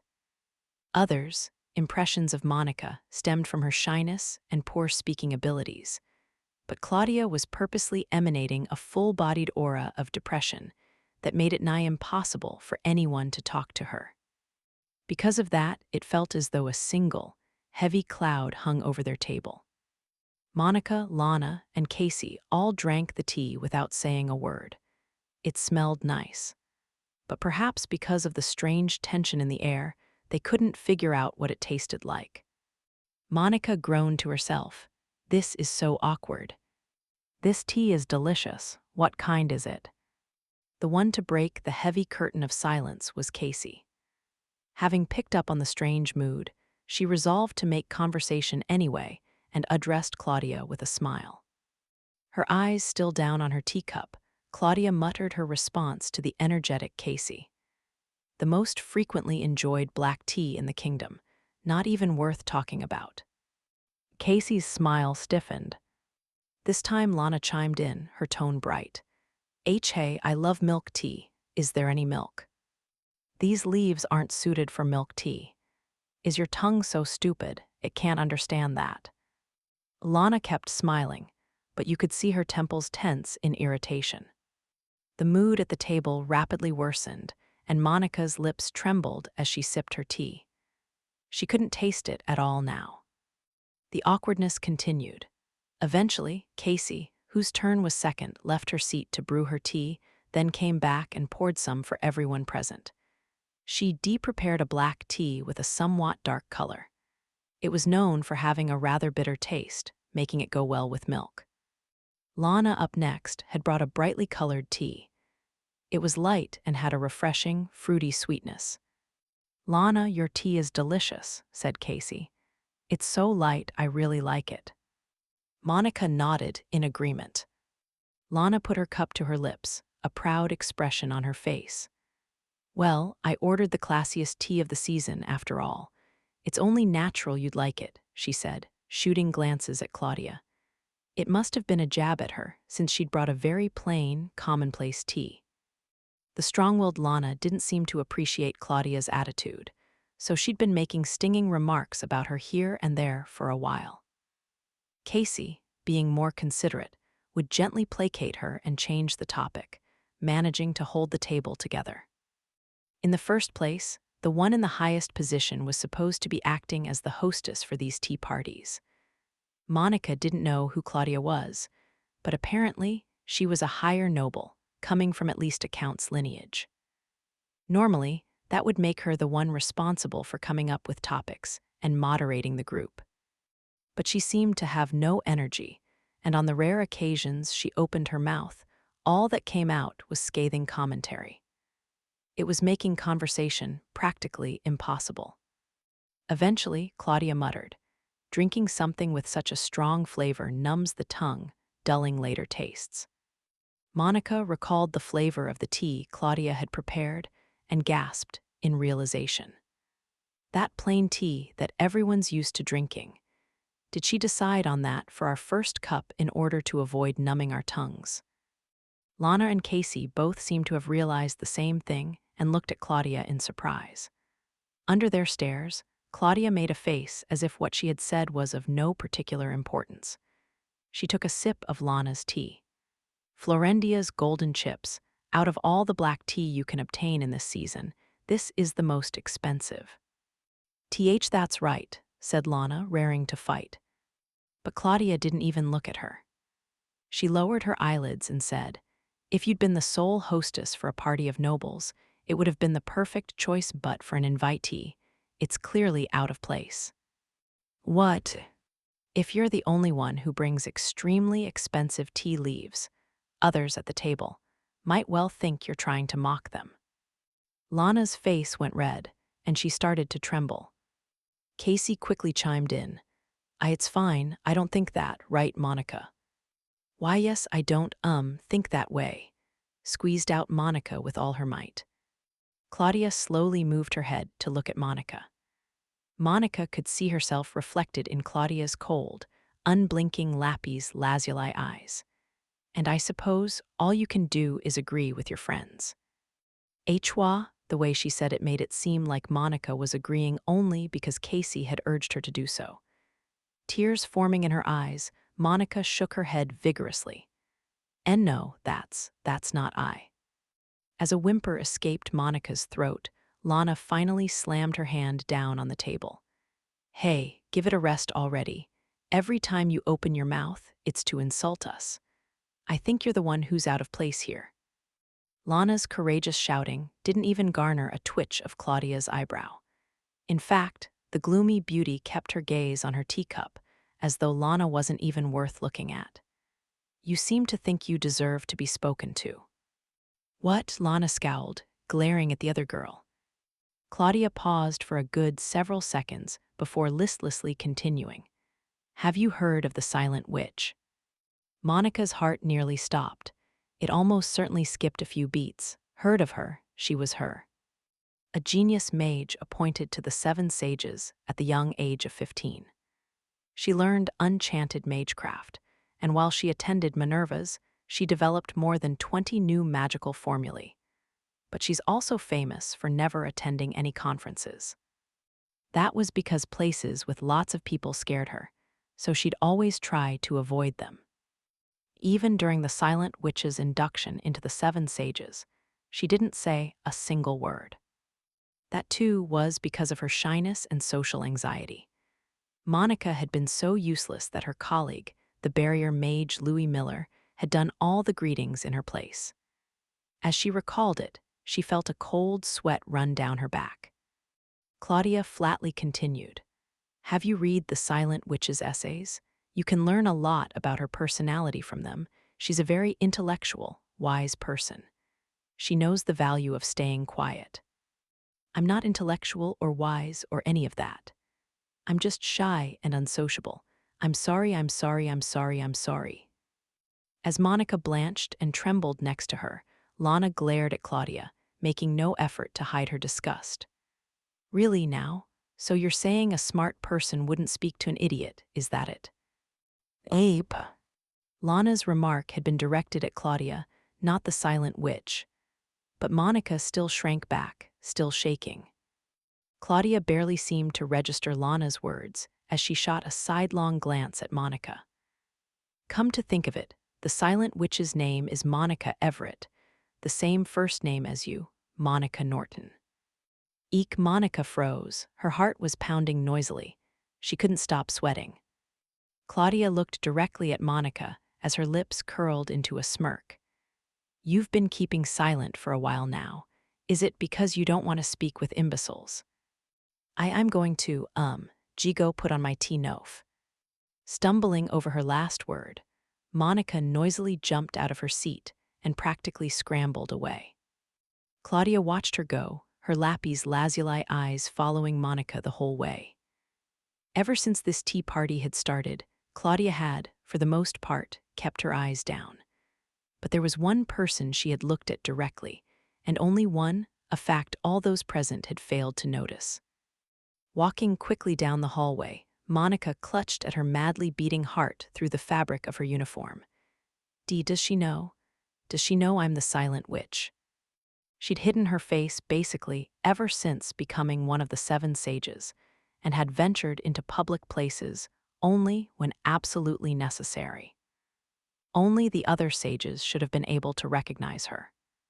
Or maybe Claudia was someone she'd known from Minerva's.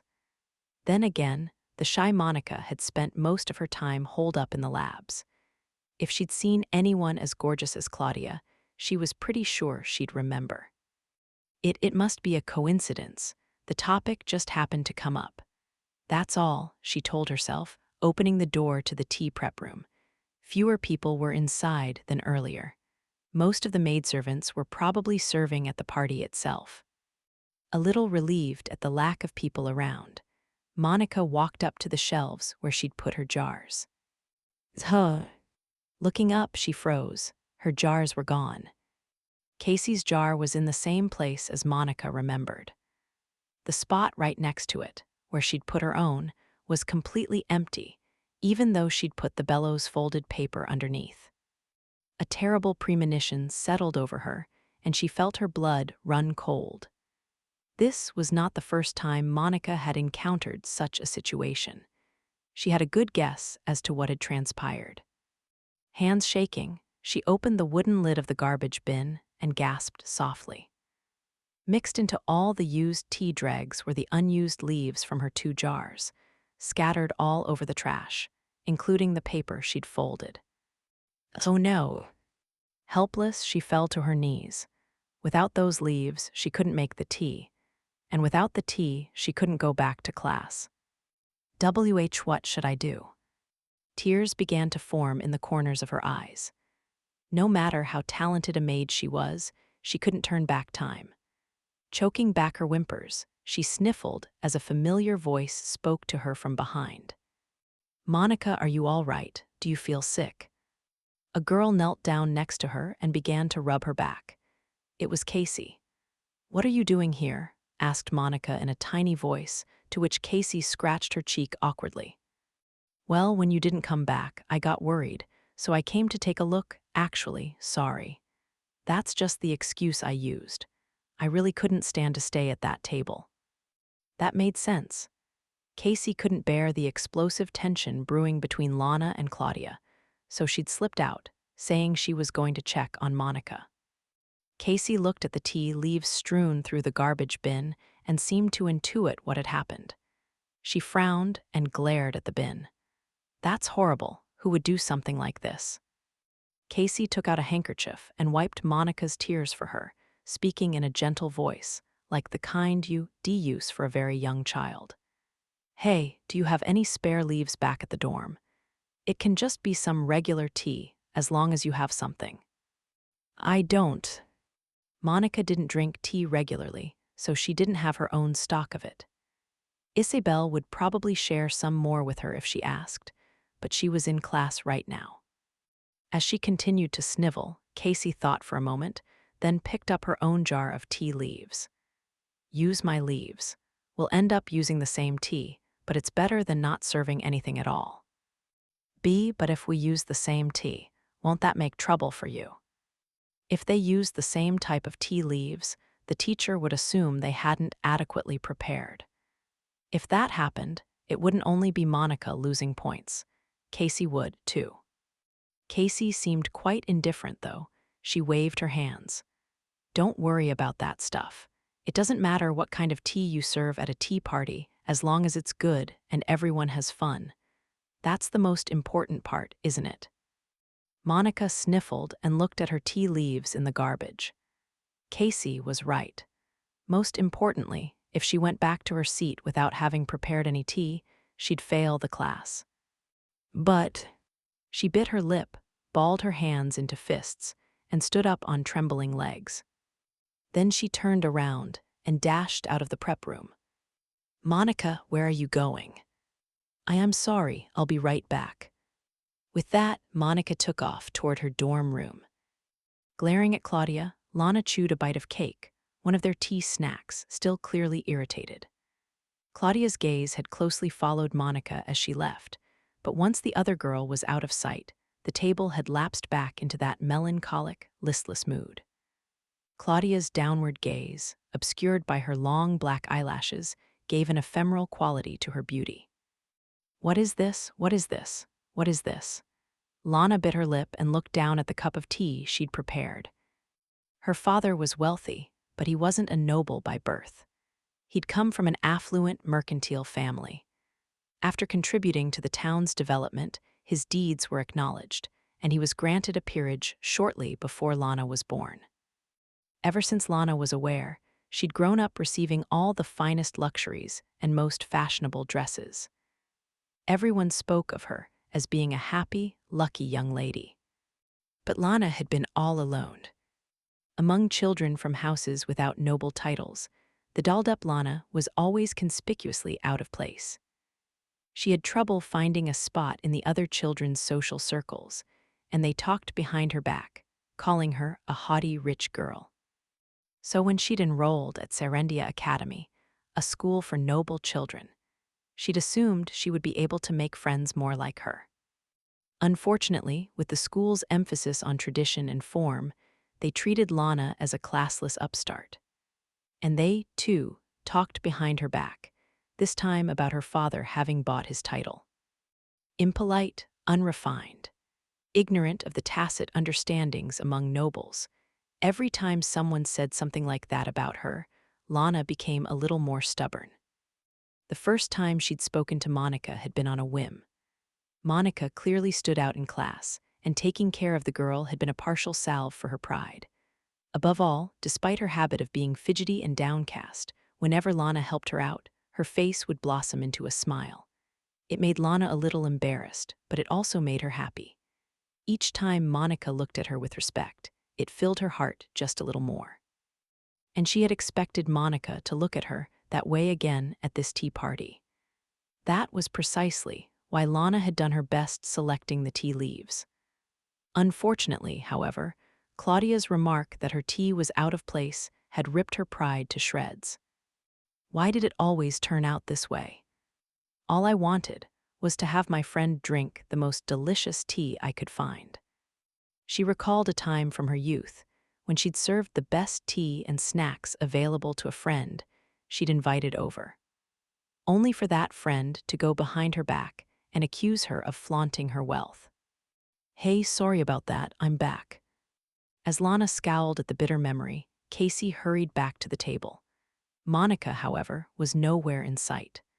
Lana gave Casey a look as if to ask where the other girl was, and Casey made a troubled expression as she sat back down. "Monica is, well, how should I put it?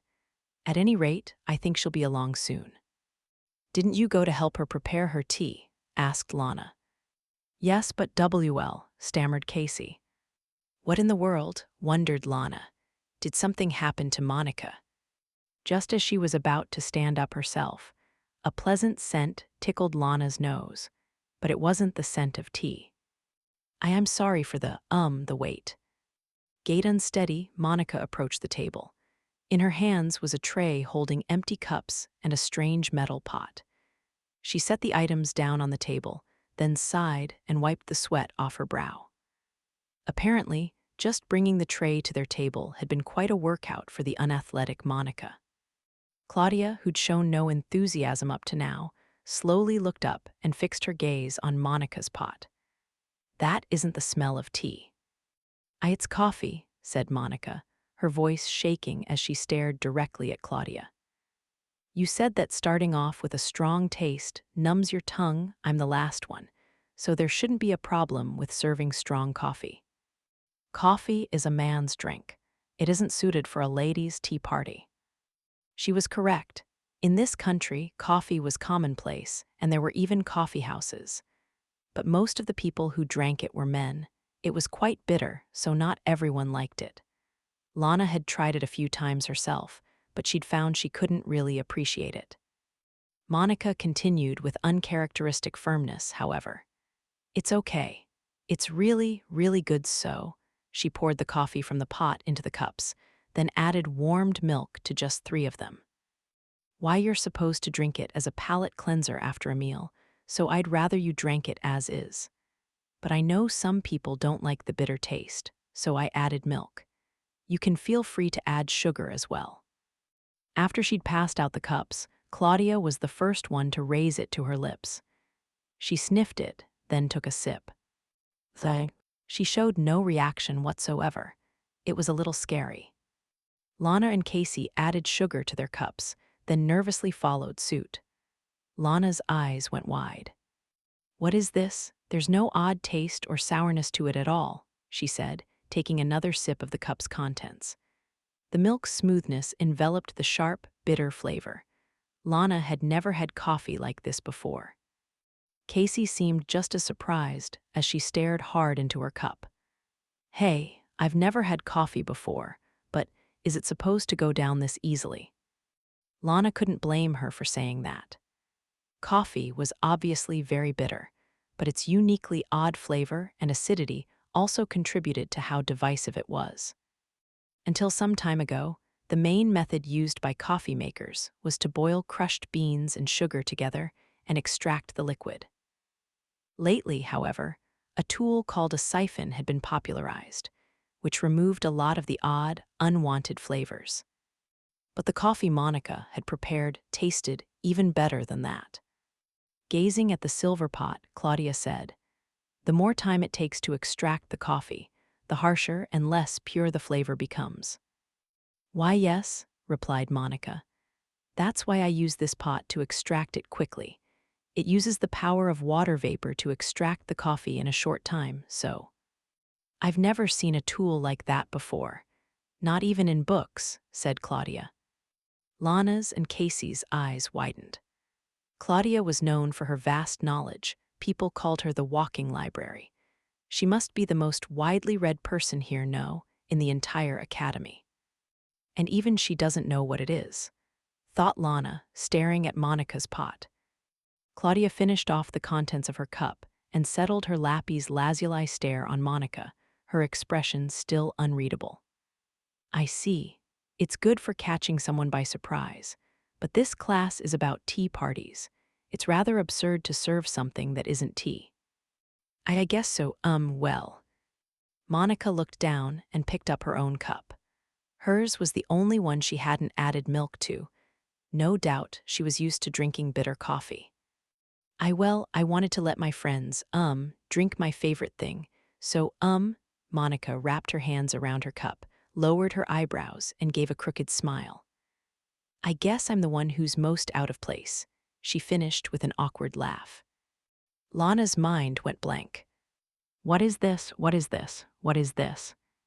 Until just now, she'd been the one depressed about being most out of place. And then Monica had gone even further by bringing out coffee, which made no sense for a tea party and would surely lose her points. Lana gulped down the rest of her coffee. It's delicious, I love it, she said, holding back tears. A smile bloomed on Monica's face. That night, in her attic room in the girls' dormitory, Monica was hard at work writing a report. She'd naturally been docked points for serving coffee at the tea party. Lana and Casey had smoothed things over with the teacher, so she hadn't outright failed, but in exchange, she'd been told to submit a report. Nero was next to her, holding a coffee cup in his front paws and poking his face into it. This really ain't so bad, eh? I see. So this is what they mean by a mature flavor. That he could still say that after adding so much sugar and milk was hard for Monica to believe. Finished with the report, she returned her feather pen to its stand and sighed. She recalled the image of her tea leaves in the garbage. They'd clearly been thrown out on purpose, not by accident. It'd be nice if it was all just a mistake, thought Monica with a bitter expression. She hung her head. This time, it was only tea leaves, but I wonder if it will get worse. Don't like it anymore, teased Nero. Want to tuck your tail between your legs and run back to your little mountain cabin? I'll keep trying a little bit longer, she murmured. Nero narrowed his golden eyes, grinning. Hef. Until just a little while ago, you'd have been whining that you couldn't do it and begging to go home. Well, maybe that's true, but... Monica started playing with her fingers as Nero jumped onto her lap and smacked her thigh with his front paw. It was much like how a person might clap a friend on the shoulder. Who cares, he said. If you've started to grow an attachment to this place, I don't think that's a bad thing. Really? Yeah, maybe you're right, Nero. This academy held more than just bad memories for her now. It wasn't much, but she had friends. People who would help her when she was in need. For someone who had obstinately refused all social connection in the past, the experience was completely new. But Monica Norton, the shy, inarticulate student, was just a facade. Once her mission ended, she'd be leaving this school and returning to her life at the mountain cabin. After that, it was likely that nobody she met here at the academy would ever see her again. Because she was Monica Everett, the silent witch and one of the 7 sages. As she mulled over that fact, Monica started getting ready for tomorrow's classes. The air blowing in from her open window was different from the autumn breeze of her mountain cabin. Here, it carried the scent of the flowers in the flower bed. Chapter 7, The Dream the Bitter Tea Showed. 1 week had passed since the day of the tea party, and Monica was at the end of her rope. As soon as lessons broke for lunch, she hurried out of the classroom. But simply being the first one out didn't mean she could let her guard down. Glancing left and right, she made her way outside. I should be fine now, right? She thought, only to look up and find a black-haired girl sitting on the bench next to the flower bed. Monica gave a soft yelp. It was Claudia. She sat there as though she were a mere ornament, hands folded and legs together. But when she noticed Monica, she turned her head and started to stare. She'd been doing it all week, showing up wherever Monica went and watching her from a distance. Still, watching was all she'd been doing. Claudia never approached or tried to speak to her, but that only made it all the more creepy. Could she have found out that I'm the silent witch? Ultimately, Monica took a detour around the school building to try and shake off her pursuer, then headed back to her classroom. By the time she re-entered the school, lunch break was almost over. She'd completely missed her chance to eat. I wish I could have a nice, quiet lunch once in a while, thought Monica, sighing and holding a hand to her empty stomach. But as she approached her classroom, she found several female students standing in her way. "Oh, do you have a moment, Lady Monica?" asked the girl with caramel-colored hair, Caroline Simmons, the daughter of Count Norn.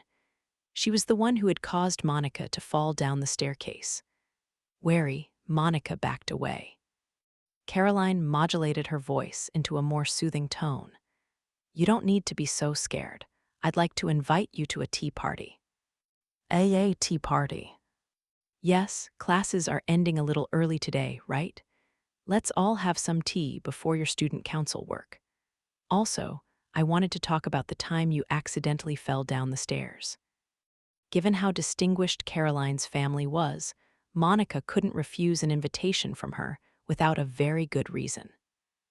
"I'm a student council member, so I have to be good at ballroom dancing and tea parties," she said to herself, gripping the council member badge affixed to her uniform. Caroline probably intended to say mean, nasty things to her again, but Monica would have to endure it only until the tea party ended. Clenching her fists, she looked up. The noble girl narrowed her eyes into a smile. "You'll come to my tea party, won't you? As long as it, doesn't interfere with my student council duties, then." "Oh, of course, I didn't want to take that much of your time." With a happy grin, Caroline glanced at the other girls beside her. "Right, everyone." Even as the others nodded and agreed with Caroline, they kept watchful eyes on Monica. She could see blatant disdain creeping across their faces.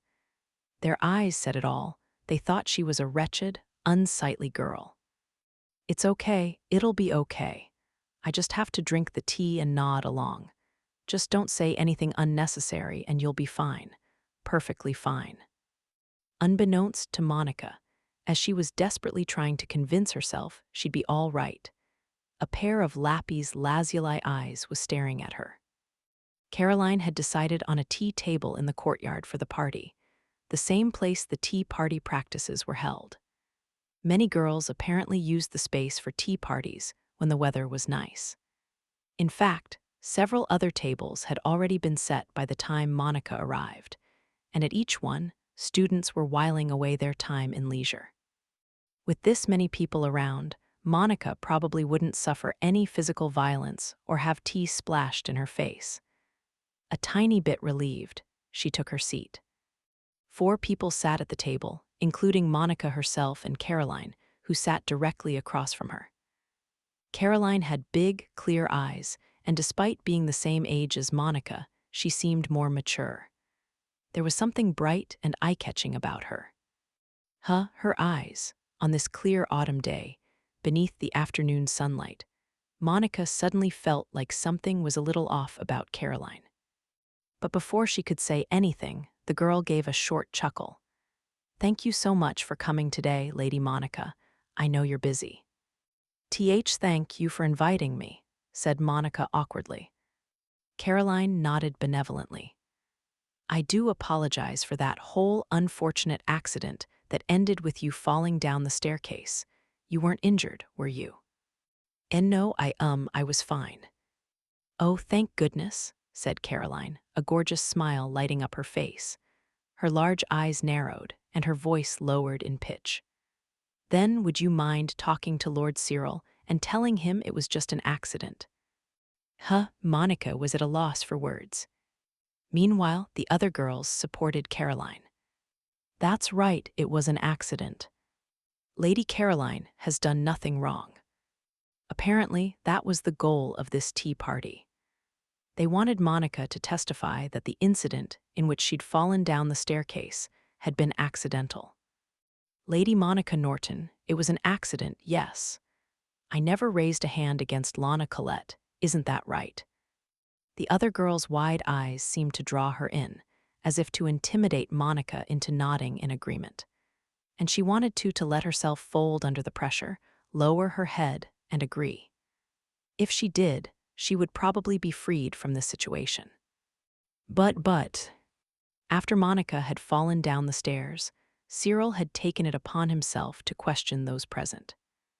If Monica did as Caroline said and agreed that it was an accident, it would put all his efforts to waste. Monica grasped at the front of her uniform, her lips trembling. I don't want, to contradict his conclusion and cause trouble for Lord Ashley. She said it. She managed to get the words out. Caroline was silent. Nervous, Monica looked at her face and saw chillingly cold eyes staring back at her. I see, Caroline said curtly, a low, heavy anger creeping into her voice. Monica shook under the focus of Caroline's rage. However, the caramel-haired girl soon reined herself in and plastered a friendly smile onto her face. Oh, dear me, I was just so absorbed in the conversation. This lovely tea is going to get cold. Please have a drink. All right. Once I drink this tea, I'll leave, decided Monica, taking the cup as Caroline, and the others all raised their folding fans to cover their mouths. Oh, that's one of the basic actions of a villainess, just like Lady Isabel said. She could hear a round of tittering from behind the fans, emitted with such precision that she could only assume they'd trained for this. Neither too loud nor too soft, it had just the right balance of cruelty and derision. I see, so this is how it looks in the wild, thought Monica, strangely impressed, as she brought her cup of black tea to her lips. When she took a sip, she found the liquid awfully bitter. Not astringent, as though it had been overbrewed, but bitter. Maybe it's just that kind of tea, she wondered. The taste was strong, but not too strong to drink. Monica was used to drinking bitter coffee on a daily basis, so she continued to sip her tea, though she had a strange feeling about it. Immediately, the expression on the others' faces changed. What's wrong? Monica wondered. They seemed shocked and looked at her with disgust in their eyes. Had Monica done something uncouth? To hide her anxiety, she downed the rest of the fiercely bitter tea. Ah, said Caroline. Monica's heart began to pound in her ears. She saw stars in her eyes as the world around her began to blur. She drank it. Are you serious? But it's so bitter. No way, I thought for sure she'd just choke on it. Caroline and the others spoke quickly, sounding flustered. Their voices reached Monica's ears, but she couldn't identify the sounds they were making as words. It was all just noise to her. What is this? The world began to distort, seep away, blur, melt, and sink into the reddish color of the tea. No, this red wasn't from the tea. It was from the flames. They swayed and flickered, crackling and sending out sparks. Beyond them, she saw a person. Father. The sight of her father, bound to a tree, began to disappear into the fire. The odor was terrible. It was the stench of burning flesh. The people surrounding her father all spoke at once. Heretic, heretic, sinner, breaker of taboo. And no, father it's not his fault. One of them threw something into the blazing fire, causing more sparks to fly. It was all of her father's research, everything he had written in his lifetime, also so important to him. Stop, don't burn them, don't burn them. They burned and burned, all those wonderful numbers he'd built up over the years, all those records, turned to ash in mere moments. I have to remember, the numbers he left behind. I have to remember them. She opened her eyes as wide as she could, though they stung from the smoke, and stared directly at the documents being hurled into the flames. Her vision wasn't very good when it came to moving objects, so she could see only fragments. Still, she burned what numbers she could into her memory, not allowing herself to blink. I have to memorize as many of the records he left as I can. If I don't. Those numbers she'd engraved into her mind were her father's legacy. She'd never forget them. They were the proof that he'd lived. 18,473,726, 385, 20,985.726, 29,405.84739. Quit speaking in numbers, it's disgusting, shut your mouth. Along with the insult, a liquor bottle swung down toward Monica as she recited the numbers. Crying, all she could do was curl up on the ground and cradle her head. I'm sorry, Uncle, I'm sorry, I'm sorry, I'm sorry, I'm sorry. All because of my elder brother's idiotic research, I have to suffer too. With a criminal in the family, my business is as good as over. Do you even understand that? This is hogwash. No, Father is. He didn't do anything wrong, he did. You better not go around telling people that crap. I'll beat you with a fire hook. I'm sorry, Uncle, please, don't hit me, I'm sorry, I'm sorry, I'm sorry. I won't say anything to anyone, I promise.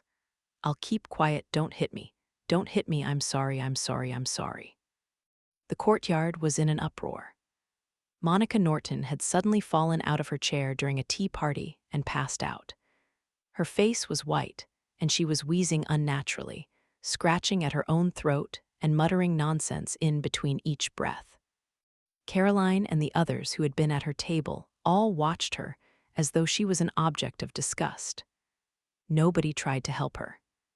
Then another girl silently approached their table.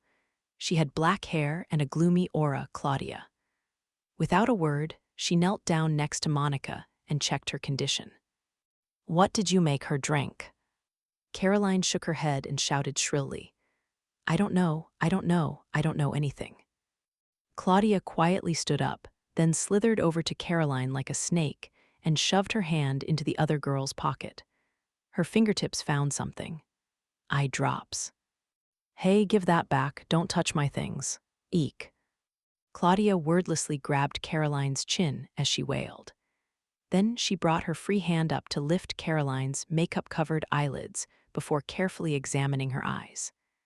Dilated pupils, belladonna, or another similar poison. This is just a medication to make my eyes larger. It's poison. Claudia swiftly cut down Caroline's excuse. Staring right into her enlarged pupils, Claudia dropped her tone and continued with emphasis. You poisoned this girl. No, I just wanted her to choke on the bitter tea and embarrass herself. Who could have imagined anyone would drink an entire cup of something that bitter? It's her own fault. Ignoring Caroline's wails, Claudia knelt down beside Monica again.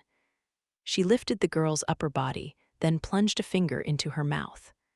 Monica spasmed, whimpering softly.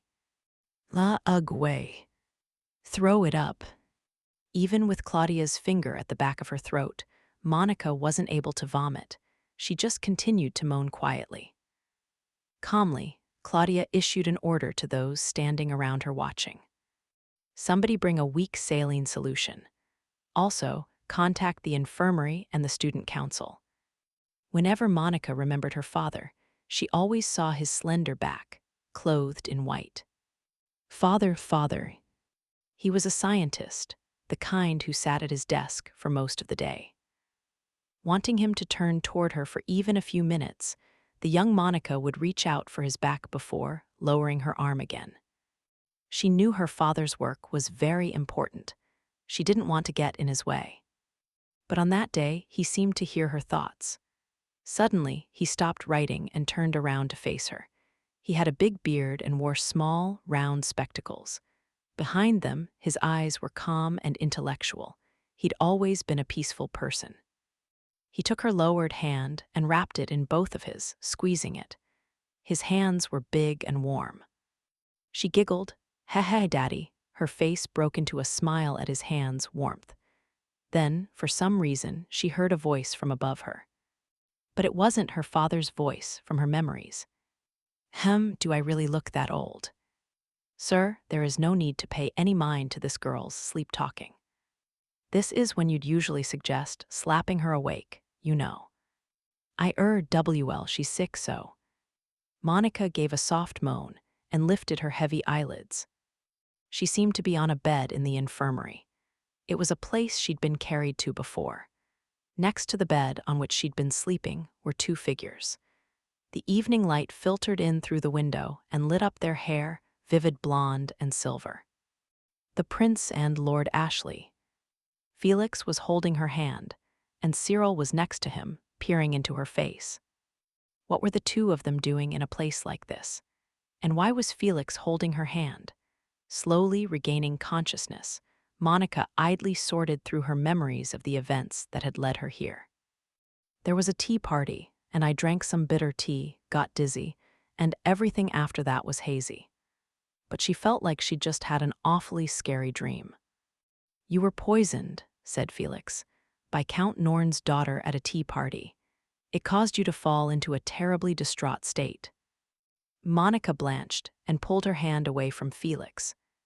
Then she practically rolled off the bed, and forcing her still weary body to move, pressed her forehead to the floor. Completely taken aback, Cyril shouted, "What are you doing?" Groveling, Monica spoke with difficulty through her madly shaking lips. I'm so sorry for causing you all this trouble." Just producing the words made her want to throw up. But she'd ruined the tea party and caused a big fuss, so she had to apologize.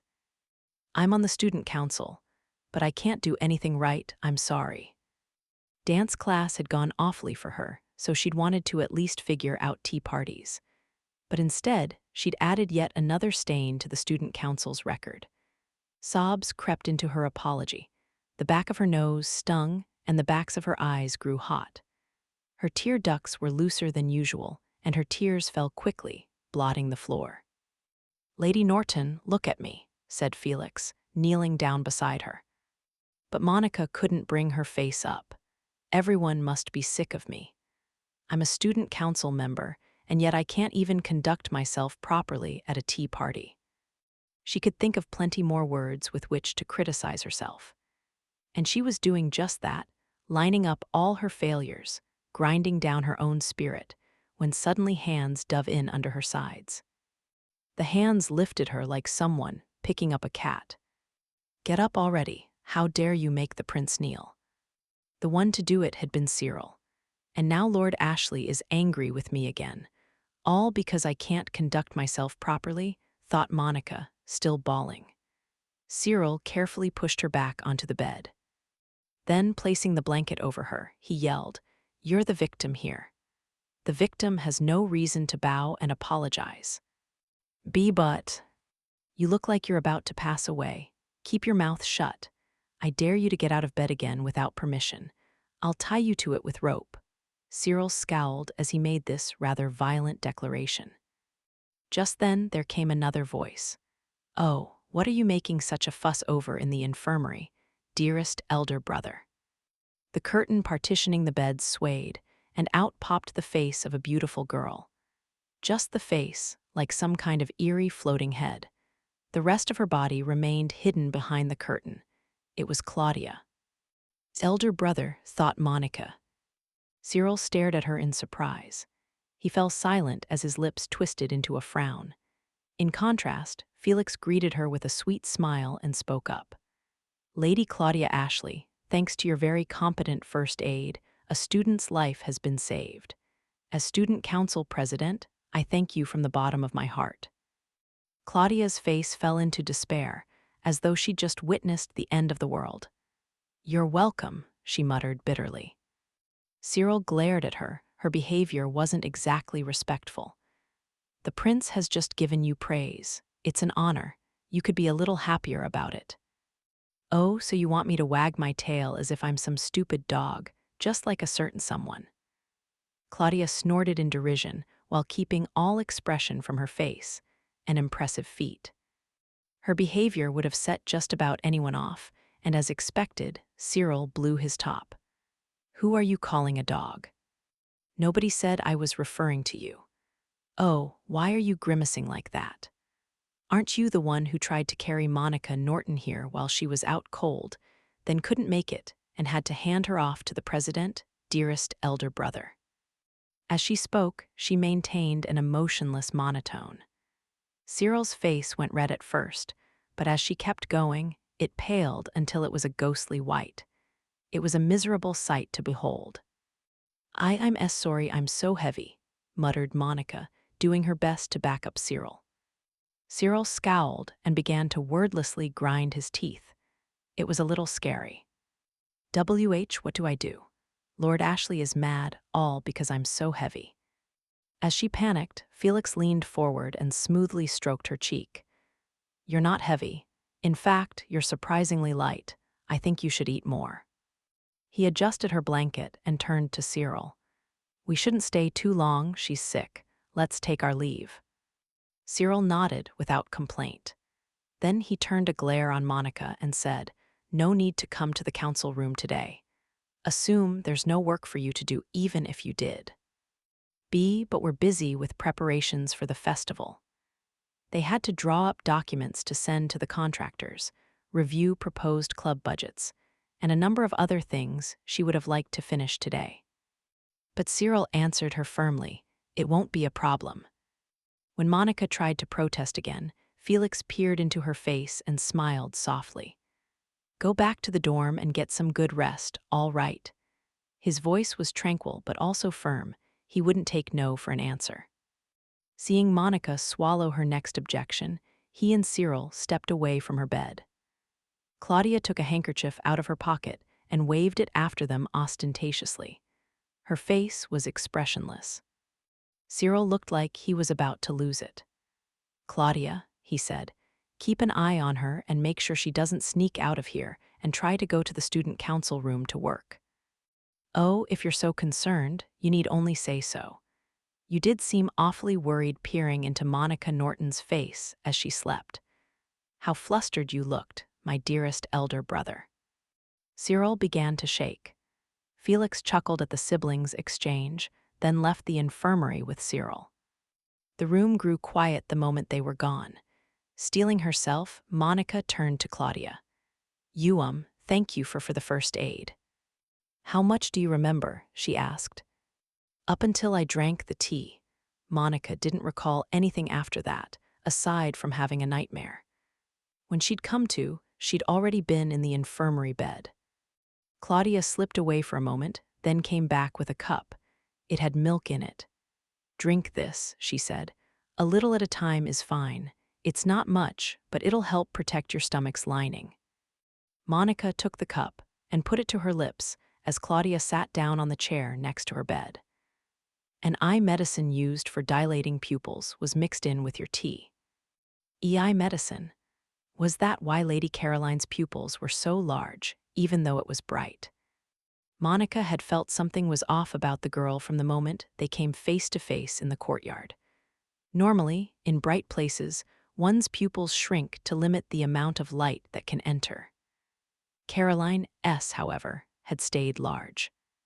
Does Lady Caroline have an eye disease?" ventured Monica. She used it as a beauty product. The idiot had a delusion that having bigger eyes makes you more beautiful, so she used it, heedless of the danger. The eye drops Caroline had possessed were normally used for eye examinations. They didn't cause a problem as long as you used them as intended, but they were toxic and would cause hallucinations and poisoning symptoms when misused. And she'd put some in Monica's teacup. "The concoction is a very bitter mixture," continued Claudia. "They probably did it to get a few laughs out of seeing you choke on it." That was why Caroline had held the tea party in the courtyard, in front of everyone instead of in her room. She'd wanted to laugh at Monica in public for making an ugly display of choking on her tea. But what Caroline hadn't predicted was that Monica would drink down the whole cup without issue. She said. "Well, it was bitter, but not undrinkable, so." What do you think creatures have taste buds for? They're not for savoring delicious food. They're there to distinguish and avoid poisons. Scolded in a roundabout way for her poor risk management, Monica fell silent. Maybe Claudia was right. Maybe Monica should have been more cautious. Caroline had obviously been up to something. Monica shouldn't have consumed just anything the other girl offered her. According to Claudia, Monica hadn't been able to throw up the poison on her own, so she'd fed her a weak saline solution to force it. When you threw up, there was barely anything in your stomach. You seem to weigh relatively little for someone your age, and you certainly don't seem to be taking care of yourself. The reason she hadn't eaten lunch today was because she'd been running away from Claudia. Nevertheless, this wasn't the first time she'd been told her nutritional intake was less than sufficient, so it stung. She hung her head. Claudia continued, her voice still glum. The smaller someone is, the less poison it takes to kill them. Even a poison that wouldn't kill an adult with a standard body type can be fatal to someone with a child's body. You're lucky to be alive. A child's body, stammered Monica, unintentionally staring at Claudia. She was slender but tall, and the parts of her body that stuck out definitely stuck out. You would never guess she and Monica were the same age. Monica had never had much of a complex regarding her body, but after becoming friends with Lana and Casey, she'd become ever so slightly more conscious of how childish she looked. She took her defeat in silence. Claudia leaned in and peered at her face. "Oh, what's wrong, child body? You're staring, child body. Also, don't eat any solid foods for the rest of the day. You'll just throw them up, child body. Why you don't have to keep calling me child body like that? I simply want to avoid you trying to thank me for saving your life." Monica's eyes widened. Come to think of it, Claudia had looked sour when Felix thanked her. Monica was naturally grateful to her, and she wanted to say thank you. But Claudia truly seemed to find the notion unpleasant. She wasn't just trying to hide her embarrassment. Do you not want me to thank you because you hate me? Is that it?" asked Monica, voice shaky. Claudia sat up straight. Her expression remained impassive, like a doll S. But Monica thought she caught a dark emotion, not quite malice, flicker deep in her lappy's lazuli eyes. "I don't hate you exactly," she answered listlessly, "though I don't like you either." Monica rallied her courage and asked, then, why have you been following me around all week?" She had assumed that Claudia was suspicious of her being the silent witch. As she waited for an answer, Claudia wordlessly slithered closer and looked at her from point-blank range. "Because you've bewitched my fiancé," she replied. Wait. Monica nearly dropped her cup of milk. Claudia continued dryly. "Being on the student council with him is one thing, but to practice dancing with him, I can't tolerate that, can I? Even I've barely danced with him." Student council, dance practice. The first people that sprang to Monica's mind were Felix and Cyril, but Claudia and Cyril were siblings, which narrowed the answer down to one. W8, Lady Claudia is engaged to the prince. On the one hand, Claudia hadn't discovered her identity, which was cause for relief. But who could have imagined that she was Felix's fiancée and mistakenly believed Monica had bewitched him? Monica thought hard, trying to come up with some way to untangle the misunderstanding. Just then, a sound came from the door, and she heard two sets of footsteps on the other side of the curtain. "Monica, we've come to visit." SHHH, no yelling in the infirmary. The familiar, lively voices belonged to Glenn and Neil. Glenn pushed open the curtain without asking and took a long stride over to the bed. "Monica, you all right? Whoa, your face is so pale. Oh, and I brought a gift. Is meat okay?" "Glenn, you can't give meat to someone right after they've been poisoned," chided Neil before noticing Claudia at Monica's bedside. He straightened up and offered her an awkward smile. "Oh, hello, Lady Claudia." Claudia maintained her impassive expression, but the air around her had clearly changed. Her gloomy, listless aura had disappeared entirely. Neil looked slightly troubled by her lack of expression. Well, I heard from the president that it was you who performed first aid on Lady Norton." Claudia remained as wordless and emotionless as ever. She didn't even offer a nod in reply. Neil started to panic, moving his arms pointlessly and continuing. "I am impressive as ever, Lady Claudia. You're amazing."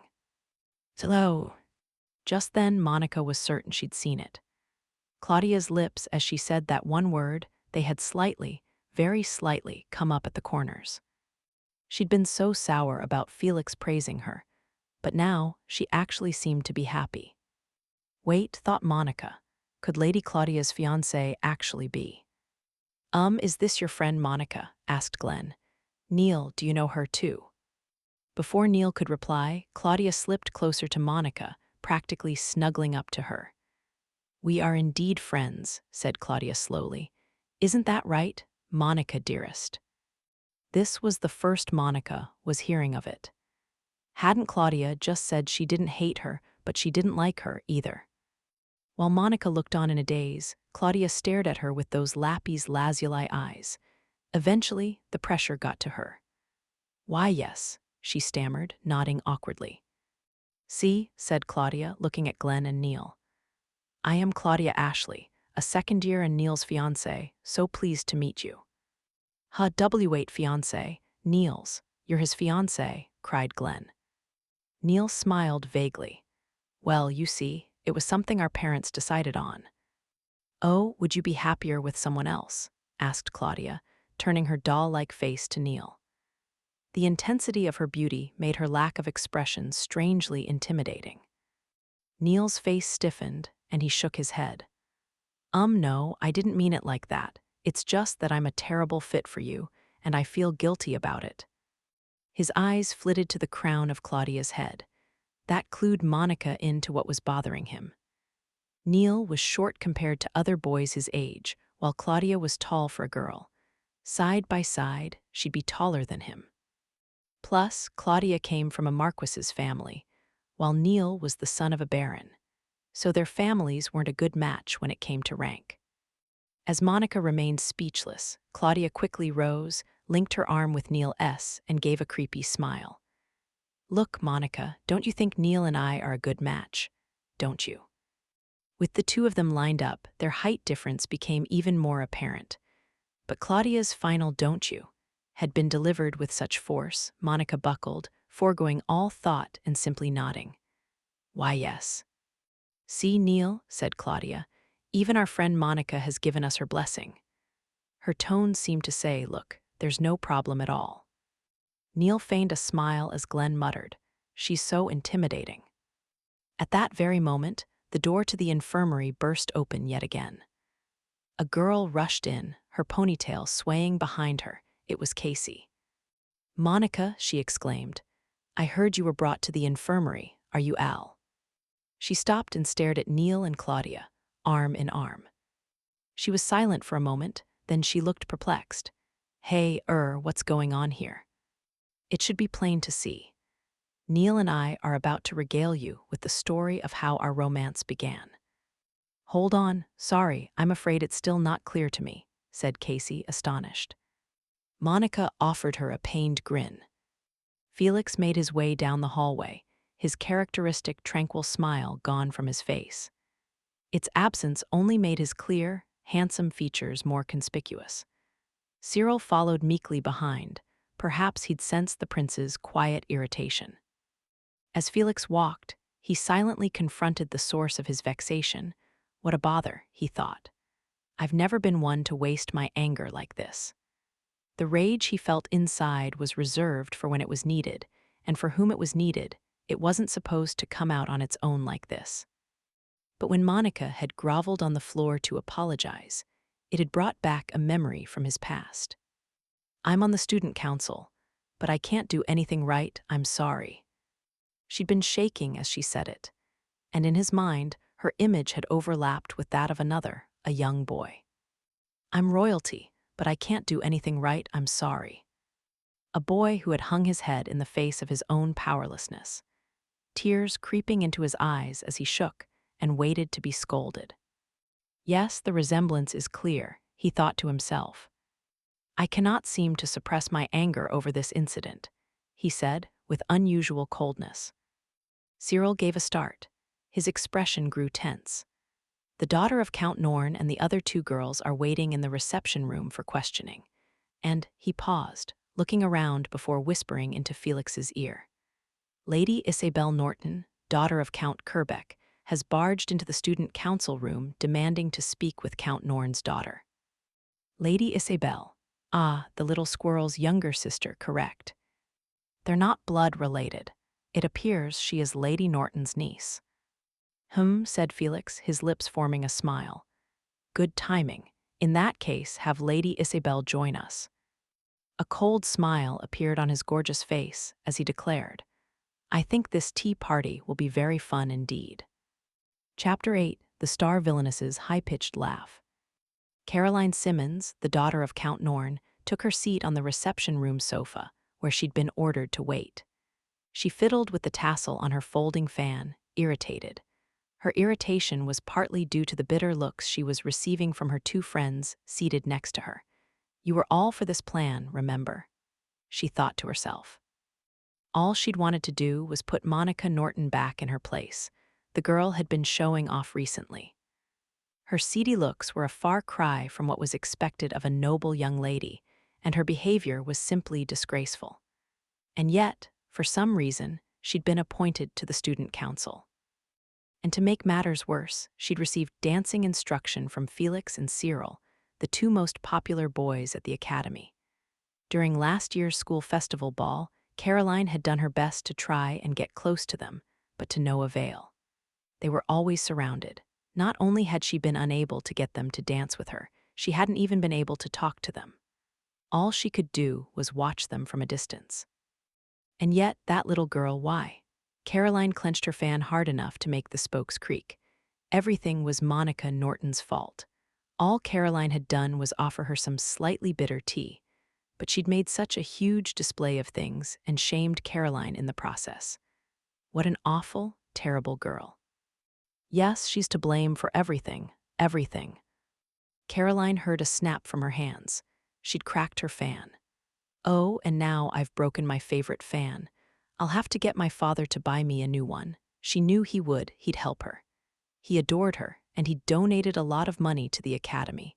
She'd never be expelled over this. There was a knock at the door. Excuse us, came a voice as two students entered the room.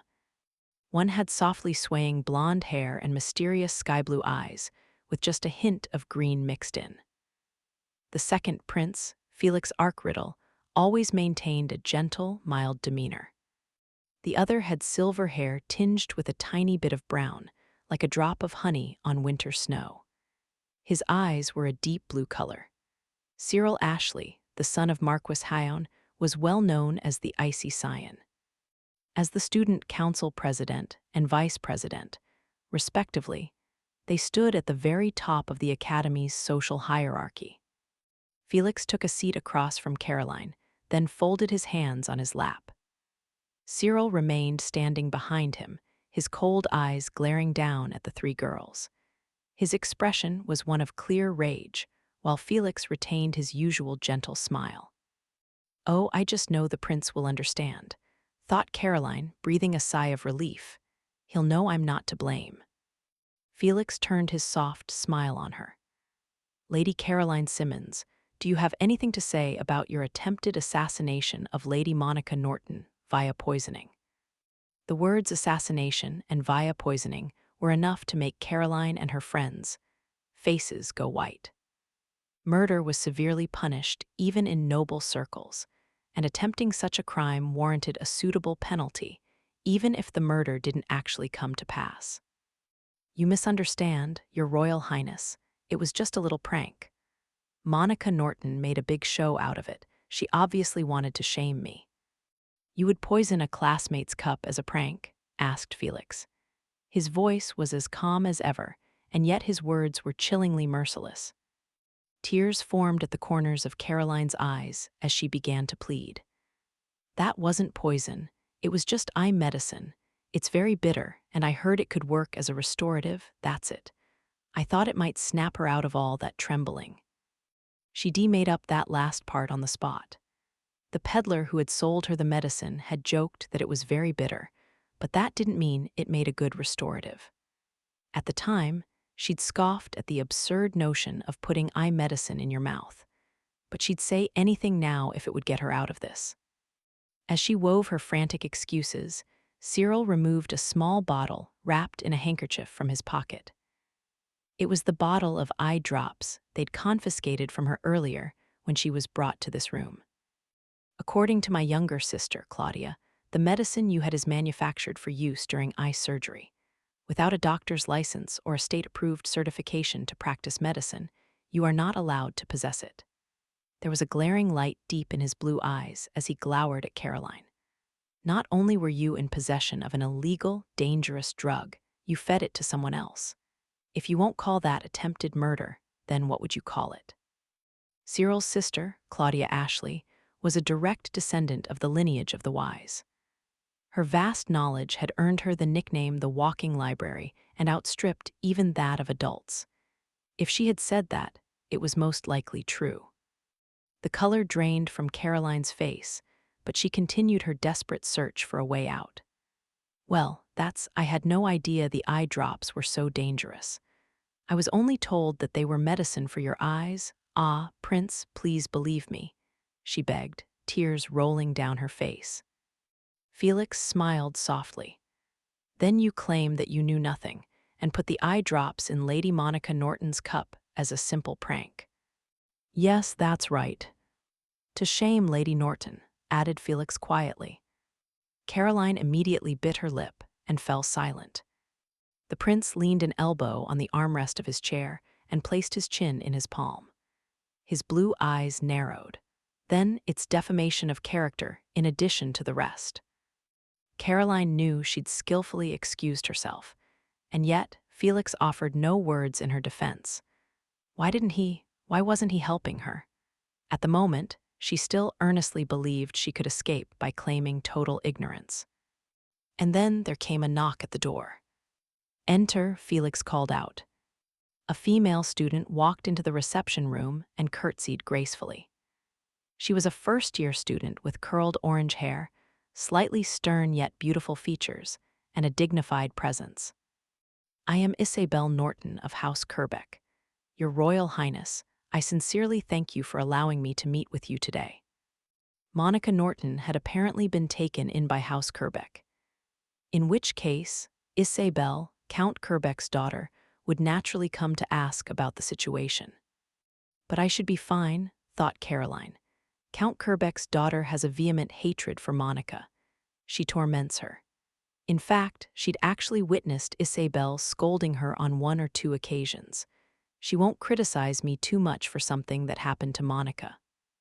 The prince gestured to a chair, and Isabel took a seat, then lowered her eyes apologetically. I have heard that our problem child has caused everyone a great deal of distress. As a member of House Kerbeck, allow me to extend my heartfelt apologies. Felix and Cyril remained silent. Caroline, on the other hand, privately cheered. See, I knew it. Someone could outright kill Monica Norton and House Kerbeck wouldn't bat an eyelash. She chuckled to herself. If Isabel hated Monica, then that would make her Caroline's ally. Isabel glanced over at her and offered a cute smile. I know it won't do for an apology, but my maid has prepared some tea for everyone. I'm sure you're all thirsty from talking for so long. Please have some. She called out through the door. Her maid quietly entered the room and placed a cup-laden tray in front of Isabel. She didn't immediately distribute the tea, though, which struck Caroline as strange. Isabel then took a small bottle out of her pocket, pinching it and lifting it up so that Caroline and the others could see it. And when they did, all 3 of them cowered. It looked exactly like the bottle of eye drops Caroline had possessed. Oh yes, I know. Since we're all here anyway, I wanted to have you try this out. I bought it from a peddler recently. It's a very effective beauty product, she said, putting drops of the liquid into 3 of the cups. Her maid handed those without the drops to Isabel, Felix, and Cyril, and the rest of them to Caroline and her friends. When Caroline grimaced at her cup, Isabel hid her mouth with her fan and tittered. Despite being hidden, her laughter was very clearly full of scorn and malice. Eventually, she said, "Drink up, would you?" Caroline stared at her cup. She couldn't smell anything in it aside from the black tea. But her eye drops had been odorless, too. Is that bottle the same as mine? Why would the daughter of Count Kerbeck have something like that? It would be odd for her to conveniently have the same eye drops. This had to be a coincidence. Caroline's friends watched from beside her, waiting to see what she did. Neither of them made a move to touch their cups. Stop this, thought Caroline. You're basically admitting that the eye drops I had were poisonous. It couldn't have been the same bottle. Isabel was bluffing. Caroline glared at her tea, then made up her mind and took a sip. The bright flavor of the tea filled her mouth and nostrils. But moments later, an intense bitterness assaulted her tongue. Caroline choked on it, then immediately spat it all out. She continued spitting, her saliva dripping everywhere, until she was sure that not even a drop of it remained in her mouth. Afterward, she leveled a murderous glare at Isabel. "This is poison. This woman just tried to poison me." "Oh," Isabel chuckled, opening the lid of the bottle and pouring it into her own cup.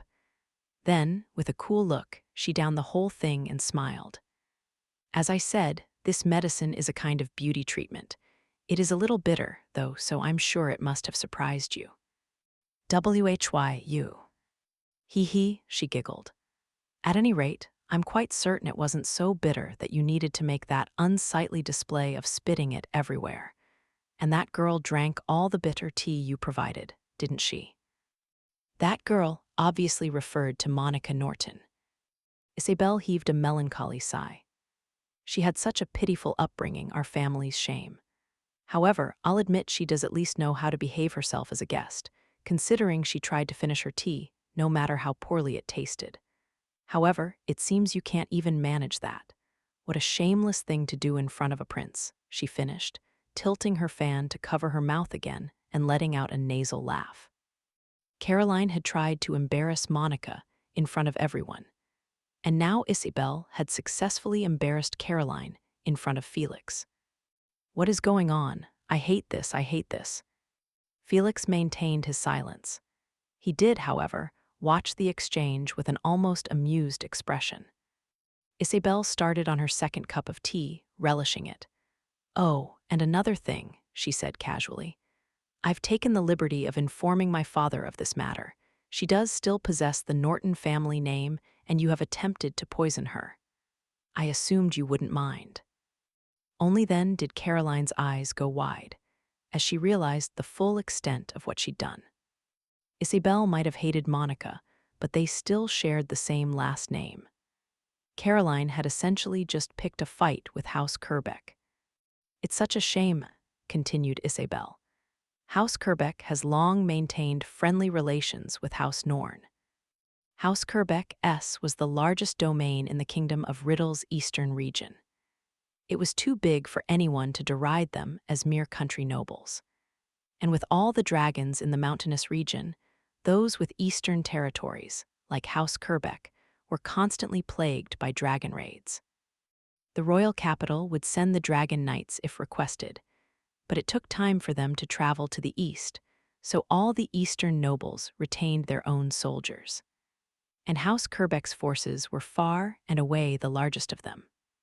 That was why, when dragon raids occurred and the dragon knights couldn't make it in time, eastern nobles often requested help from the nearby House Kerbeck. House Norn, Caroline's family, was no exception.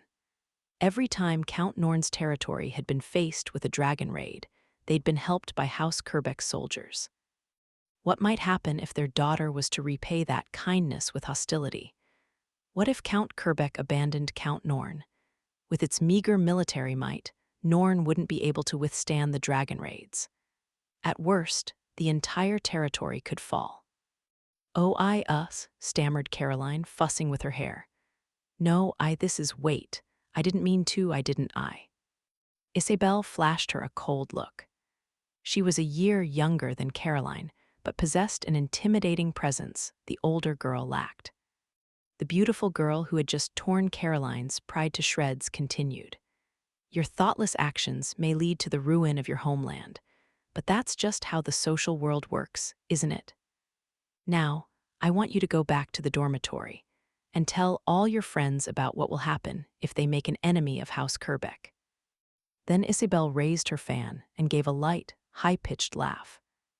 Oh ho ho ho ho ho. After Isabel Norton's peerless performance, a teacher came to bring Caroline Simmons and her two friends to another room.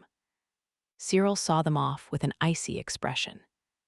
Nothing was official yet, but the most appropriate move would be to expel Caroline as the perpetrator and force her two friends to leave the school of their own accord. Caroline had never admitted fault, even at the very end. In fact, she tried to lay the blame at Monica's feet in an attempt to evade punishment. She'd done the same thing when Monica had fallen down the stairs. How foolish, thought Cyril. He'd observed the same thing with the former accountant, who also had to leave school.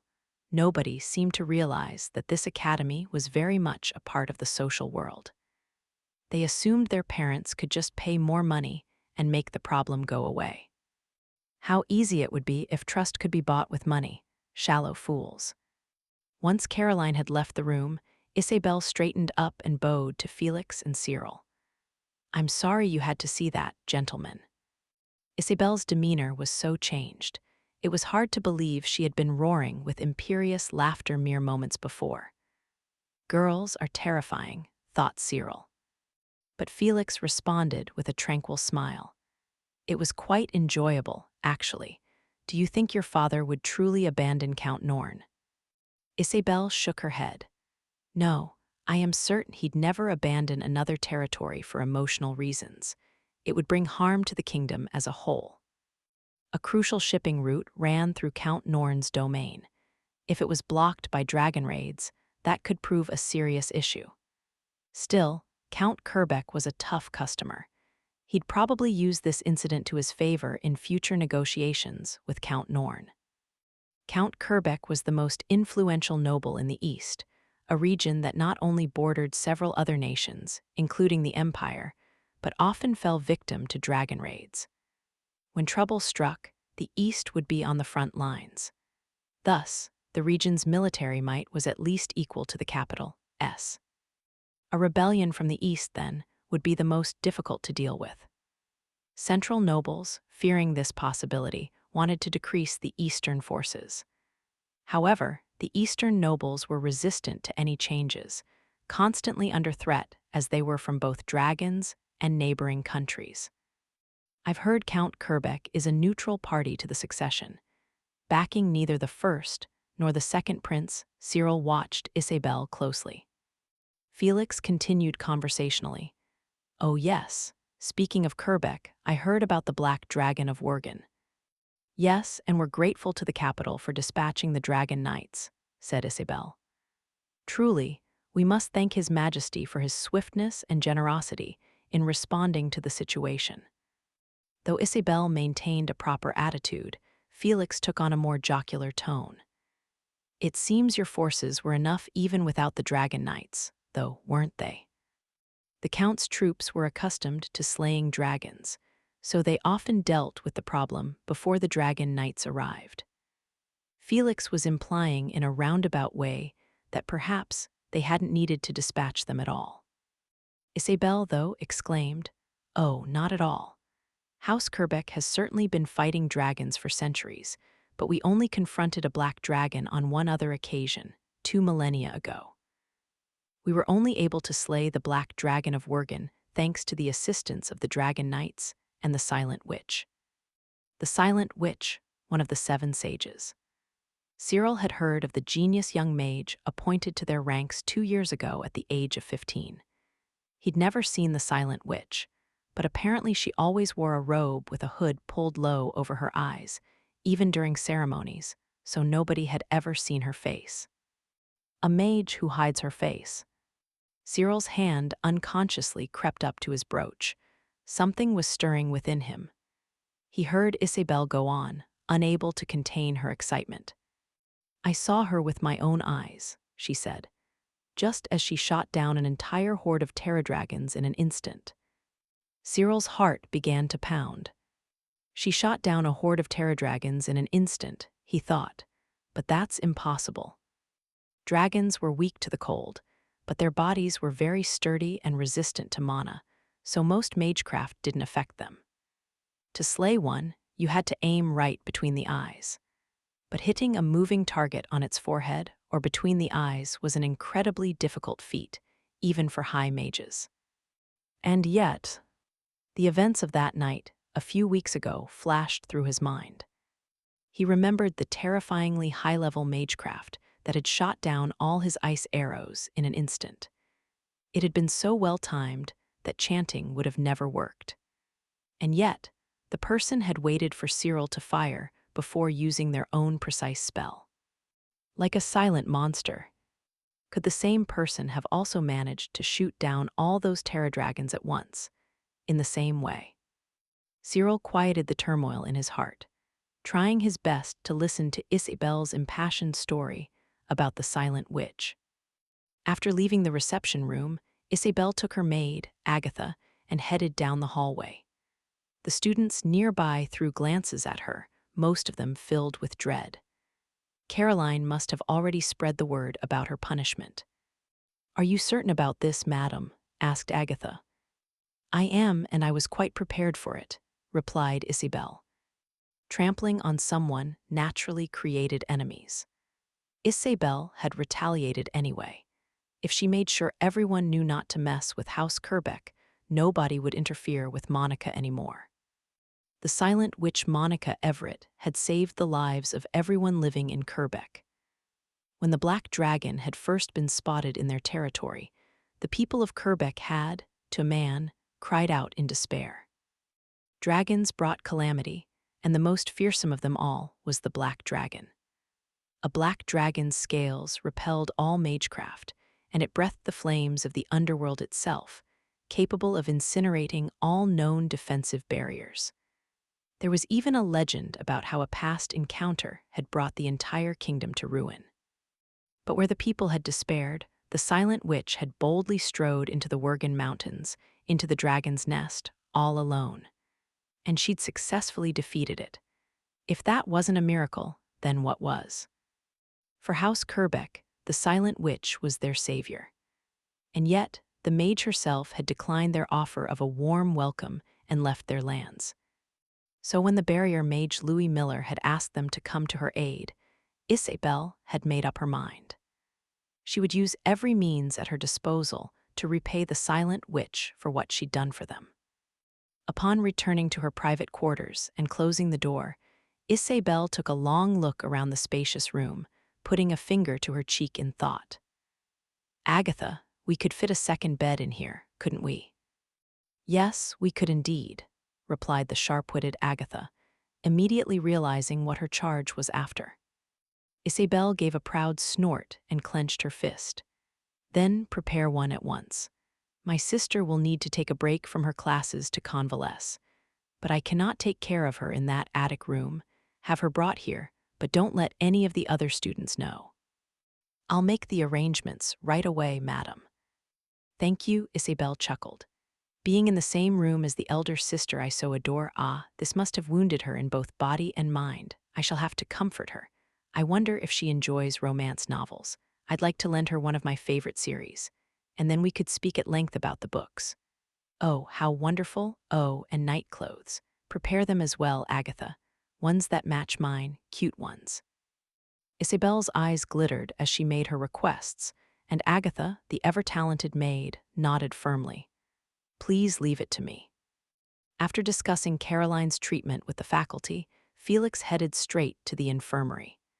He wanted to check on Monica, but she wasn't there. Apparently, she'd returned to her own dormitory. He had been concerned whether she'd be able to manage the trip in her condition, but Claudia had been with her, after all, and she wouldn't have let the girl do anything reckless. Now that I think about it, I heard she lives in a room in the girls' dormitory attic. Apparently, the daughter of Count Kerbeck had arranged for it. I would have liked to warn her not to torment the girl too much. If Felix asked Isabel the reason she bullied Monica, however, others would see it as a member of the royal family meddling with House Kerbeck's internal affairs. Their family was very influential and neutral. Even the second prince couldn't easily interfere with them. Either way, if Monica came crying to him about how Isabel was torturing her, he could just spoil her the exact same amount. Having an obvious bully would make the little squirrel easier to tame. Before, I'd hoped Cyril would fulfill that role, but he's been soft on her lately. Cyril had been the first one to pick up Monica when she'd needed to be carried to the infirmary, even though he'd run out of strength partway through. It was possible he had begun to see Monica as a little sister. Everyone knew what his relationship with Claudia was like, after all. Felix chuckled to himself, recalling the two mismatched siblings amusing back and forth. As he did so, he caught sight of a familiar face. It was Elliot Howard, standing against the wall of the hallway with his arms folded across his chest. He was scrutinizing the prince. "Hey, Elliot," said Felix. "Was the Abbott Company matter resolved?" Elliot stepped away from the wall and nodded. "Yes, and I've told those processing visitors to the campus to tighten up security." The thieves pretending to be from the Abbott Company had falsified the necessary documents of permission to get into the academy. That was how they'd waltzed right in from the front gate. Elliot had insinuated to the real Abbott Company that those documents might well have been leaked on their end, which had very quickly won their agreement to all demands. As one of the few companies that dealt in fireworks and theater explosives, they were basically irreplaceable, so Felix was happy to have their cooperation. "Criminal organizations have been using more and more advanced forging methods lately," said Felix. "No harm in making the procedure stricter." "True," agreed Elliot, the corners of his mouth rising into a mean-spirited grin. "Of course, no matter how much documentation or how many carts they get a hold of, and no matter how much they try to make themselves appear legitimate, none of it matters if the ones playing the part are buffoons. Could you submit the rest in a report later?" "I'd like to head back to my room," said Felix, starting to walk past Elliot. "Hey," the other boy called out, stopping him.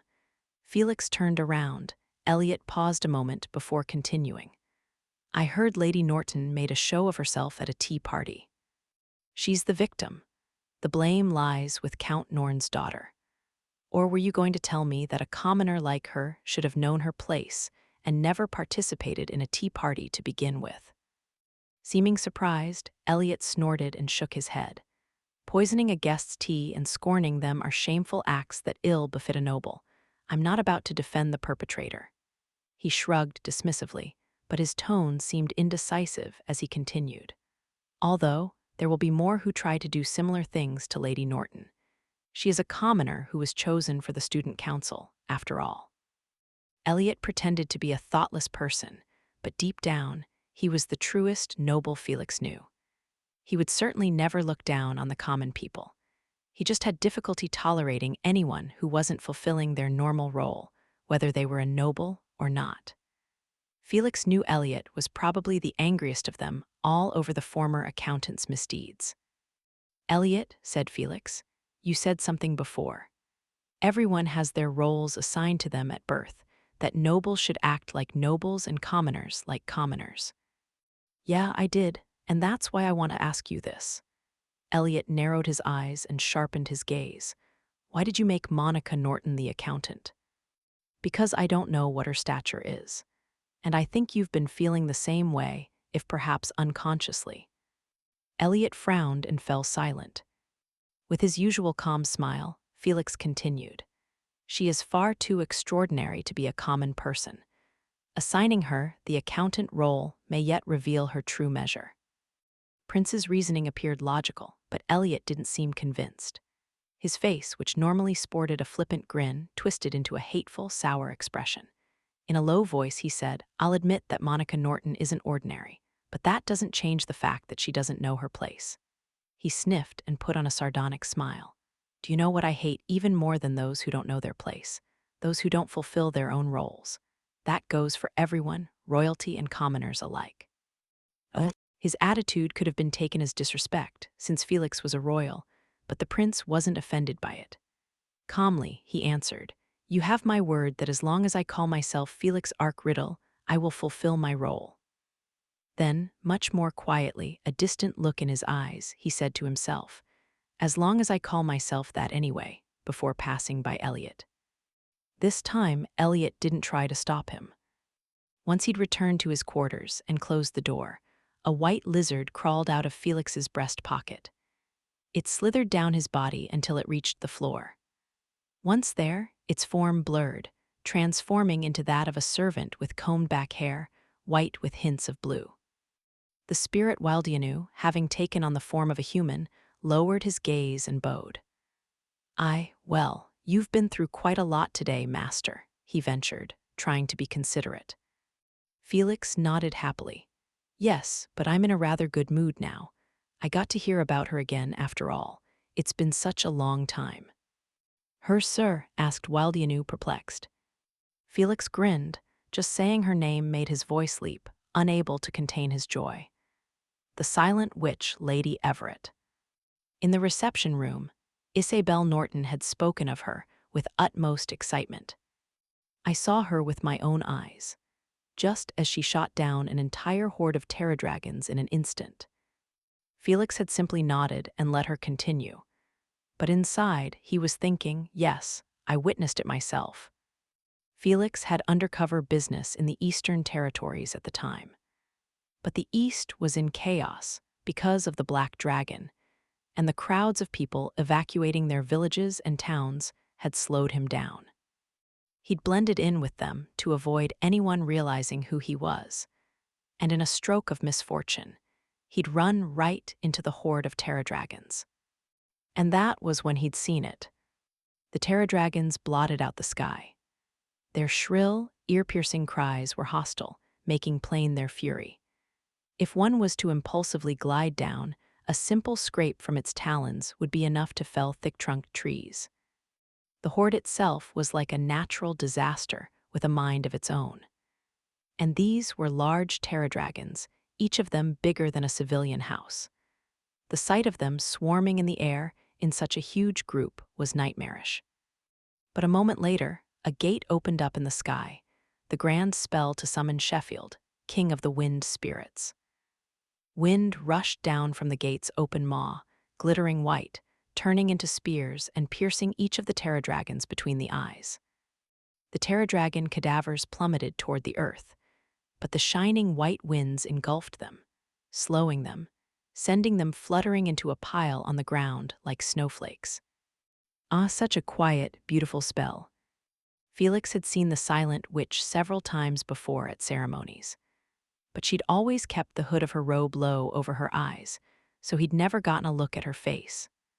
What's more, she almost never appeared in public, hence her reputation as a particularly plain, inconspicuous member of the Seven Sages.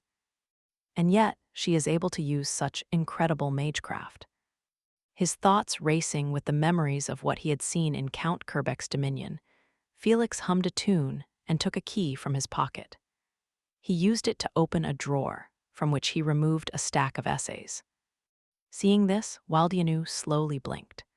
Are those essays written by the silent witch during her student days? Yes, replied Felix. I asked a used bookshop I frequent to acquire them. This essay details the positional coordinates and their changes for extremely advanced magecraft. He paused, then frowned, seeming a little disappointed. But I suppose spirits like you don't need to know anything about magecraft, do you? No, sir. We can use mana intuitively, so magic formulae are beyond our understanding. Spirits could use mana as naturally as people could reach out and pick something up off a desk. Humans weren't as innately talented, which was why they used spells, processes by which they wove magical formulae. Felix ran his fingers lovingly over the essay's cover. Lady Everett has yet to reveal the underlying principles behind her enchanted magecraft, but there's no doubt she is possessed of a brilliant mind. Although she wrote this essay while she was a student, once publicized, it completely changed the common understanding of wide area spells. She single-handedly increased the accuracy and precision of magecraft by several orders of magnitude. When spirits such as myself target something with attack magic, we just aim and expel our mana without much thought. Humans can't just use mana. Only by understanding its workings and putting together a logical formula can people employ it in the form of magecraft. Consider, for example, when one uses a fire spell to attack an enemy. A mage first has to determine the fire's temperature, size, shape, and duration. To then shoot it at an enemy, they would also have to integrate velocity, angle, and flight distance into their calculations, making slight adjustments to account for weather and wind direction. Without working all those precise details into the magic formula, the mage wouldn't be able to cast the spell properly. And if it went really wrong, the fireball could end up tragically exploding in their face. Magecraft requires incredible amounts of calculation. Humans chant for much the same reason complex equations require intermediate equations to solve. Once you're used to it, you can abbreviate it to a degree, but you could never look at a complex equation and immediately know the answer, right? But there is one human who can do that. A genius mage who could arrive at the optimal solution to a complex magical formula in an instant, and thus didn't need to chant, the silent witch. When he recalled her robed figure from the ceremonies, Felix's cheeks colored, and he broke into a smile. I'd like to see it again, if possible, that perfectly calm, beautiful magecraft. He closed his eyes, replaying in his mind's eye the scene of the giant magic circle splitting through the clouds, the gate opening in the heavens, and the shining white spears of wind. Those spears had plunged into the Terra Dragon's foreheads, sending them hurtling toward the ground, killing them instantly, barely shedding any of their blood. It was so merciless, so cruel, and so beautiful, and it had stolen Felix's heart. Felix gazed at the silent witch's essay and breathed a sweet sigh. Ah, when she shot down those Terra Dragons, how did she calculate their coordinate axes? Even current tracking formulae wouldn't be able to aim at a target as small as their foreheads. I wouldn't be surprised if the silent witch had developed a new tracking formula, but since the magic circles appeared directly above the dragons' foreheads, I don't think she used one at all. Which would mean she accurately determined the positions of 24 Terra Dragons and instantly triggered her spell, summoning a spirit king and piercing their foreheads. But having a complete grasp of 24 targets' positions and attacking them all simultaneously with a spell that powerful is simply absurd. Perhaps the silent witch has amazingly acute spatial senses. As Felix prattled on, forgetting to breathe, a troubled Waldianu finally interrupted him. "Excuse me, master, your tea is ready." "Oh yes, right, thank you. Just leave it there, please." Waldianu set the teacup down in accordance with his master's ambiguous instruction. Then, ever the serious sort, he added, "My sincerest apologies, master. My insufficient studies have left me unable to understand your words." "No, I'm the one who should apologize," said Felix. "There's nobody else I can talk to about this, so I tend to get a little excited." He flipped through the essay's pages, scanning them. It was an extremely advanced, complex thesis, but he'd read through it so many times that he even knew where the smallest folds in the papers were. A simple skim over the words was enough to bring it all back to mind. He'd read it enough times that he'd practically memorized the whole thing, over and over and over again. Though I feel as if I could get along well with Lady Isabel, as a fellow fan of the Silent Witch. The prince was outright calling himself a fan. At this, Waldianu's face grew troubled. "Master, you shouldn't speak of magecraft with anyone else." "Yes, of course, I'm well aware. Publicly, I need to appear ignorant of it." Felix smiled, looking slightly lonely as he pressed the essay in his hands to his chest. It was as though he were clutching a letter from his beloved, sadness dwelling in his narrowed eyes. Chapter 9: The Circumstances of Chocolate. After being poisoned by Caroline Simmons and sent to the infirmary, Monica took about a week off from classes and spent the time recuperating in Isabel's room. She would have gladly stayed in her attic dorm, but Isabel had already brought in a bed for her, so she hadn't been able to refuse. The bed was soft and fluffy, and Monica was sitting on it now, wearing a borrowed set of silken nightclothes. She turned the page in the novel Isabel had lent her, feeling uncomfortable under the girl's excited gaze. Upon finishing that last page, Monica rubbed her tired eyes. Isabel, sitting at her bedside, leaned forward a little and asked excitedly, "How did you like it?" That was Marine Firel's most famous work, The White Rose Maiden Sleeps in the Flower Garden. Monica wasn't sure how to reply, and her gaze wandered. The choice of words is very, unique. It is, isn't it? Marine Firel's phrasing is so poetic and beautiful, and she does an especially wonderful job of depicting scenery and the heroine's mindset. But her narratives are amazing, too. One simply cannot help but cry as the characters part ways in Chapter 3. Monica, who had read all the way through Chapter 3 without crying, began to feel as if she owed Isabel an apology. She'd never read many storybooks, even when she was very young, so she had a hard time with the peculiar turns of phrase unique to this sort of fiction. It had described soft skin as smooth as white porcelain, black hair like melted ebony sprinkled with dusted gemstones, and youthful lips the color of wild strawberries. Monica wondered why the author didn't simply say a character had white skin, black hair, or red lips. But since she was hesitant to speak ill of something Isabel had recommended to her, she just smiled vaguely and nodded. Then Isabel's maid, Agatha, called out softly, "Madam, it is almost time for your meal." "Oh, it's already that late," said Isabel. "I must go to the cafeteria for a short time, my sister. Agatha will prepare your food." Thank you." After Isabel left the room, her young maid, Agatha, brought over a tray with some food on it. "I'll leave everything here," she said. "When you're finished, please ring the bell on the table." Thank you." Agatha smiled sweetly at her, bowed, and left the room. She seemed to have guessed that Monica wasn't used to eating around others, and Monica was grateful for her consideration. She climbed out of bed and took a seat in a chair. Several things were on the table: soft bread, cheese, a stew containing fish and vegetables, and a dish of boiled sweet apples. Apparently, Agatha had used the cafeteria to prepare all of this specifically for Monica. Appreciative of both Isabel's and Agatha's thoughtfulness, Monica tore off a piece of bread and put it in her mouth. It was soft, fluffy, and just a little bit sweet. She'd almost never eaten bread this soft up in the mountains.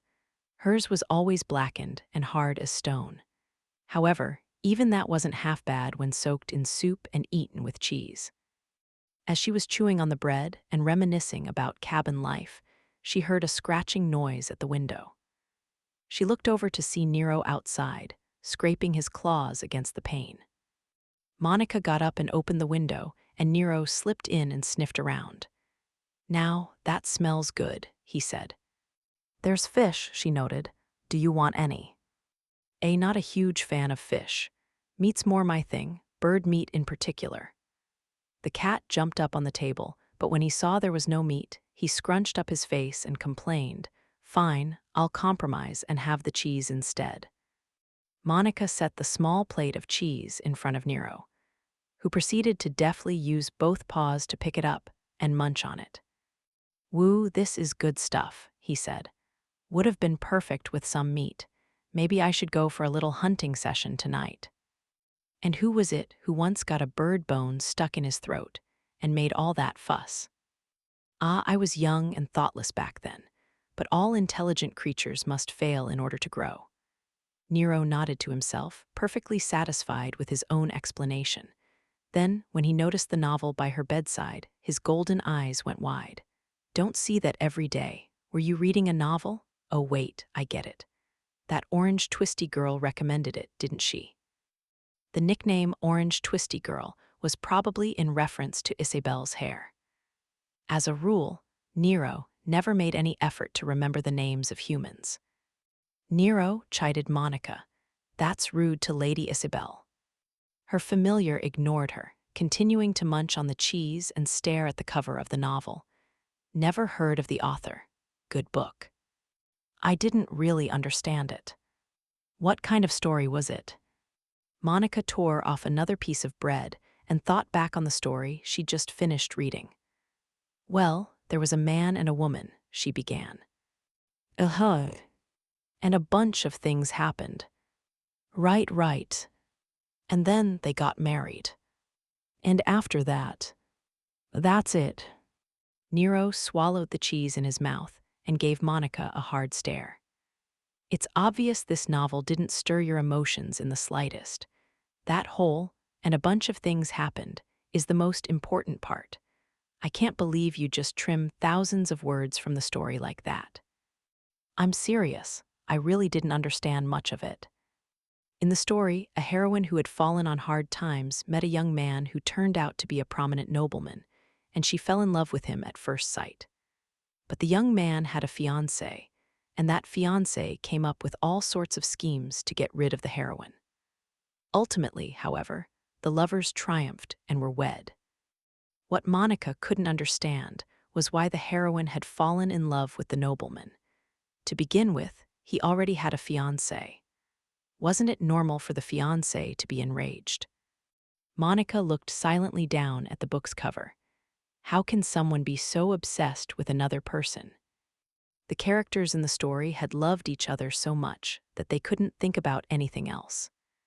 The heroine had said things like, "I want him to love me, I want to be loved, I want him to choose me, I want him to desire me no matter what I have to give up in exchange." The heroine's attitude reminded Monica of the culprit in the flower pot incident she had been roped into shortly after her transfer, Selma Karsh. She had lost her mind over her fiancé and tried to harm Felix. Selma wanted her fiancé to love her. She probably would have done anything to make her wish come true. Clearly, that included causing harm to another person. Seeing her obsessed with love-like, that had been terrifying to Monica. How can she hope for so much from another person? She wondered aloud, directing a dark-eyed gaze at the book's cover. Nero swished his tail from side to side. You're probably too young to understand. Love is, well, when you fall in love, it makes your chest feel tight. You know, your heart clenches up and stuff, he explained, his expression making it clear he thought he knew everything. Monica frowned and stared at him. You understand love, then? Course I do.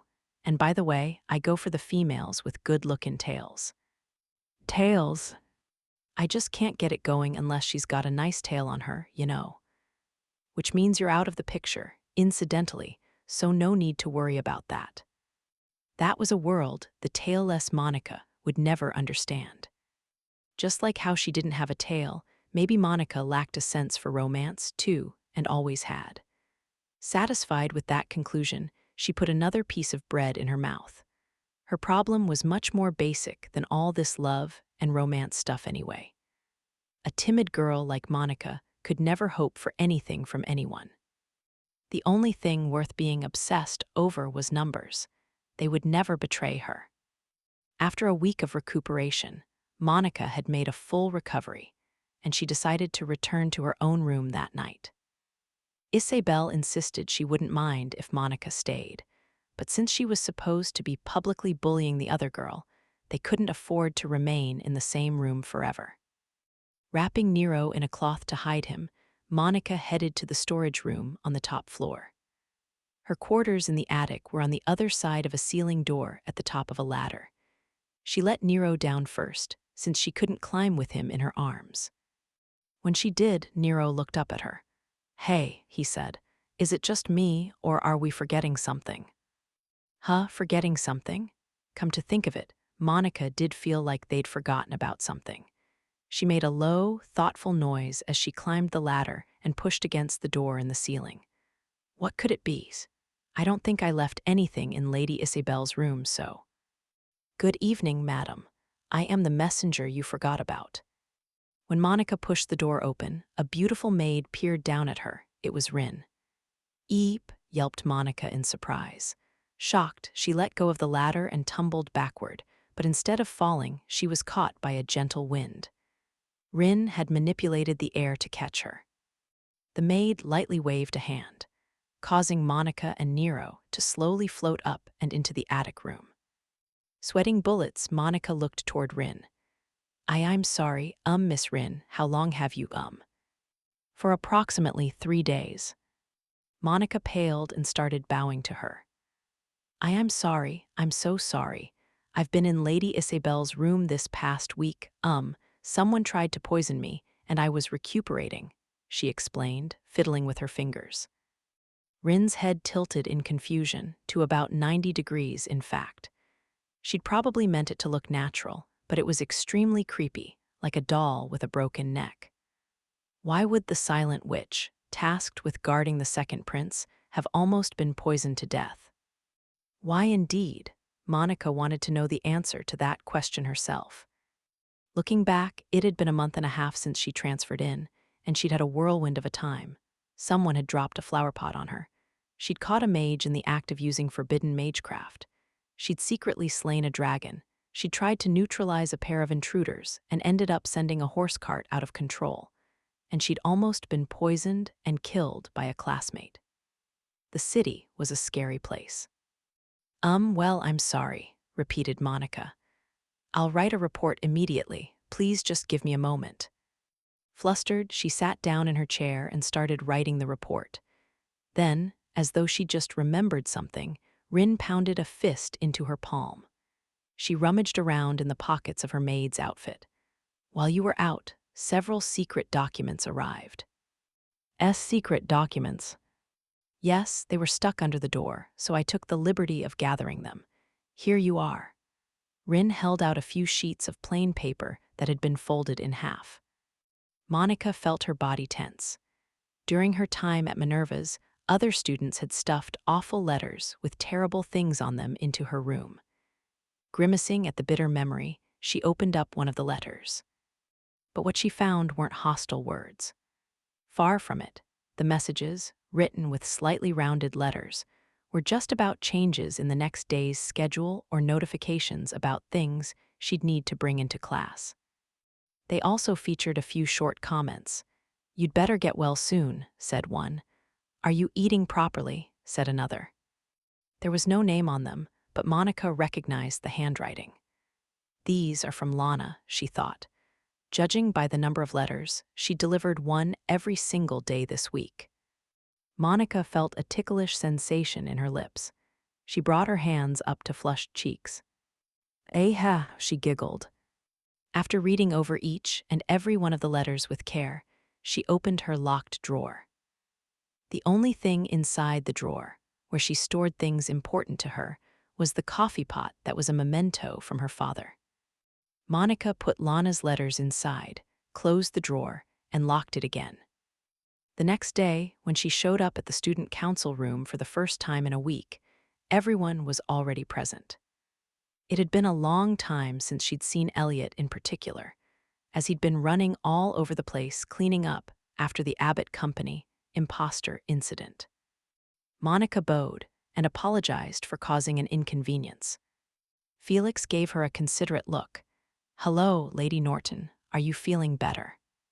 Why, yes, sir. I'm glad to hear it. We'll be a bit busier, as more supplies for the school festival will be arriving this week, but I don't want you to push yourself. When she heard the word supplies, Monica's face tensed. The imposter incident was still fresh in her mind. If something like that happens again, she thought. Elliot noticed her grim expression and shrugged. Well, we tightened up the procedure for checking each contractor's documentation and seals, and we've forbidden possession of blades of any sort, so I doubt we'll have many issues. But we can't let our guard down, added Cyril, glaring at him. His tone was serious, in contrast to Elliot S. The secretary scowled. I know that. Felix interrupted to try and settle things down.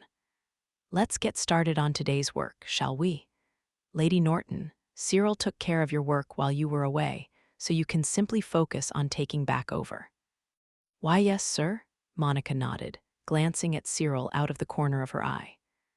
The last time she'd seen him was in the infirmary after she'd swallowed the poison and collapsed. He'd yelled something crazy about tying her to the bed if she tried to get up. His face was just as strict as always. When he noticed Monica's furtive glances, he crossed his arms and huffed. I'll be putting you through the ringer to make up for your absence. You'd better be prepared. Right. I have to make up for all the trouble I caused, she thought, determined to do her best. However, all her work from the previous week had been neatly finished up.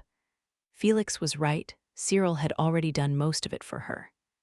He'd threatened to put her through the ringer, but all she ended up doing was checking over the documents he'd finished in her stead. As a result, Monica could now focus on her budgeting task for the school festival. But even there, Cyril had already gone through the documents submitted by the club presidents and handed back those with problems. He'd been so considerate about everything that Monica found herself wondering if Cyril even knew what a ringer was. Eventually, once the other council members had reached a stopping point, Cyril told Felix, "Sir, Accountant Norton and I have more work to do, so we'll be staying late. I'll be sure to lock up." "Oh," said Felix, "I trust you, but don't overdo it, all right." "Yes, sir," Cyril nodded as the other members left the room. Only he and Monica remained. What work could he mean? Wondered Monica. She couldn't think of anything that urgent. Maybe he's keeping me here to lecture me. I did cause a lot of trouble for him with that tea party. She imagined him shouting at her about how she couldn't even manage a tea party despite being a member of the student council. As she pictured the scene, she started fidgeting with her fingers in her lap. She was sitting, still flustered, when Cyril approached, carrying something in each hand. They were cups, not fancy ones like those used in tea parties, but thicker, plain white ones. He set one of them in front of Monica, then took one for himself and sat down across from her. "Drink," he said. Monica looked at her cup. It was filled with a brown liquid. The hue was lighter than coffee, and it smelled faintly sweet. She'd encountered this scent just once before.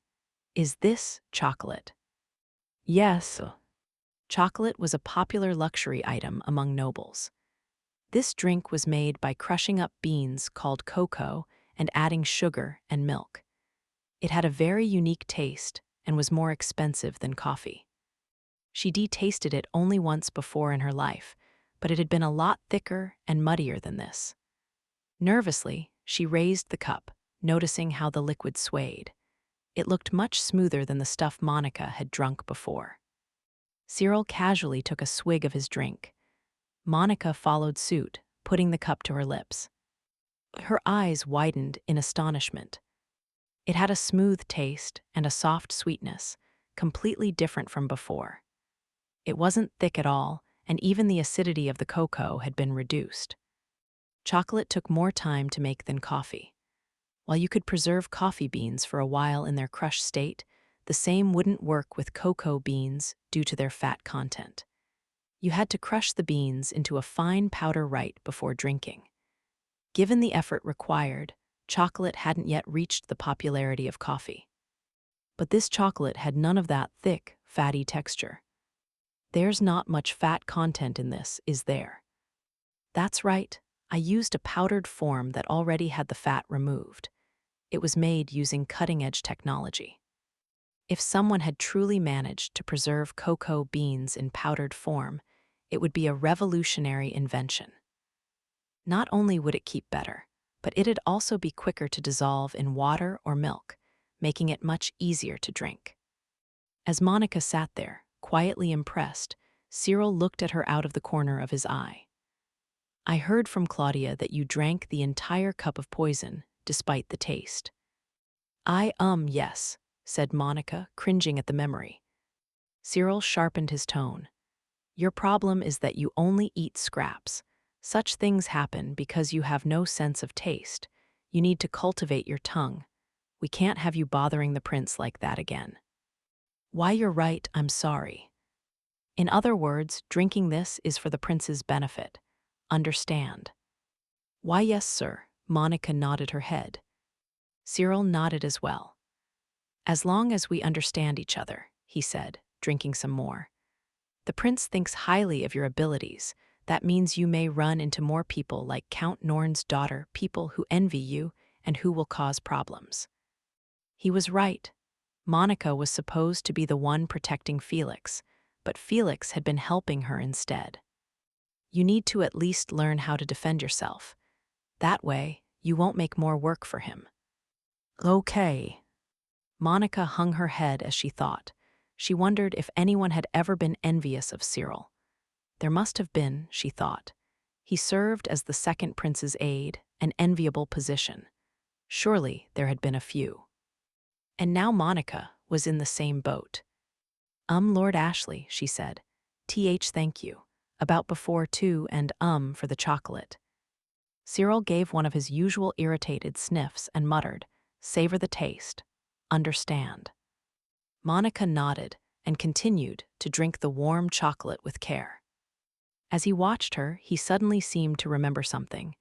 "Just one more thing. Don't tell the prince about this, especially the chocolate. It's—" "You, Lord Ashley," interrupted Monica nervously. Cyril's brow furrowed as he glared at her. "What?" "The prince, he's—" "What about him?" "Right behind you." The blood drained from Cyril's face. Felix was standing directly behind him, smiling. Cyril hadn't even noticed.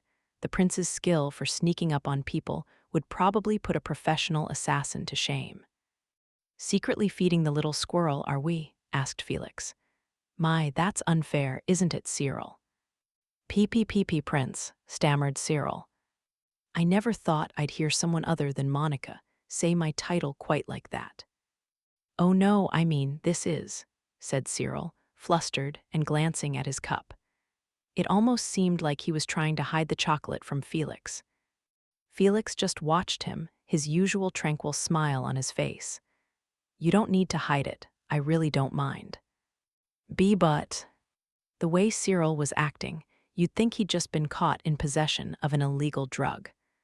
Why was he so upset? "I'd like some chocolate as well," said Felix. "Would you mind making it for me?" Cyril seemed somehow relieved by that. "Yes, sir," he replied and hastened out of the room. Felix watched him go, sighing. "He really doesn't need to be so worried," he remarked. Not understanding their exchange, Monica hesitantly asked, "You, are we not supposed to have chocolate?" "Of course you can have chocolate. It's quite popular among this kingdom's nobility, after all." Then why was Cyril so distressed? Wondered Monica, confused. Felix continued, his voice casual. "The technology to remove fat content from cocoa beans is something a scholar from the kingdom of Landor invented." Landor was a small kingdom located between the kingdom of Riddle and the Empire to the east. But what could an inventor from Landor have to do with Cyril's strange attitude? Monica couldn't quite figure it out. "The mother of my older brother, Lionel, is a princess of Landor," explained Felix. Finally, Monica realized why Cyril had been so intent on hiding the chocolate from him. This kingdom had 3 princes, but each had a different mother. The first Prince Lionel's mother was a princess of Landor. This meant that many in his faction also valued relations with Landor. Cyril had probably been worried Felix would think he was part of the first prince's faction if he saw him enjoying their new technology. "So whenever I end up at a tea party, nobody ever serves me chocolate, since it's Landor technology. I don't see why, though. The chocolate's not at fault, and it's delicious." "Isn't that all that matters?" said Felix, plucking Monica's cup out of her hands and taking a sip. If Cyril had seen the prince put his mouth on something another person had already used, his eyes would have popped out of his head. But this time, Monica saw the clear intent behind his action. Felix really didn't care about trivial things like that. "It must be difficult, being royalty and all," she said. "You can say that again," replied Felix. His face in profile lacked its usual calm. Instead, it held a cold disdain, as if he found something utterly ridiculous. Chapter 10, A Blissful Promise. Most of the students at Serendia Academy ate lunch in the student cafeteria inside the school building. A few would have their meal brought to their room, but that was fairly uncommon. Nearly all the students ate in the cafeteria. But in truth, Monica had yet to eat in the cafeteria even once. The reason was obvious. She was scared of the crowd. Instead, Whenever lunchtime came around, she'd find a deserted spot and munch on the berries she'd put in her pocket. On this day, though, she'd been invited by Casey and Lana to eat with them in the cafeteria, and so here she was. As she walked through the space for the first time, sandwiched between the two girls, her expression was frozen stiff with tension. Whenever she heard the word cafeteria, Monica always thought of the one at Minerva's. There, you would walk up to the counter, pick something off the menu, pay the price, and receive a wooden card with the meal you had ordered noted on it.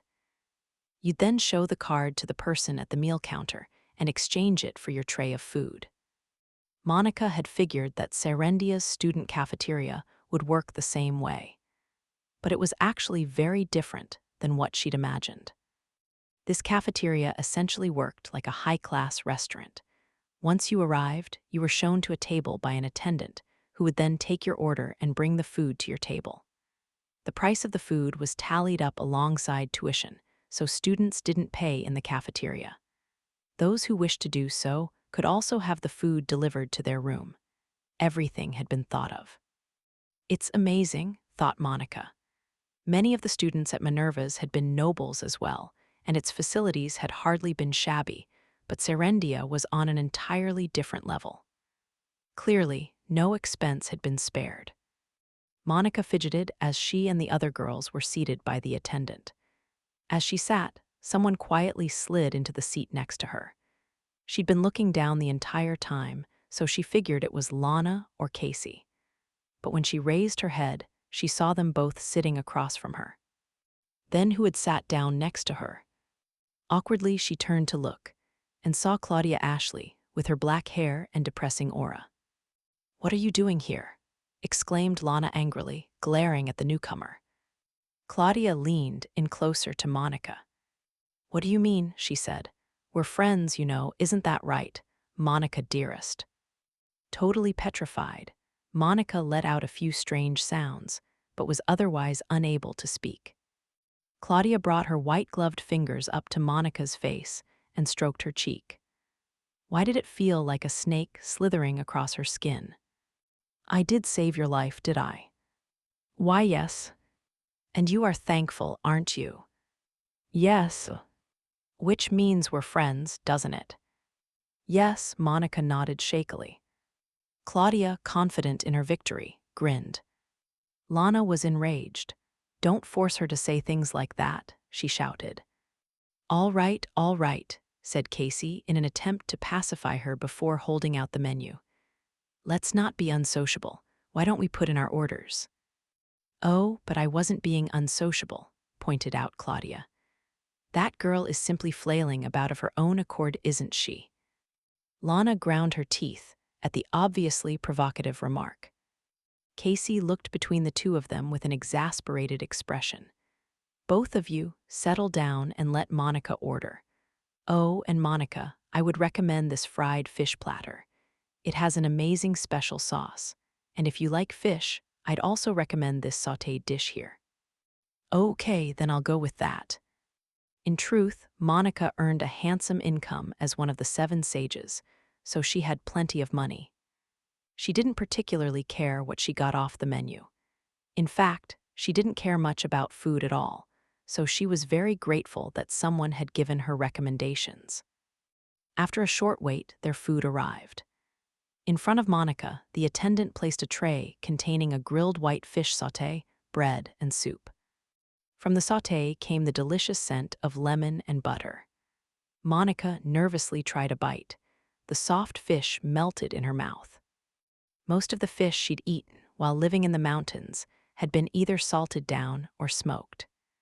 She would either roast them over a flame or soak them in hot water to make a soup. The texture of a sautéed fish was very new to her. After the powerful taste of butter filled her mouth, the refreshing, subtle flavor of the lemon tickled her tongue. It was amazing. "The fish is delicious," she mumbled. Lana, tearing off a piece of bread, nodded as if Monica's reaction was to be expected. "You probably don't get many chances to eat seafood in Quebec, huh?" And no, Monica hadn't technically lived in Quebec, but her home was similarly landlocked, and she shook her head awkwardly. Casey nodded, as if reflecting on this herself. I'm the same. My homeland is also far from the sea, so if we ever eat fish, it's mostly ones from the river that we roast, she explained, splitting her bread in two, putting vegetables and fried fish between the pieces, and stuffing them into her mouth. Her method of eating earned a frown from Claudia. That's how laborers eat.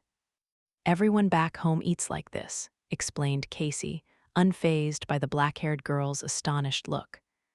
When we get a break from farm work, that is. Of course, we don't use fried fish, we usually use pickles. Monica envied how the other girl didn't seem to care what others thought. She was strong. Casey swallowed a big bite of her bread, then wiped her mouth with a napkin. She continued casually, and where I come from, the nobles and laborers are the same. If we don't all put in the work, we won't have enough food to go around. I'm surprised you were able to come here, remarked Claudia. You can go ahead and say what you're thinking. You're surprised such poor nobles were able to afford the tuition. I feel the same way. I really was lucky to be able to enroll here.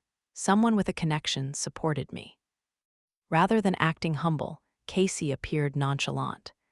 She didn't seem to consider her circumstances unfortunate. But then, as if she was uncomfortable having those around her fuss over the matter, she grinned a little and changed the topic. By the way, have you all decided what you want to do at the school festival next month?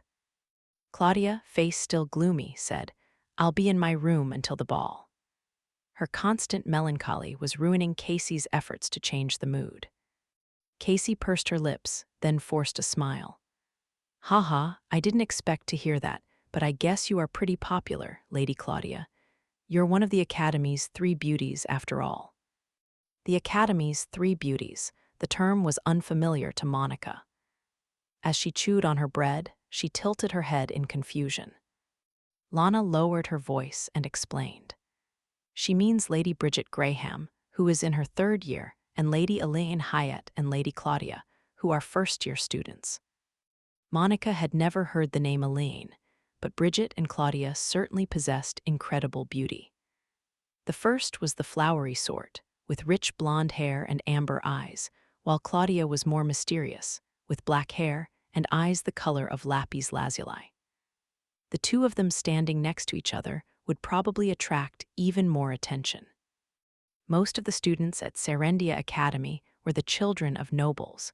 So many of them were already engaged to someone. This was also true of Claudia. But some, even though, or perhaps because, they were engaged, wished to enjoy the ups and downs of romance free of such arrangements while they were still at school. For such people, the gorgeous Claudia was a target of admiration. Because of that, there had been a whole line of boys asking her to the school festival's ball the year before. Neil is so busy with student council work that he has almost no time during the day to do what he wants, droned Claudia. There isn't much point in my attending the festival. Unbelievable, exclaimed Lana, glowering. You absolutely must see the play this year. The costumes are incredible. After all, I was the one who oversaw them. In fact, I insist it's worth a look just for the outfits. Plus, we're using fireworks in the production. It will be splendid. Lana puffed out her chest as she spoke, earning a pained grin from Casey. Yeah, and that argument you had with the girl from the Historical Society was definitely something. Casey explained that Lana, who had been selected to take charge of costumes for the play, the highlight of the school festival, had gotten into an impassioned debate with a student from the Historical Society. The president of said society had insisted they should use costumes purely based in tradition, while Lana had argued they should use more flowery ones that featured a few of the latest trends. Their debate had raged for days, and in the end, the two had shaken hands like old war buddies. Every year, as a tradition, Serendia Academy put on a play that told the story of how the first king founded the kingdom. It was a story everyone heard when they were young. Around 1,000 years ago, Ralph, the first king of the kingdom of Riddle, had formed a contract with each of the 7 spirit kings, fire, water, earth, lightning, wind, light, and darkness, to bring peace to a land ravaged by wicked dragons. He then borrowed the spirit's power to slay the beasts, and with peace restored, he founded a kingdom. Apparently, this play was the highlight of Serendia's school festival every year. Monica, Casey, we should go see the play together on the day of the festival, said Lana, though it seems a certain someone will be lazing around in her room at that time. Her jab was aimed at Claudia, but the black-haired girl seemed not to notice. Lana pouted and turned away from her before continuing. After watching the play, we can listen to the music club perform and take a look at the charity bazaar. Oh, speaking of which, weren't you putting up embroidery at the bazaar, Casey? Yeah, that's right, Casey nodded, taking a handkerchief out of her pocket. Something like this. The handkerchief had small yellow flowers embroidered on it. Lana observed it closely, her face locking into the appraising stare of a merchant. You have skill, she said. Monica looked at it too and gave her own straightforward impression. I think it's really cute. Casey scratched her cheek in embarrassment and laughed. Ahaha, thanks. I'm actually pretty competent at it. Yellow flowers symbolize happiness where I'm from, so we embroider them a lot. Once I meet the quota for the bazaar, would you like me to make you something too, Monica? But I, stammered Monica, looking down apologetically. Casey frowned a little. Oh, do you not like flowers? Monica shook her head. It's just that you already promised to teach me horseback riding, so I felt a little, guilty. Electives started next week, and Casey had already promised to help Monica with one of hers.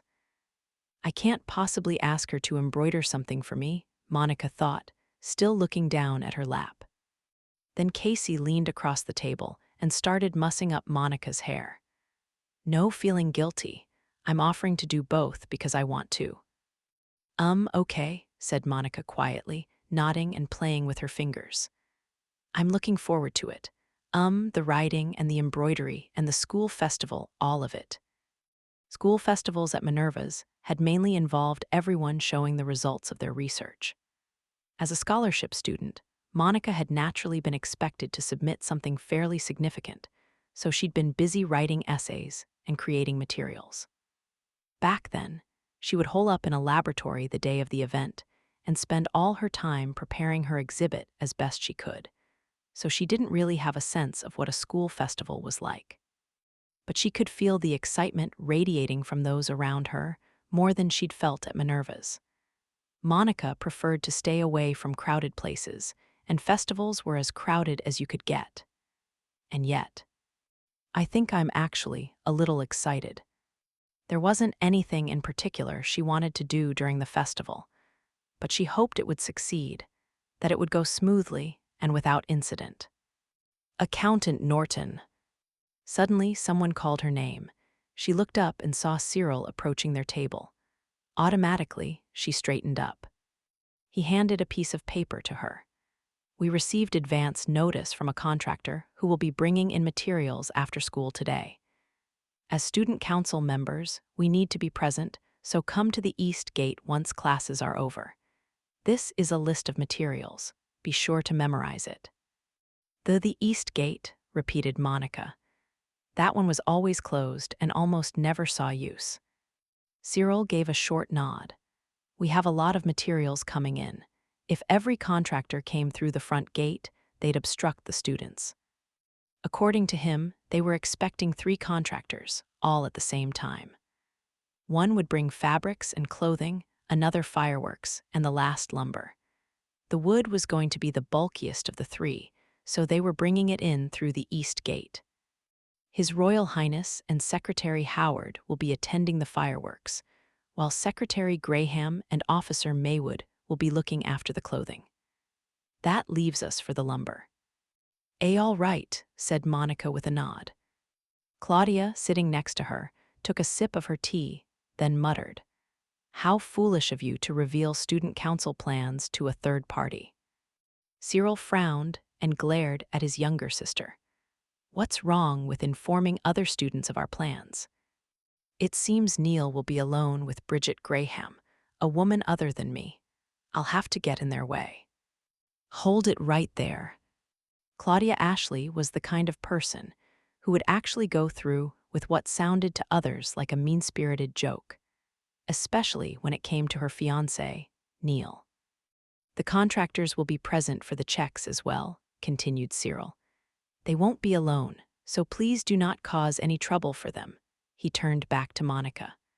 Also, Accountant Norton, we are in charge of a sizable amount of lumber. Report to the gate as soon as you can. Yes, Lord Ashley. Monica nodded as a pair of arms suddenly coiled around her head. It was Claudia. She de-embraced her from behind, and now she whispered into her ear, "Oh, but you know my last name is Ashley, too." You're Lady Claudia, so I call you that, and well. Oh my, she won't even call you by your name, my dear brother. She calls me by my first name because we're friends, but I suppose you two are merely acquaintances. It simply can't be helped. I feel so bad for you, getting the cold shoulder from a younger student, dearest elder brother. Claudia smiled thinly as she looked up at Cyril. Cyril grimaced. Not for the first time, it occurred to Monica that these siblings didn't seem to like each other very much. Lana and Casey appeared bothered by it too, but they merely looked on in silence. Monica began to panic. At this rate, it would look like she really was giving him the cold shoulder. You, Lord Ashley, I mean Lord Cyril Ashley, well, you're really good at your work, and you're a great person, so, I respect you. Her frantic attempt to console him only drew Cyril's blue-eyed glare. He was frightening. I'm sorry, she stammered. I know, I should have just called you Vice President, right? I'm so sorry, Vice President Ashley. Cyril had actually been giving Claudia a bitter look, but from Monica's vantage point, it appeared he was glaring at her. Tears formed in her eyes, and she started to shake. Finally, he heaved a sigh. Just Cyril is fine. Why, yes, Lord Cyril, said Monica in a weak voice. Claudia gave a short, breathy giggle in Monica's ear. Oh my, what a commotion, my dear brother, a mere acquaintance, is making simply because you called him by his first name. By the way, Claudia, retorted Cyril, I didn't realize you'd finally made a friend. I have indeed. Monica and I are on very friendly terms. Isn't that right, Monica dearest? Monica's head bobbed up and down. Another crease appeared on Cyril's forehead. Accountant Norton, Claudia isn't forcing you to do this, is she? And no, not at all. Monica shook her head. Claudia tightened her grip, pulling Monica even closer to her. For some reason, she smelled really good, though it did nothing to calm Monica's pounding heart. What was the deal with this girl? How cruel you are, to be envious of our friendship. You're jealous that I'm so close with Monica, aren't you? Nothing could be further from the truth, spat Cyril. Would you happen to have a mirror? Suggested Claudia. You're making a terrible face right now. It has envy written all over it. Perhaps you should take a look for yourself. Cyril was only getting more enraged. He was 1 second away from completely blowing his top. Frantically, Monica raised her voice. Lord Cyril, you look just the same as you always do. It's all right. After all, he always looked this angry around Monica. She wasn't lying.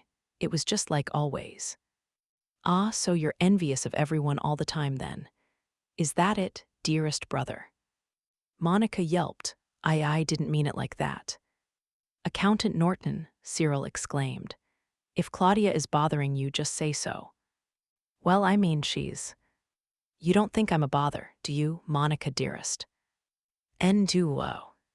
The two siblings were both attractive, one with silver hair and the other with black. Caught between them, Monica felt close to passing out. Casey, who had been drinking her aftermeal tea, seemed fed up with the whole thing. Lady Claudia is toying with both of them, isn't she? She murmured. The black-haired beauty had Monica and Cyril dancing in the palm of her hand. Her personality is truly the worst, thought Lana, putting a hand to her temple and sighing. Nero, Monica's familiar, generally wandered around outside the school building during the day. Being a remarkably talented familiar, as he was, he certainly didn't spend his time lying around and soaking in the sunlight. No, right now he was eavesdropping on a class from just outside the window to further his study of humans, and to watch for any suspicious characters who might be near the second prince. A lot of outsiders were coming and going that day, so Nero was being especially cautious of Felix's surroundings. The second prince has that contracted spirit with him, though, so he's fairly well protected. Nero was skilled in detecting mana, so he'd already noticed the spirit taking the form of a white lizard that was always in the prince's pocket. It was probably a high water spirit. And come to think of it, thanks to the magecraft classes he'd been secretly listening in on recently, he was pretty sure that you had to be at least a high mage to form a contract with any spirit at all. Does that make the prince a mage? He wondered. Questions like these were best posed to Monica. After all, she was one of the 7 sages, the top mages in the kingdom. He doubted anyone knew as much about magecraft as she did. As Nero was considering asking her to explain the workings of spirit contracts, he sensed something odd. His whiskers twitched in concentration. He could sense a weak source of mana. It wasn't unusual for him to sense mana, since they conducted practical magecraft classes at the academy. But it was in a very strange place this time. Is that a storehouse? Wonder what they're bringing in. Several contractors were entering and exiting a large storehouse situated in the western part of the campus, carrying in wooden crates. Nero's skilled nose told him right away that their contents were explosive. Monica said they were bringing things in for the school festival. Do humans use explosives for festivals, or are they going to use them for construction? Nero, who had never seen fireworks before, watched them with suspicion. The second prince himself, Monica's charge, was overseeing the carrying of the crates. Next to him was that fellow with the droopy eyes and brown hair who was always saying mean things to Monica. It doesn't seem like the prince and droopy eyes have noticed the mana coming from the storehouse. Nero had noticed it right away because of his keen magical senses, but apparently humans had a tougher time of it. And now that he was thinking about it, he remembered Monica saying that humans needed specific detection magecraft to manage it at all. The mana he'd sensed in the storehouse had been faint. But was it just him, or was it growing ever so slightly as time passed? I have a really bad feeling about this. Nero hopped down from a tree and raced to the east gate to find Monica. When Monica headed to the east gate after class as instructed, she found that they were already bringing in the supplies. Cyril was next to the east storehouse, giving instructions to the contractors. She rushed over as fast as her clumsy legs would carry her. When Cyril spotted her, he frowned and yelled, "You're late." "Lord Cyril, I'm so sorry," she stammered, wheezing. She had no stamina, and the short run here had left her completely out of breath. Cyril knew how slow she was. He looked down at her as she gasped, and he massaged his temples. "Catch your breath already? You sound awful. They just started bringing things in a minute ago. This is going to take a while anyway." All right. Also, whoever's in charge of performing arts was supposed to come here and check the supplies. Cyril scanned his surroundings, then spotted a figure heading this way from the school building. "Looks like she's here."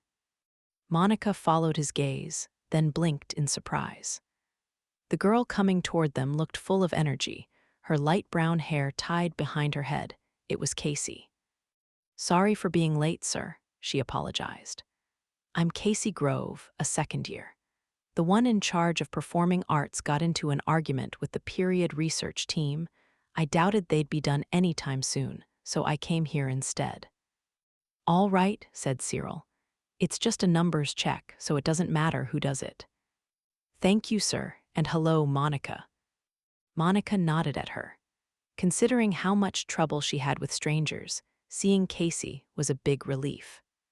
Monica was shy, and while she never struggled with even the most involved numerical work, giving reports and instructions were all about interpersonal communication, and that was far more difficult for her.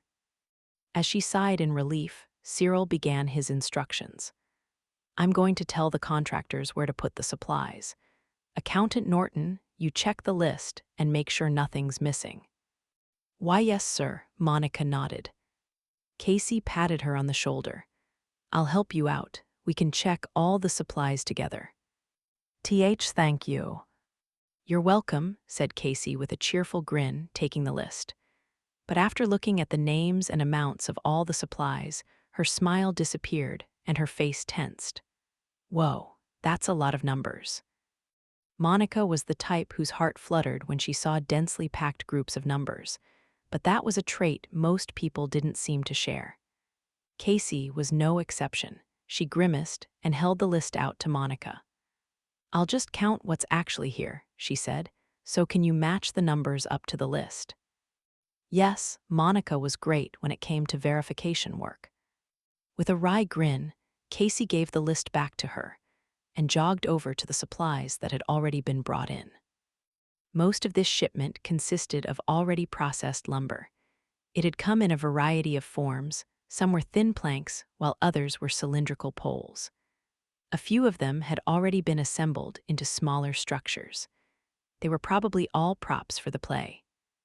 Casey counted up each kind of lumber, and Monica compared what she said with what was written on the list.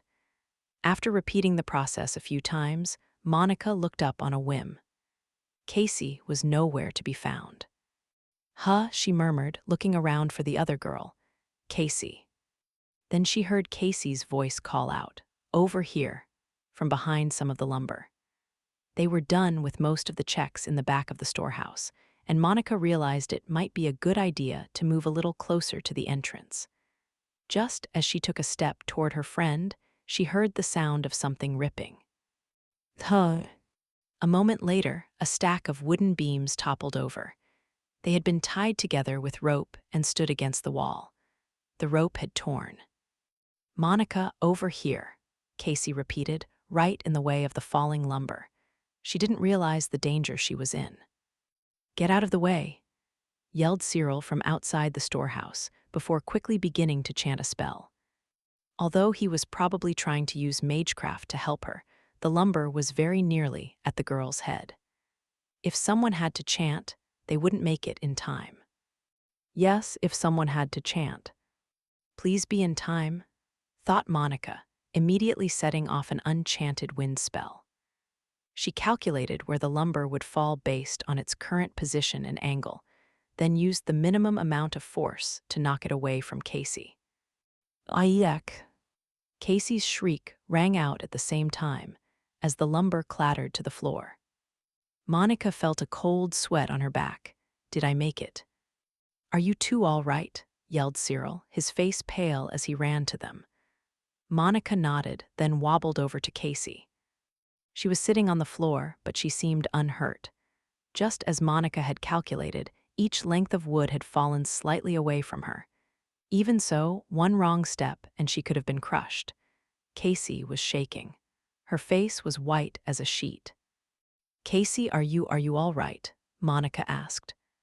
Casey nodded, her expression tense. "Are either of you injured?" demanded Cyril, looking between them both to check. Monica was fine, of course, and Casey was unhurt as well. Cyril, always one to make absolutely sure, ordered both of them to go to the infirmary. "I'll take over here. We may need to follow up with the contractors about how this accident happened. I want both of you to take a break." All right," said Monica, extending a hand down to Casey. "Can you stand?" she asked. Casey nodded, took her hand, and managed to get to her feet. Monica glanced one last time at the rope that had been holding the lumber together, bit her lip, and headed off together with Casey. Casey had always been the kind of girl who would give you a cheerful, energetic smile. She was the reliable big sister who would take Monica's hand and lead her ahead. But now she was practically clinging to Monica's hand as they walked side by side. Monica could feel the cold sweat on the other girl's palm, the way she was trembling. As Monica stared at her friend's hand, Casey tried to smile, but her face was still pale. "I'm sorry," she said. "This is, kind of embarrassing, huh?" And no, after something like that, anyone would have the same reaction, Monica reassured her. "Haha, I suppose so." Casey tried to laugh like she always did, but it came out sounding awkward. That, plus her drained face and unsteady, trembling hand, bore a hole in Monica's heart. The two of them walked down the school's east hallway. They were still a little ways from the infirmary. Monica bit her lip one more time, then she spoke. "The rope tying the wood together, I could see that it was cut by a blade." "Huh, then it wasn't just an accident," Casey said. "Was it torn from the start? Or was one of the contractors going after someone?" Monica slowly shook her head. "When I looked closely, I could see it was cut halfway through first so that it would tear later on its own. I calculated it, exactly how many seconds it would take for a cut of that depth to cause the rope to tear." Explaining that she didn't know the exact weight of the rope, so she could only make an estimate, she said, "It would have been somewhere from 5 to 15 seconds. With a cut like that, the rope would completely tear after about 10 seconds. In other words, it hadn't been cut before being brought into the academy. Someone inside the storehouse had done it. And Monica knew that they were now running inspections on anyone entering the academy on account of the incident with the intruders, so the contractors couldn't have brought in a blade. If they needed one, they'd have to fill out a form from the school and borrow it. The contractors couldn't have brought in a knife, so they couldn't have made the cut in the rope. All expression vanished from Casey's face. Monica's throat tensed, almost hiccuping. "Did you cut that rope, Casey?" Casey's hand slipped out of hers. She walked a few steps out in front of Monica, then stopped. When she turned around, the same old smile she always had was back on her face. "Ahaha," she laughed. "Guess you found me out. Yep, I was the one who made the cut." It was a shockingly straightforward confession, and Casey even took a small knife from her pocket and held it out. "Ah," Monica breathed, her voice nearly imperceptible. "But why?" "Because I don't like you, so I wanted to have a little fun. I actually meant the wood to fall on you, but I messed it up and it fell on me instead. Man, what a screw-up." Monica could tell from her tone and the way she laughed that Casey was trying to sound normal. There was just something about it that made it all seem like an act. It felt like she was reading lines she'd come up with in advance. She spoke the words more quickly than she usually did, and her eyes never looked straight at Monica. "Casey was lying." "You're lying," said Monica. "No, I'm not. I've hated you from the moment I met you." Her words gouged at Monica's heart. Any other time, she probably would have gotten teary-eyed and hung her head. But this all felt so wrong that it overrode her normal response. "Casey, what are you hiding?" she asked. "Oh, please, I'm not hiding anything. I hate you. I tried to do something mean to you. That's it." Casey's lips twisted up into a cruel smile. "Do you remember when your tea leaves got thrown away during class?" "Yes. I was the one who did it."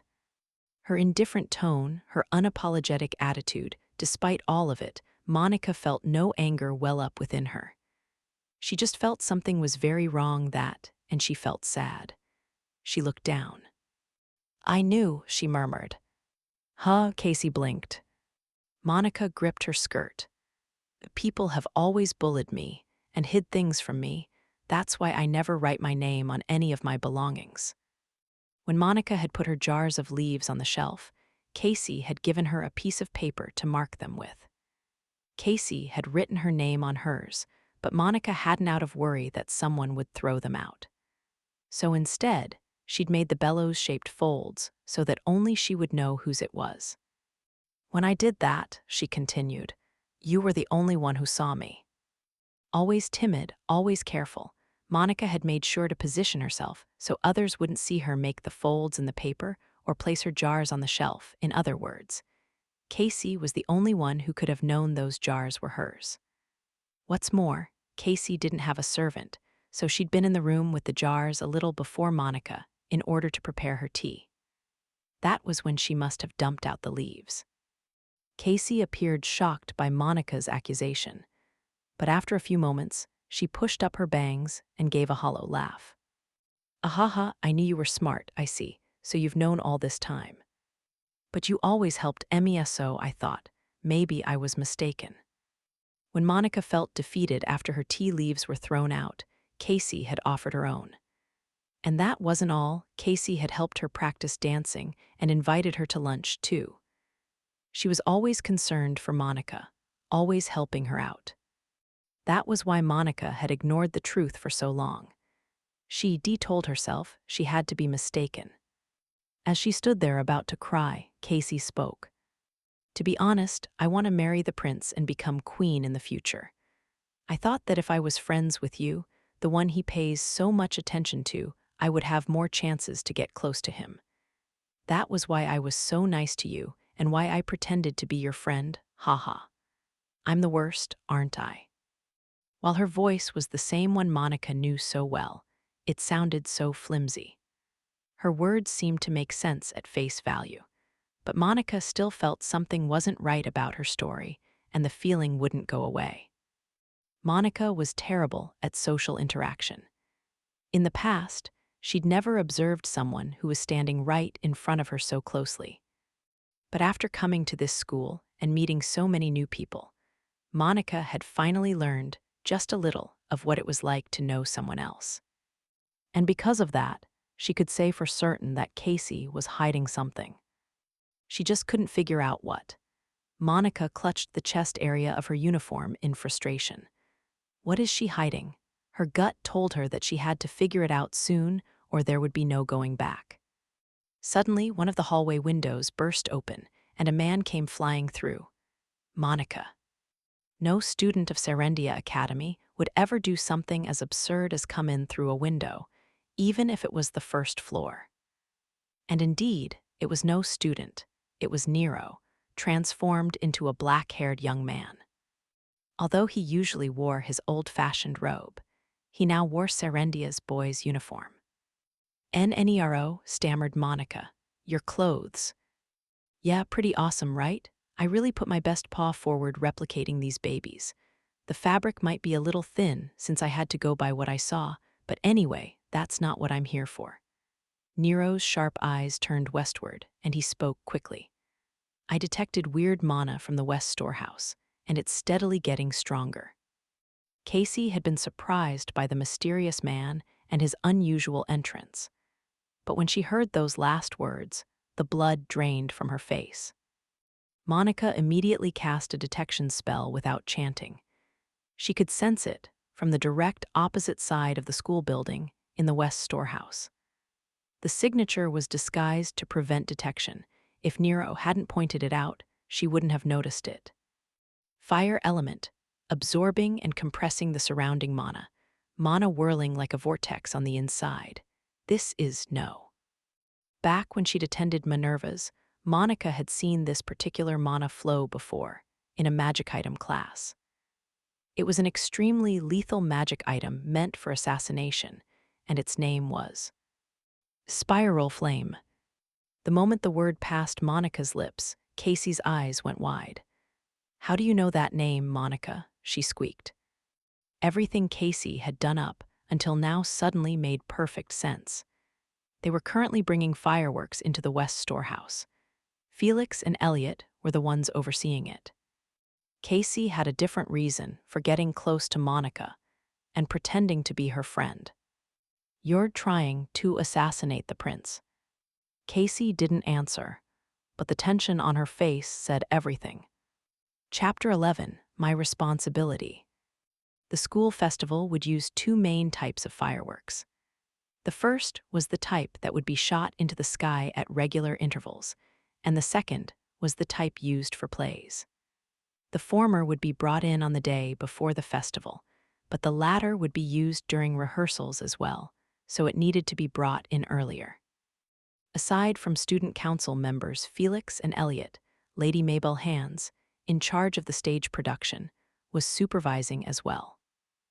Expert contractors would be the ones actually handling the fireworks during the stage play, but Maybelle would need to be advised on their handling as the one in charge. Mabel Hands was an intelligent student in her 3rd year. Her glasses suited her features well, and she could usually be found by a window quietly reading a book. She was famous, though, for how her eyes lit up, and she practically became a different person whenever it came to the topic of stage production. Maybelle sidled up to Felix as he observed the contractor's work. "Prience," she whispered, her voice exaggerated and fawning, "have you considered what we talked about?" "Appearing in the play?" asked Felix. "I believe I turned you down when you first suggested it. I am keenly aware that your student council duties keep you extremely busy. It wouldn't be for long, though, just a moment. Won't you please make an appearance as the first king, just for the final scene?" Maybelle was putting on so much pressure that even Elliot, who was standing next to Felix and looking at the list, silently took a few steps away. Felix cast a glance at the other boy as he replied. "Someone else will be playing the part the rest of the time," he explained. "If I was to suddenly replace him in the final scene, the play would only suffer." Why, that's not true at all. I have no doubt that all who see you on stage will both cheer and break down in tears. Yes, yes, I can hear them now, the voices of the audience, applause strong enough to split the earth." "You're exaggerating," said Felix, paying her no mind. Maybelle was usually modest and taciturn, the very picture of a lady.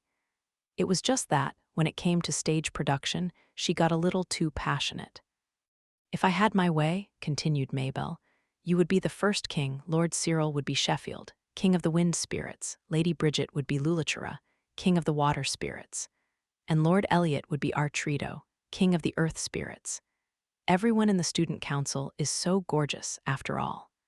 Simply having you all stand on stage would be incredible." Felix pretended not to hear her, as he continued checking the crates in silence. Maybelle walked around so she'd be in front of him, then looked up, her eyes more stiflingly passionate than those of a maiden in love. "Please, might you find it in your heart to reconsider? Lady Elaine is playing the queen, and she has said she would very much like you to be the hero, Ralph." "Really?" As soon as he heard the name Elaine, a slight shadow came over Felix's blue eyes, but his calm smile remained. "Then allow me to give an official answer," he said.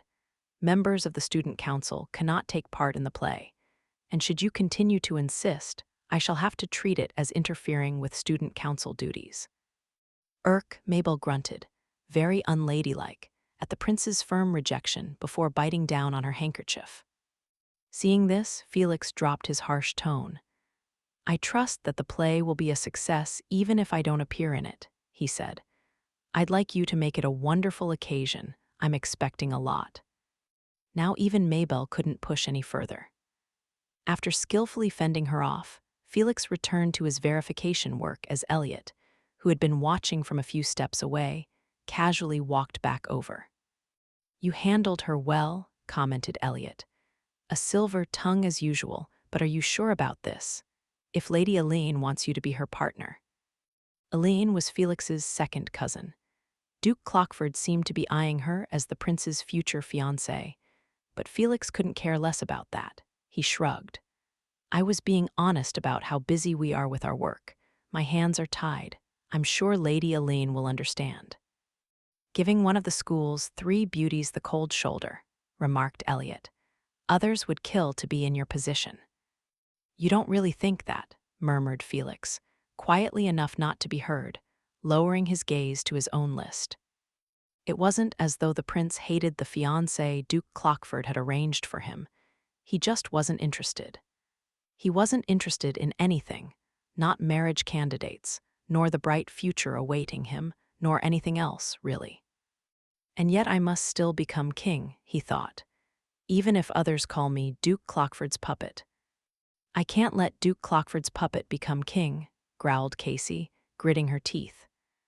Her usual energetic smile was gone, replaced with dark shades of hopelessness. It was then that Monica finally understood. Casey had made the wood fall on herself to stage an accident and give herself an alibi. If 2 incidents were to happen in the same day, most people would assume a single party had been targeting Felix with both of them. Involving herself in one of them would draw suspicion away from her. If Casey had gotten crushed by the beams and been badly hurt, nobody would have suspected her. She'd be able to pretend she was just collateral damage. So that's why she did something so dangerous, thought Monica. One wrong move, and the lumber could have killed her. Casey was walking a thin tightrope, one that sent a shiver up Monica's spine. But why, Casey, why? Why did she need to go so far as to try and kill Felix? She'd smuggled in a dangerous magic item, tried to fake an accident, and even plotted her own alibi.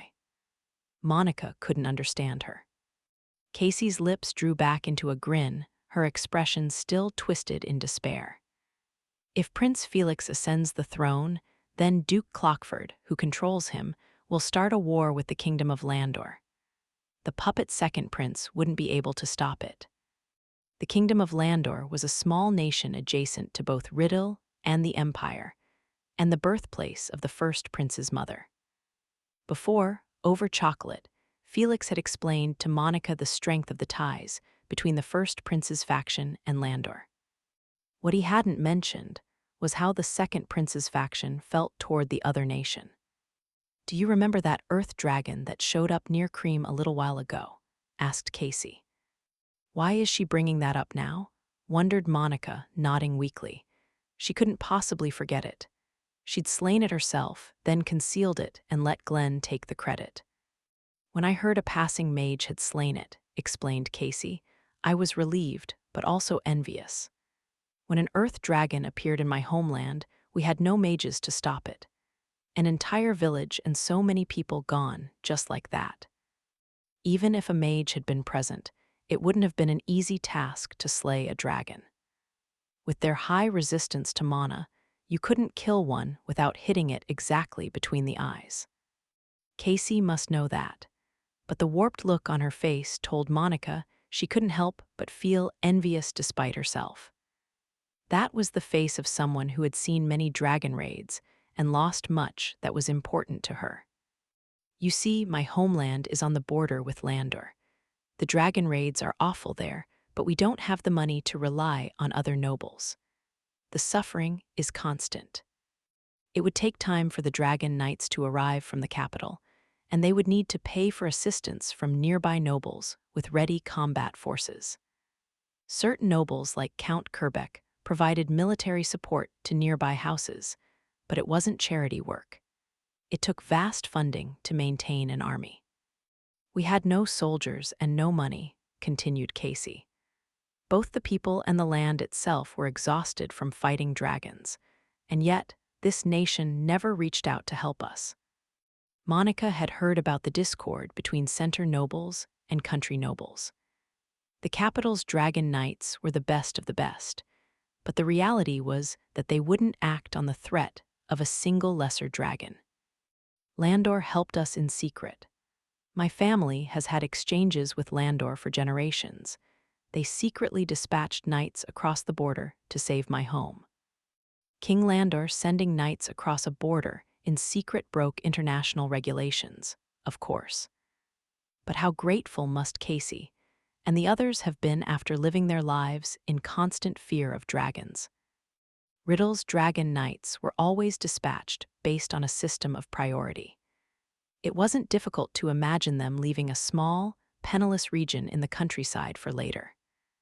Naturally, Casey would feel more of an obligation to Landor for saving them than to her own kingdom. Prince Felix is under the protection of Duke Clockford, who wants to invade Landor. He eventually wants war with the Empire, and Landor is a stepping stone to that. Despair, as well as an intense fury, lurked deep in Casey's eyes. Monica was reflected in them, terrified and unable to move. Casey spat out her words. "I can't forgive them, neither Duke Clockford nor the puppet's second prince." Casey pointed the knife in her hand at Monica. Nero immediately jumped in and twisted her wrist. As he held her down, his golden eyes looked toward the west, toward Felix and Elliot. "What do we do, Monica?" he demanded. "The West storehouse is getting worse." Though Spiral Flame was a magic item created for the purpose of assassination. It was about as big as a brooch, and it could fit in your palm. Once activated, it would draw in mana from the surrounding area and store it up before eventually expelling it again in an explosive firestorm. The flames whirled around at a high speed to penetrate targets, which was how it got its name. It was known to be especially lethal. Spiral Flame's fire was powerful enough to pierce most defensive barriers with ease. For that reason, it was also known as a mage killer. Its weakness was its small, effective area. Despite its strength, it couldn't reach very far. But if it went off in a storehouse full of explosives, it could cause much, much more damage. And that's just where it had been placed. Casey had been deadly serious about this. Spiral flames were tools meant to assassinate someone with a high rate of success. Not even Casey falling unconscious or losing her life would stop it. The only way was for Casey to personally give the stop command to the magic item. "Please, please, Casey, stop the spiral flame," begged Monica. Still pinned down by Nero, Casey slowly shook her head. "I won't. Even if you torture me, I won't call it off. I must carry out Prince Felix's assassination." The ruthlessness of her determination frightened Monica.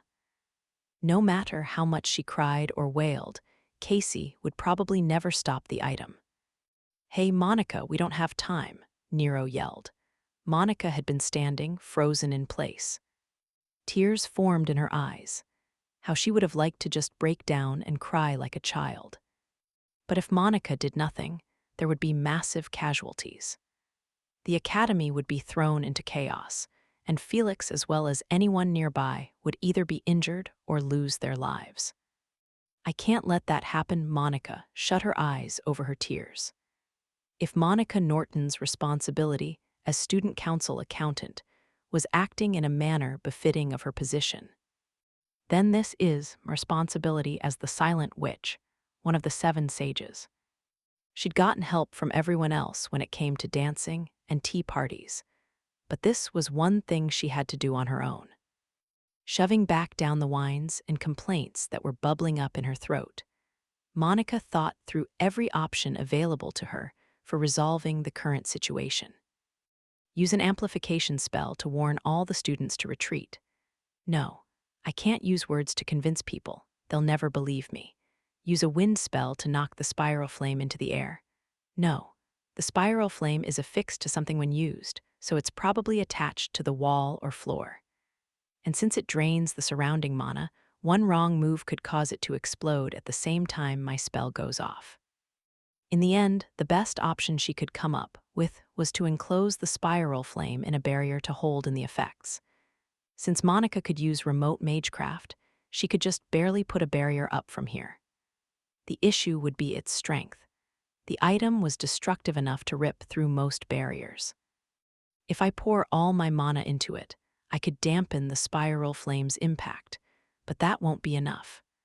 I have to stifle it completely or it'll ignite the fireworks, and everything will go up in flames anyway.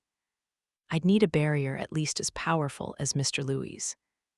And then she had an epiphany. She ran over to the window and told her familiar, "Nero, I'm going to attack the academy." "Wait, what?" Remember how Mr. Louis said a defensive barrier will activate if the school is attacked from the outside. Find the source of that barrier. Without waiting for an answer, Monica used enchanted magecraft to create several powerful spears made of wind. Attack spells generally appeared near the caster, then flew toward the target. But Monica instead used advanced remote magecraft to create the spears outside the campus, then used them to attack the academy.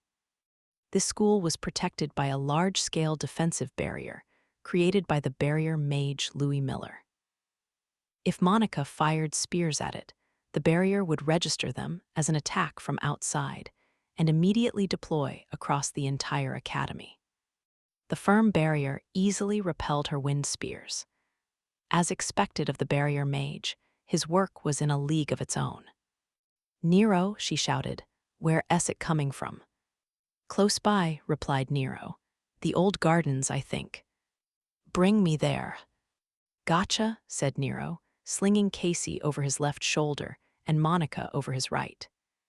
He then bounded back through the window frame and landed outside, launching into a sprint the moment he hit the ground. As Nero carried them, Casey glared at Monica. Nothing you do will matter, she said. The spiral flame will go off in moments. There's nothing you can do. You're wrong, declared Monica, uncharacteristically firm. Casey's eyes widened. Pushing aside her usual frightened demeanor, Monica continued in a strong voice. I'll be able to stop it. No, I have to stop it. She seemed to be trying to convince herself of what she was saying. Monica closed her eyes, shut her mouth, and steeled her determination. After all, I'm the silent witch. Casey Grove had 3 older brothers, but all 3 of them had gone out to fight dragons and never returned. Her oldest brother had been grabbed by a pterodragon and dropped off a cliff. It had broken his neck, killing him instantly. Her second brother had been torn apart by a red dragon's claws. They'd brought back his limbless remains. Her third brother had been burned to death by the fire breath of a red dragon. His scorched skin had fused with his helmet and armor. Unable to take them off, they'd been forced to bury him as he was. Each time dragons threatened their home, her father would request over and over for the kingdom to dispatch the dragon knights. They almost never arrived on time. Casey's homeland was called Bright, and it was a low priority for the kingdom of Riddle. Center nobles barely acknowledged its existence. In fact, the truth was that allowing so many dragon attacks to take place at their borders actually lowered the likelihood of foreign invasion. Some would even joke that dragons were a better line of defense than weak nobles, without sparing a single thought for the people who lived in those lands. The dragons had ruined their homeland and stolen their family. But finally, as they struggled in vain, in the depths of despair, the Knights of Landor had saved them. In secret, they rode into Bright to exterminate the dragons. Apparently, they owed the cooperation to the fact that Casey's grandmother had been a marchioness in Landor. Casey and the others living there, who had been abandoned by their own nation, were endlessly grateful for the support. Ever since then, Casey's father, Count Bright, had been secretly colluding with the nobles of the Kingdom of Landor. Eventually, they began discussing their respective nations' states of affairs. One man who frequently came up was Duke Clockford, a noble of great influence in Riddle. The Duke was the maternal grandfather of the second prince and wielded more authority than anyone else in the kingdom. He had war with the Empire in his sights, and he seemed to be considering an invasion of Landor as a first step. If the second prince became king, this nightmare would be realized. So Casey had asked her agonized father if there was anything she could do. Her father, his cheeks sunken, looked conflicted. He was conflicted because there was something she could do. So then, rather than as a daughter who loved her father, she spoke her next words as a member of House Bright. Father, if there is anything I can do, you need only give the order. Hearing the determination in her words, the conflicted expression vanished from Count Bright's face. Go to Serendia Academy and seduce Prince Felix, and if that doesn't work. He opened a drawer and took out a small box. It contained what appeared to be a brooch with a red gemstone embedded in it. But on the reverse side, instead of clasps to secure it to clothing, there were 3 long vertical rivets. It was meant to be affixed to a surface. This is a magical item meant for assassination. Spiral flame, should the situation arise, use it to kill the prince. What in the world is going on? Thought Casey in utter confusion as she rode on the black-haired man's shoulder. This Nero person was clearly past the age to attend school, and yet he was wearing a uniform. Stranger still was Monica. Casey had been surprised that Monica even knew about the spiral flame, and now the girl had claimed she would disable it. There's no way she'll be able to do it.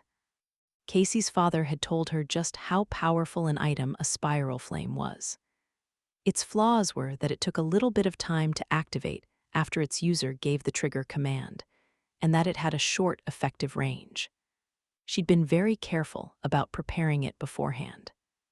She'd want to aim for when the Abbott company was bringing the fireworks into the storehouse, and Felix had already gotten close to trigger the spiral flame. That way, even if Felix wasn't directly hit by it, he'd be killed in the resulting explosion. When the robbers had faked being from the Abbott company and infiltrated the academy, she'd panicked, thinking that it was too soon. That was why she'd snuck over, and how she'd met Monica. If those intruders had gotten away with the robbery, and they'd canceled the school festival, it would have ruined the entire assassination plan as well. It was a stroke of good luck that the horses went out of control and thwarted the robbers. Above all, it was because of what had happened that she'd grown close to Monica, a student council member, a council the second prince also sat on. By becoming her friend, she wanted to try and figure out the second prince's plans. That was why she'd been so aggressive in interacting with Monica. Even throwing her tea leaves out during class had been so she could then help her in her time of need and establish a bond of trust. Everything had been in order to create a chance for Casey to assassinate the second prince.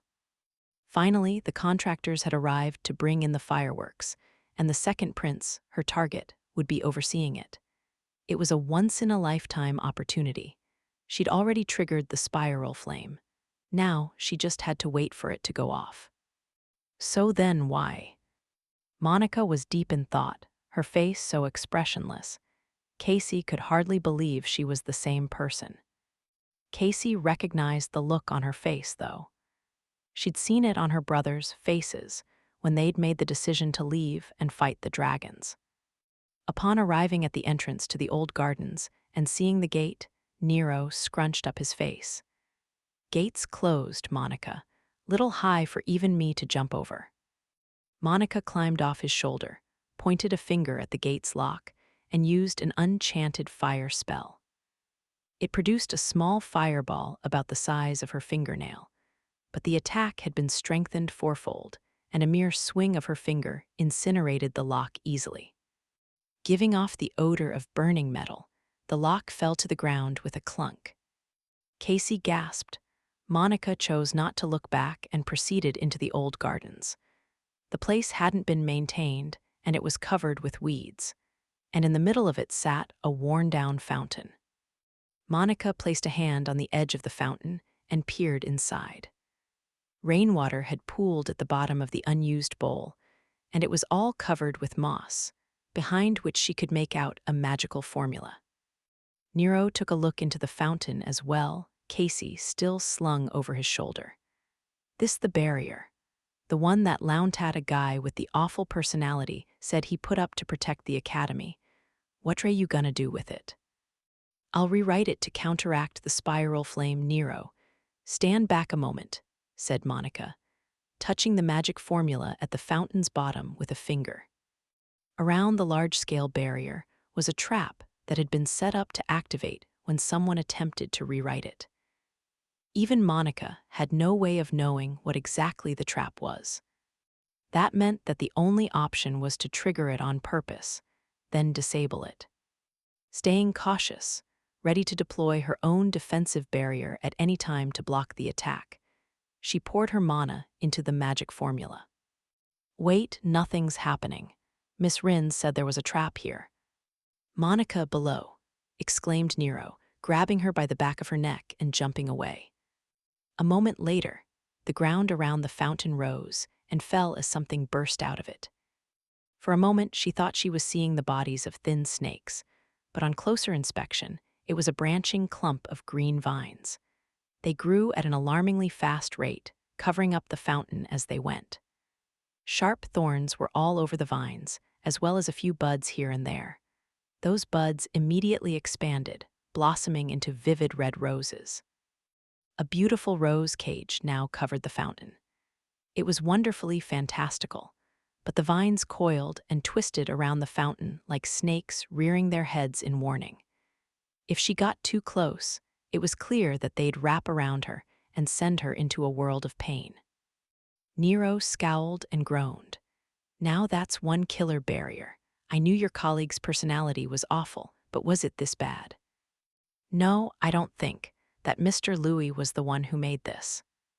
Wait, what? To control plant life, you used imbuement magic of the earth element. But such spells were incredibly difficult, and making them grow to full size in an instant like this wasn't something normal people could pull off. Monica could think of only one person who could have done this. A mage from the oldest, most historic house in the Kingdom of Riddle, which specialized in imbuing plants with mana, and, in particular, manipulating roses. I think this spell belongs to another sage like me, the Witch of Thorns, said Monica. Louis had probably constructed the wide-ranging defensive barrier to protect the academy, while the Witch of Thorns had worked on the trap to protect the barrier itself from being rewritten. In other words, it was a collaboration between two of the 7 sages. Nero looked astonished, proving once again that nobody normal is allowed in the 7 sages. "Ah," moaned Monica in response, a hand to her chest, just as the rose vines flung out like whips to attack them.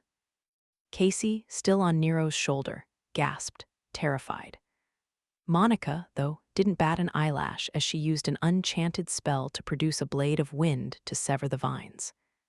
The vines fell to pieces and dropped limply to the ground as though chopped up by a sharp blade. However, more vines immediately sprouted from the sliced ends. This might go on forever. If I keep attacking the rose vines like this, I could whittle them down, but it would take too long. Continuing her offensive with the wind blade, Monica activated a detection spell and checked on the spiral flame's mana. It had swelled almost to the point of bursting. It probably wouldn't be even 3 minutes before it exploded. In those 3 minutes, she had to destroy this rose cage, disengage the dummy formally safeguarding against overriding, and rewrite the defensive barrier to work against the spiral flame, something impossible for anyone else. "Now what, Monica?" asked Nero teasingly. Casey just stared at her in sheer disbelief. But Monica neither heard Nero's voice nor noticed Casey's eyes on her. She sank into her own consciousness, silent as if sinking into the depths of the ocean, into a realm with neither light nor sound, a world of beautiful equations and magic formulae, all of which whirled past her at blinding speed. But she wove them anew with precision and beauty. She seemed to stay in that enchanted state for an eternity. In reality, it was only 3 seconds. And then, without any chanting, it was complete, a magic formula consisting of an enormous amount of magical symbols. "Whoa," said Nero, seemingly enjoying himself. "Haven't seen that one in a while." Casey's eyes couldn't have been wider as she stared from the familiar's shoulder and murmured, "What is that?" White particles of light began to gather above the fountain, coming together to form the shape of a gate. It was the spell that had appeared in the skies above Kerbeck and slain the dragon, a gate for summoning one of the spirit kings. Having produced the gate, the silent witch finally opened her mouth to speak. While Monica could use most spells without chanting, there were certain ones she couldn't abbreviate. Those ones were unrelated to the construction of magical formulae. They were called ritual chants, words used when summoning a high-ranking spirit to show respect and appreciation for the summoned being. Though Monica was usually too scared to even open her mouth in front of people, she now intoned the ritual chant right in front of Casey. "In the name of Monica Everett, the silent witch and one of the 7 sages, I command this gate to open." The closed gate swung open without a sound, causing white light to come rushing through it. A powerful gust blew through Monica's light brown hair. Her bangs whipped in the wind, and below them, her eyes reflected the white light, causing them to shine the brilliant color of spring verdure. "Come forth from the edge of stillness, Sheffield, king of the wind spirits." As Felix stood in front of the West storehouse watching the contractors ferry in supplies, he noticed a slight wriggling in his pocket.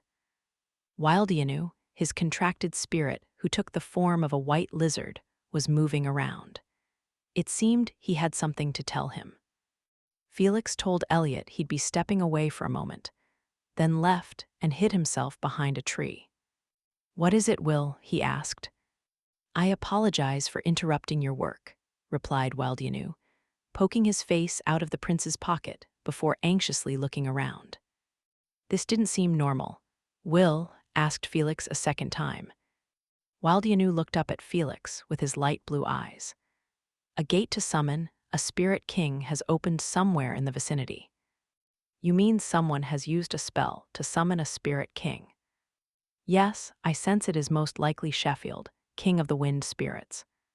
Most high mages couldn't even summon a spirit king. The ability was essentially limited to members of the 7 sages." "Is a sage nearby?" wondered Felix. "One specializing in wind magic, the barrier mage Louis Miller, perhaps." The summoning of a spirit king was no ordinary event. It meant a large-scale battle was happening, or something rivaling one in importance. "Will," said the prince, "keep an eye out for now. Once the work finishes, we'll go take a look around the campus." "Yes, sir." The white lizard gave a small shake of his head and returned to Felix's pocket. But neither the prince nor Wildianu, who was a poor detector, had realized the more insidious reality. That inside the storehouse right next to them, flame mana was whirling into a spiral, about to explode at any moment. The gate that had appeared over the fountain was significantly smaller than the one that had shot down the Terra-dragons from the skies over Kerbeck. Even so, it held more than enough power to scatter the roses before her. The wind blowing from the gate was wrapped in white particles of light that danced through the air, formed white blades, and tore the roses covering the fountain asunder, along with the trap's magic formula at the bottom of the structure. It was like a giant hatchet swinging around at random. The rose vines flew apart and cracks ran through the fountain. Eventually, the wind ceased, and the gate made of white light melted back into the sky. "Monica!" Monica heard Casey's voice from behind her. It was confused, hoarse, and shaky. "What was that? And you said a say?" Monica didn't turn around. She kept her eyes on the fountain. "You weren't the only one keeping secrets, Casey." That was the most she could manage to tell her right now. More importantly, there was still something she needed to do. Now that she'd destroyed the trap, she could rewrite the defensive barrier around the academy. The formula, engraved at the bottom of the fountain, was so wondrous that it made Monica sigh in admiration. When the barrier mage Louis Miller put in the time to create something, it was always a marvel. The skill needed to construct a delicate, complex barrier like this was like that of a first-rate architect. Louis was a genius among geniuses, just in a different way than Monica was, though his personality left something to be desired.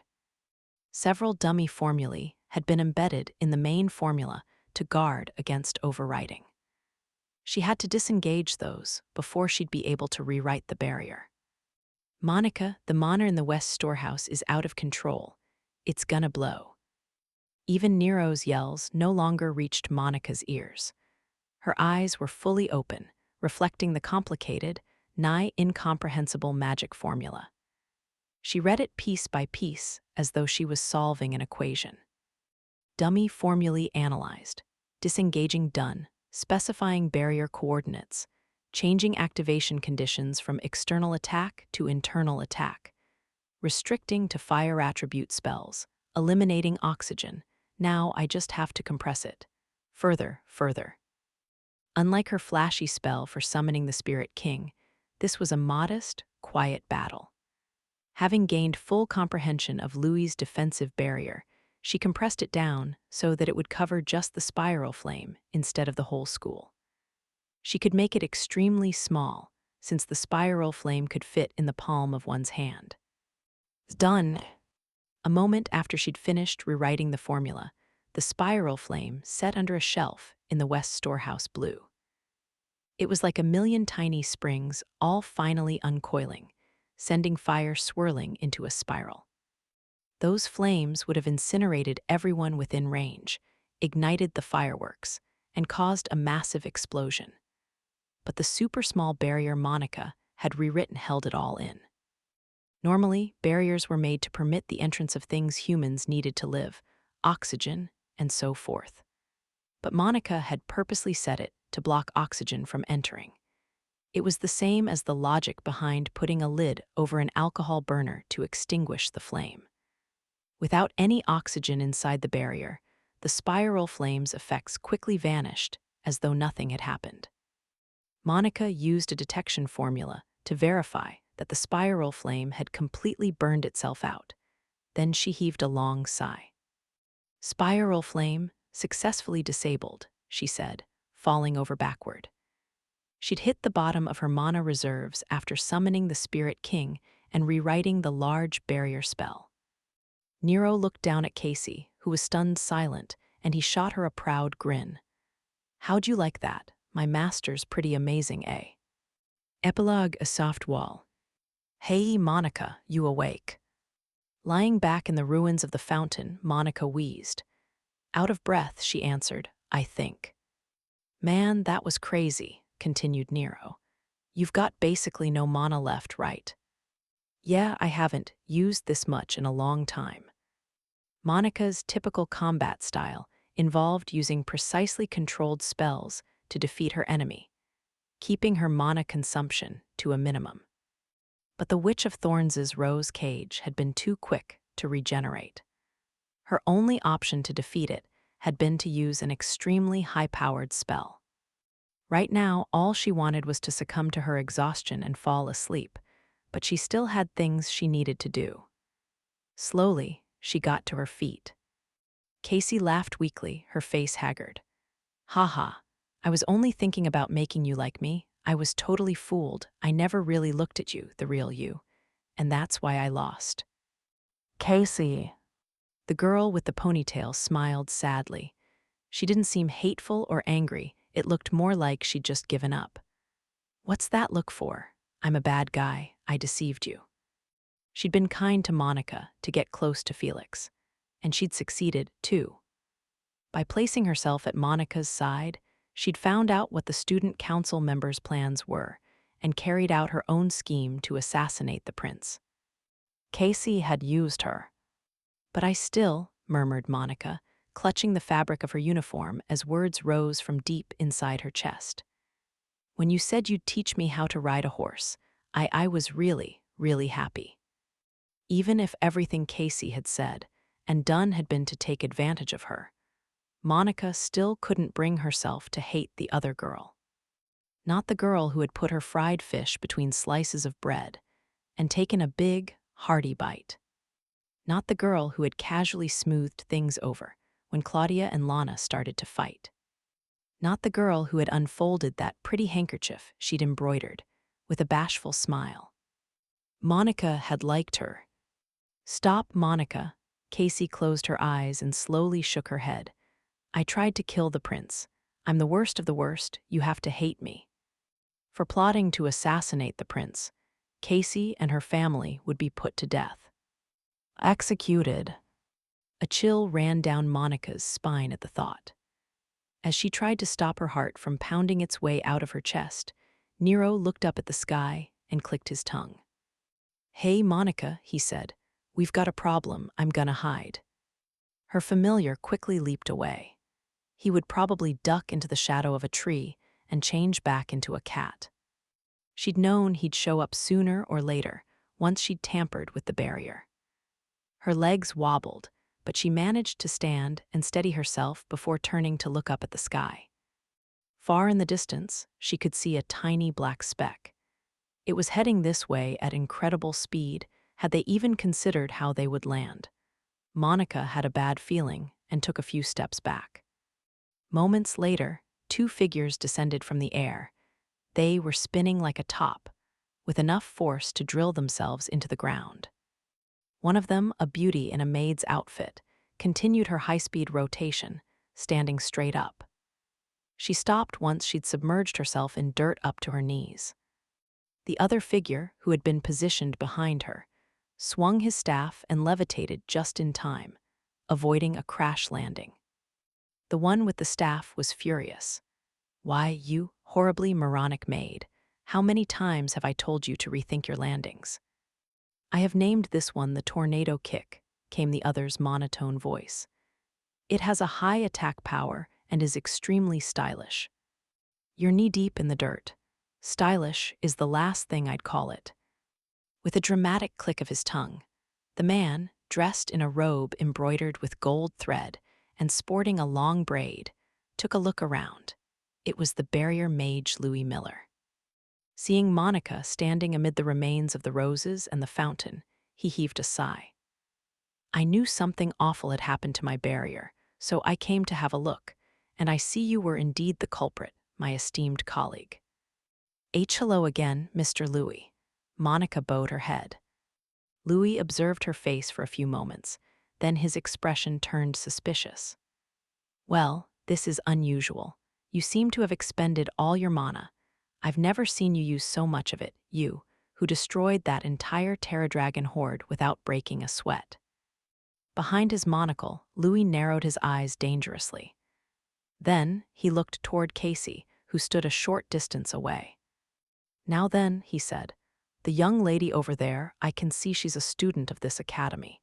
Is she an enemy or an ally?"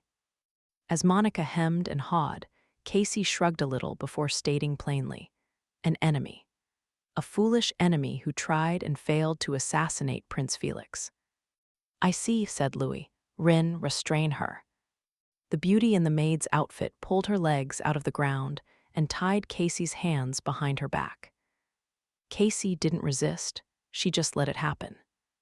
"Now then, my fellow sage," continued Louis, "I don't expect a formal oral report, but could I trouble you to explain a little of what's going on?" She set up a spiral flame in the west storehouse, where they were bringing in fireworks. The word spiral flame made Louis frown. He, too, was well aware of the terrifying magic item, not to mention the havoc it might cause in close proximity to fireworks. "And continued Monica, "I didn't think I'd be able to completely prevent it with a defensive barrier of my own. So I, borrowed yours, Mr. Louis." I seem to recall the esteemed Witch of Thorns having set a trap around the defensive barrier. I broke it by summoning a spirit king. And I spared no effort layering dummy formula upon dummy formula to prevent others from rewriting it. I'm good at figuring stuff like that out, but it took me almost a whole minute to do it. Really. 1 minute, all that in 1 minute. I spent a month making it. 1 minute, Louis's face twitched. His eyes looked vacant. Henceforth, should another one of my barriers be rewritten, I shall immediately suspect you. "Hwa. What I mean to say is that almost no one else could manage that," said Louis, muttering under his breath. "I wouldn't stand for it. What hogwash." Monica pretended not to hear that last part. Louis Miller tried to appear refined, but deep down, he was considerably less polite. "All right, I have a good understanding of the situation," he said eventually. "Has the second prince discovered your identity?" "No, I think so." "Good, we'll retrieve the spiral flame in secret and take the girl into custody.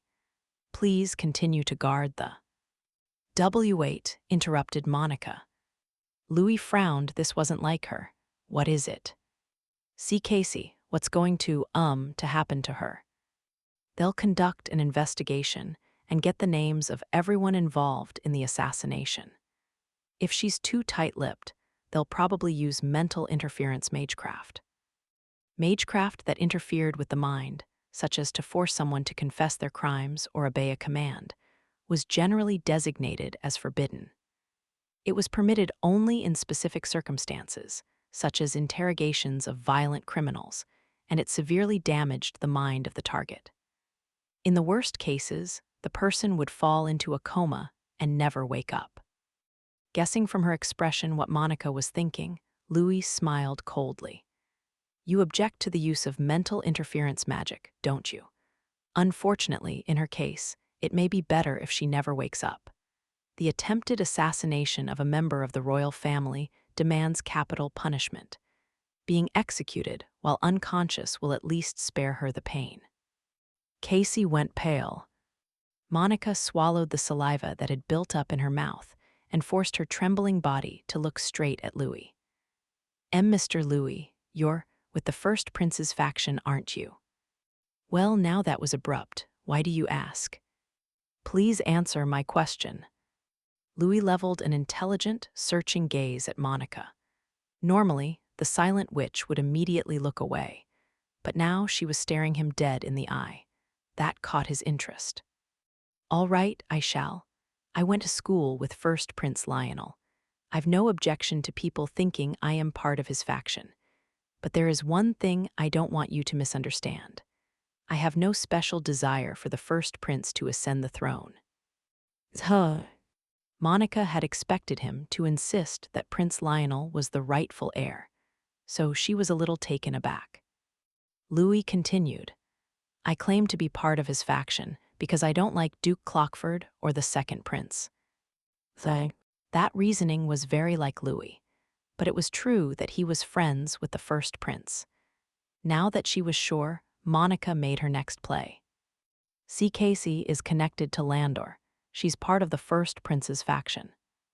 Louis's eyebrow twitched. Monica continued, wasting no time.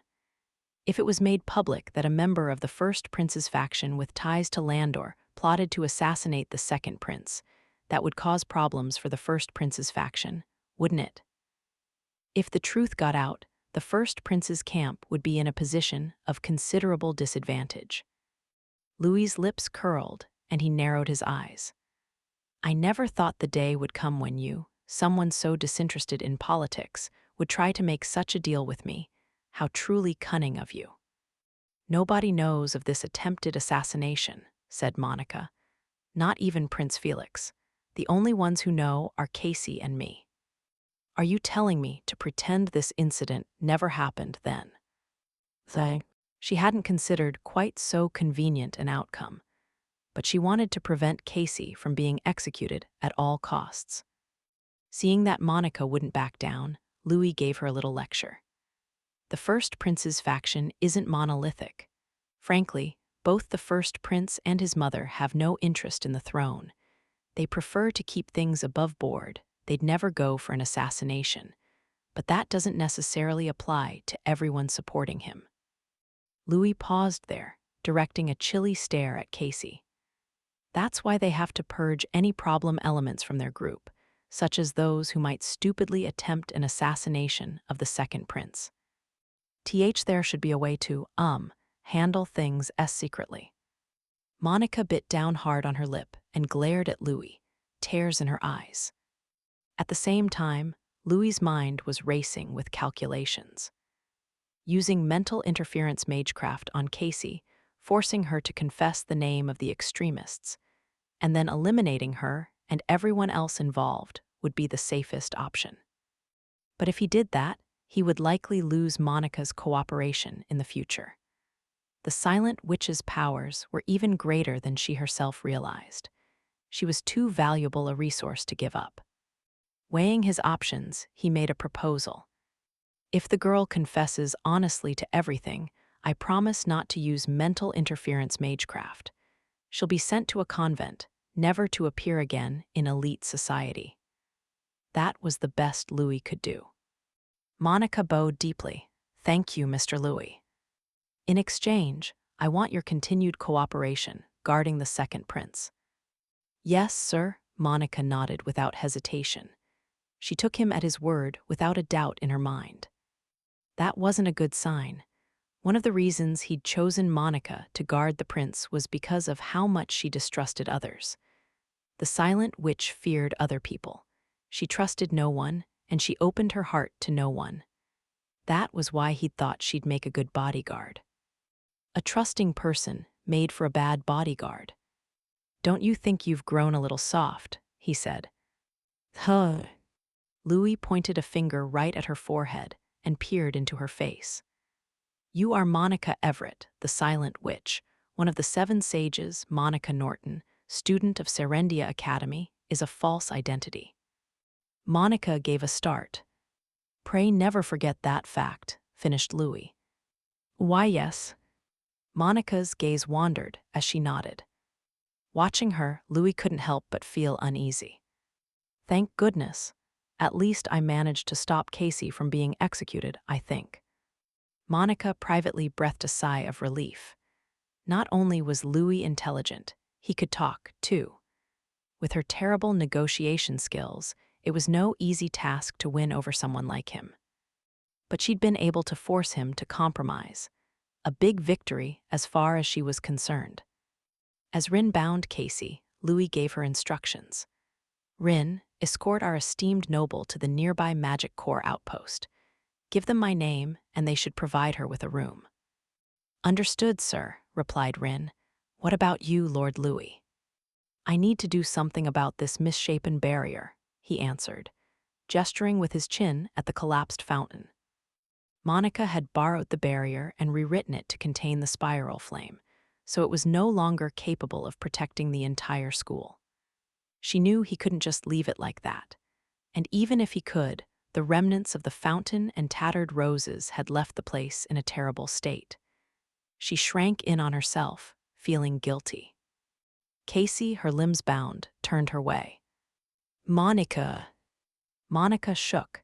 She knew this would be her final farewell to Casey. Casey would never return to the academy, but Monica didn't know what to say to her. She looked back at the other girl like a lost child, unable to apologize or say goodbye. Casey lowered her eyebrows and offered a troubled smile. Then she laughed a little, as if to say, "What are we going to do with you?"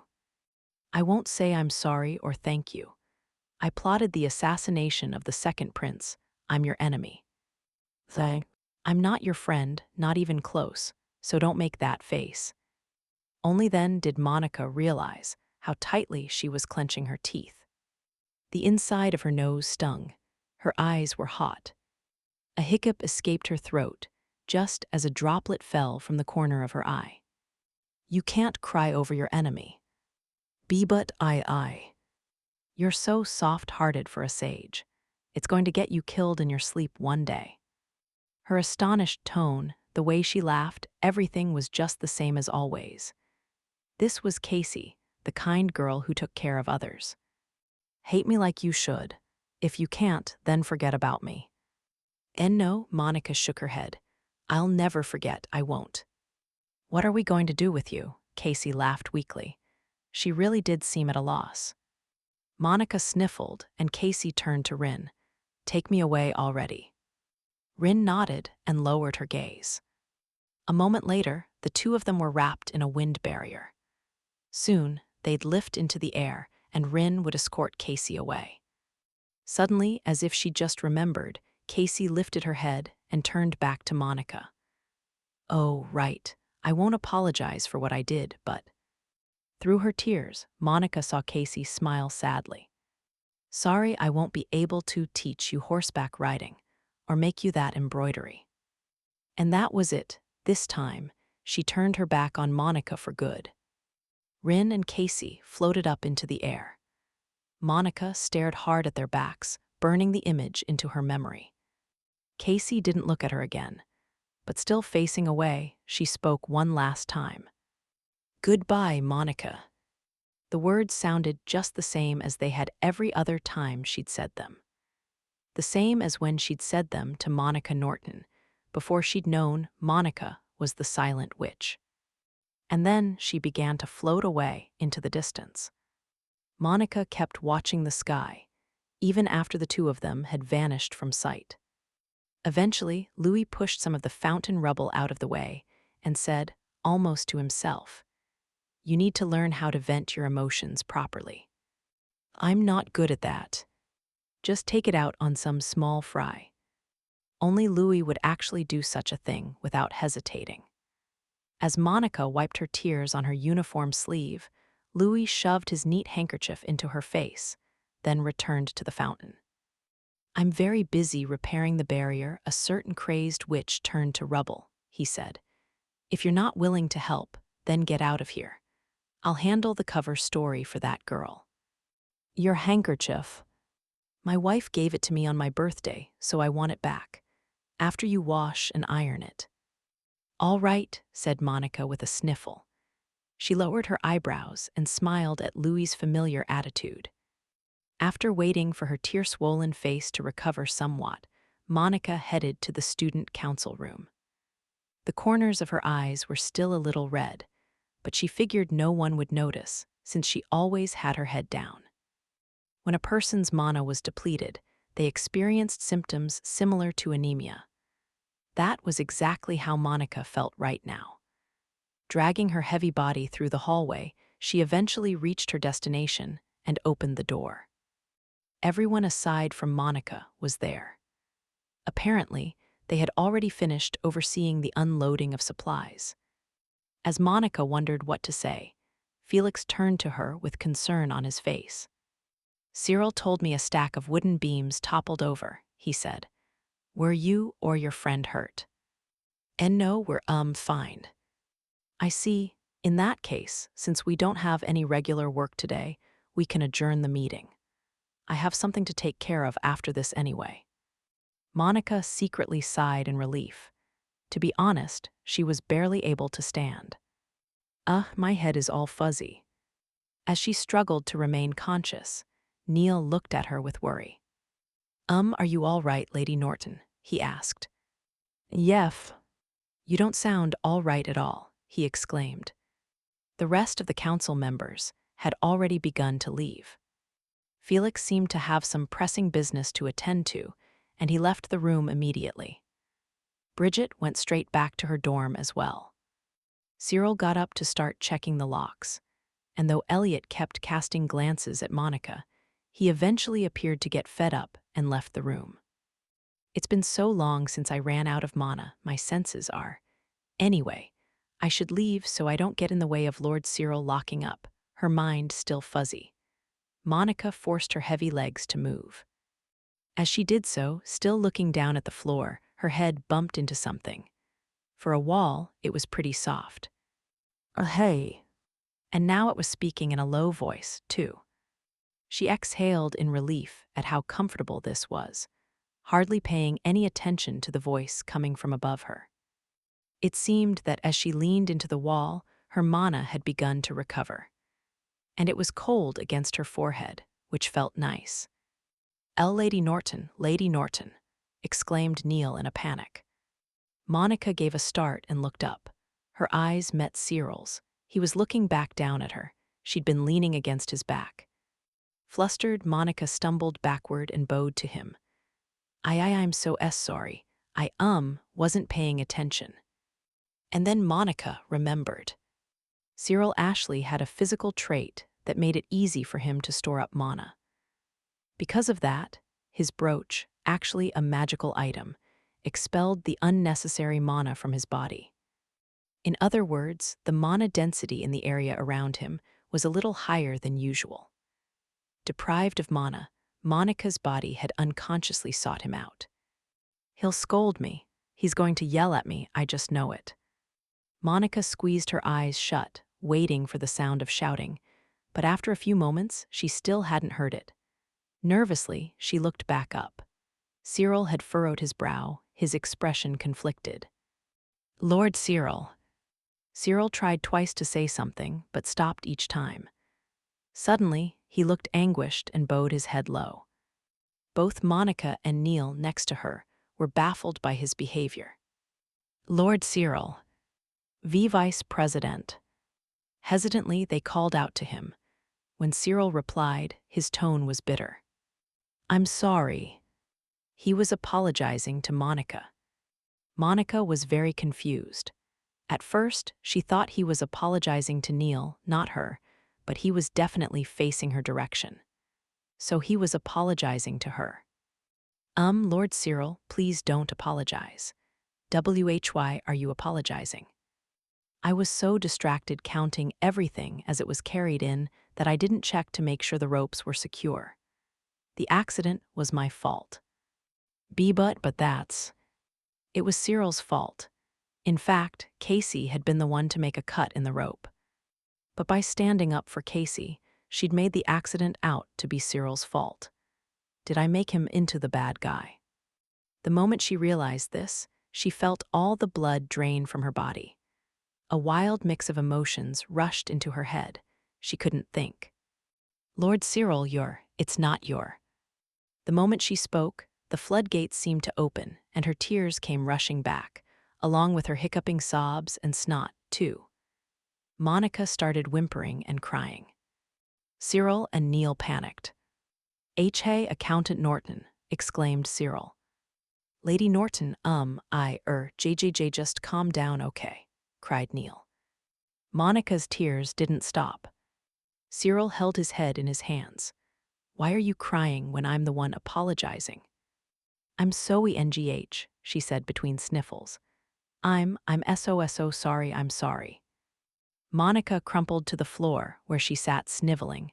They weren't tears of sadness. They were tears of guilt. "I'm sorry for deceiving you. I'm sorry for lying to you again and again and again." She continued to cry and cry and cry. Before she knew it, she'd lost consciousness. Did she fall asleep?"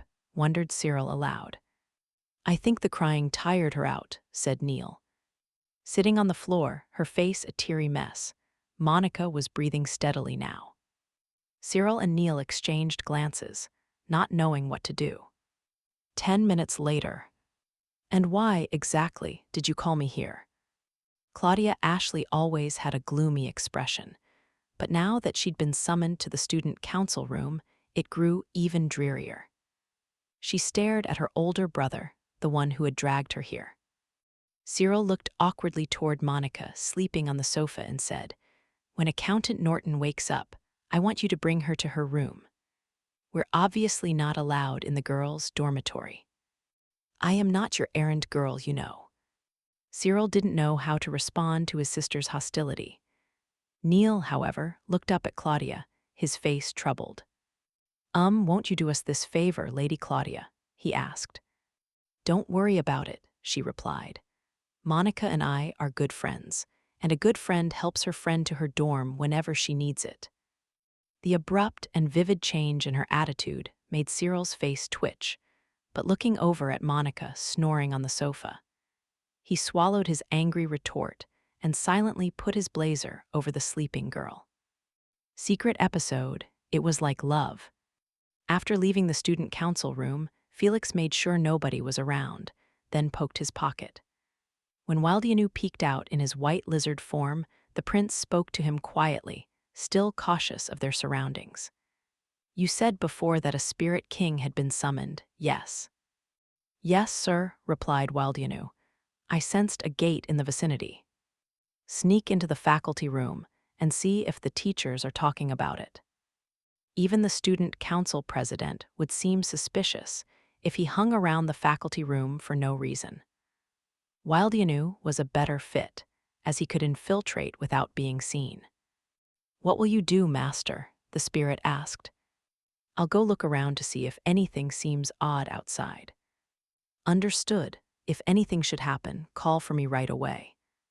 Wildianu crawled out of his pocket, then quickly moved over to the wall and headed for the faculty room. Felix saw him off, then exited the school building. Unfortunately, he'd never learned any detection spells, so he'd have to rely on his instincts, though there was one place he definitely wanted to check. The old gardens. Felix knew there was a large-scale barrier protecting the academy hidden in the fountain there. The magic formula had interested him so much, he'd gotten a duplicate key made, and the old gardens had become one of his haunts. The formula had been made by one of the 7 sages, the barrier mage Louis Miller, and was a work of art even by the prince's amateurish appraisal. You didn't get to see such a complex, precise magical formula every day. Assuming there was an emergency that warranted the summoning of a spirit king. If the academy was attacked from the outside, the barrier would have activated. And there's nothing wrong with checking on it anyway, he thought, heading for the old gardens. The gate leading to them was open, and the lock had fallen to the ground. He picked it up and looked at it, his eyes widening in surprise. Unbelievably, it had been cut clean off the gate. The neatness of the severed portion meant it hadn't worn down over time. Something else had happened. Very small burn marks. Someone used flame magecraft to burn it. It's made of metal, yet it was cut so cleanly. That isn't easy. His expression turning severe, Felix moved deeper into the gardens. He concealed his footsteps, proceeding with caution. After a turn at the rhododendron beds was a somewhat more open plaza area, with a fountain at its center that was never used, or that's what he had expected to find, at least. Now the fountain was in ruins. Bits of rose, vines, and flowers were scattered among the debris. And next to where the fountain used to be, a man was squatting, doing some sort of work. He was young and had a long chestnut-colored braid. He wore a gold-embroidered robe and held a long staff. The moment Felix saw the man, he knew exactly who he was. Only the 7 sages were allowed to wear those robes and carry those staves.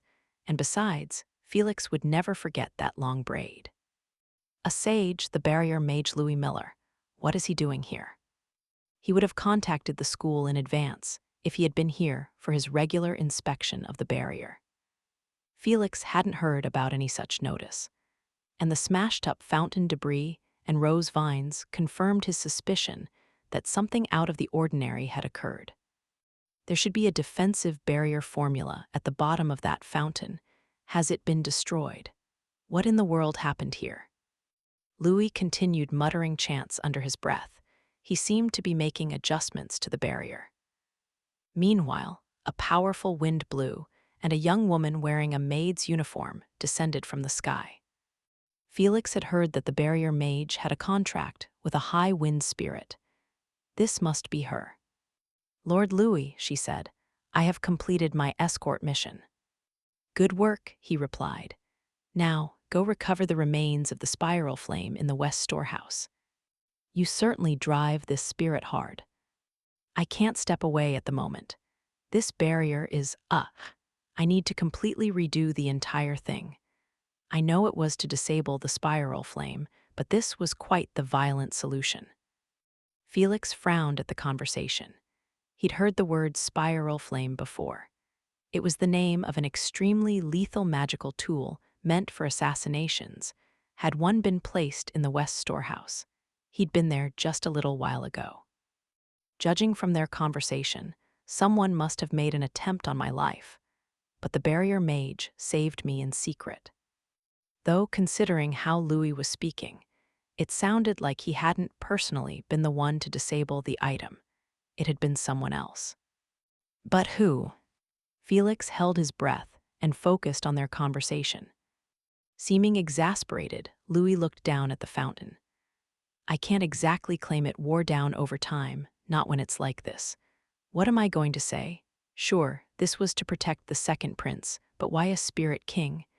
And without even a staff to control the flow of mana."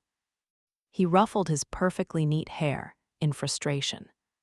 The silent witch is always so reckless. "Oh, what?" Felix's heart skipped a beat when he heard the name leave Louis's mouth. "The silent witch summoned a spirit king and saved me." The scene from several months ago flooded back into Felix's mind. The gate opening in the sky, the spears of wind surrounded by glittering white lights. The horde of pterodragons, all shot between the eyes, their giant bodies drifting quietly to the ground like snow. That utterly silent, beautiful magecraft. And its user, the silent witch, had summoned a spirit king to save Felix. "I want to see her."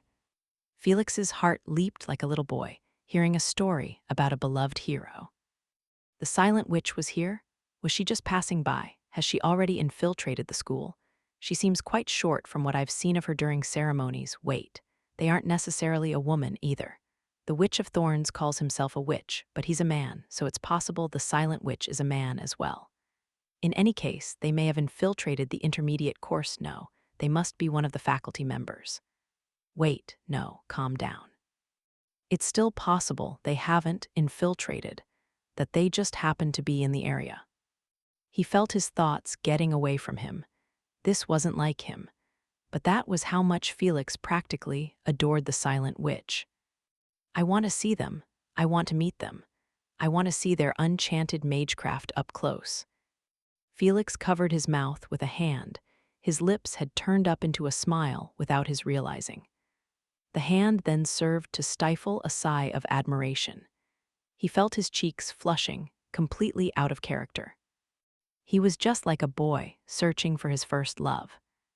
Ah, to think they were so close by. The prince grasped the fabric of his uniform to try and calm his pounding heart.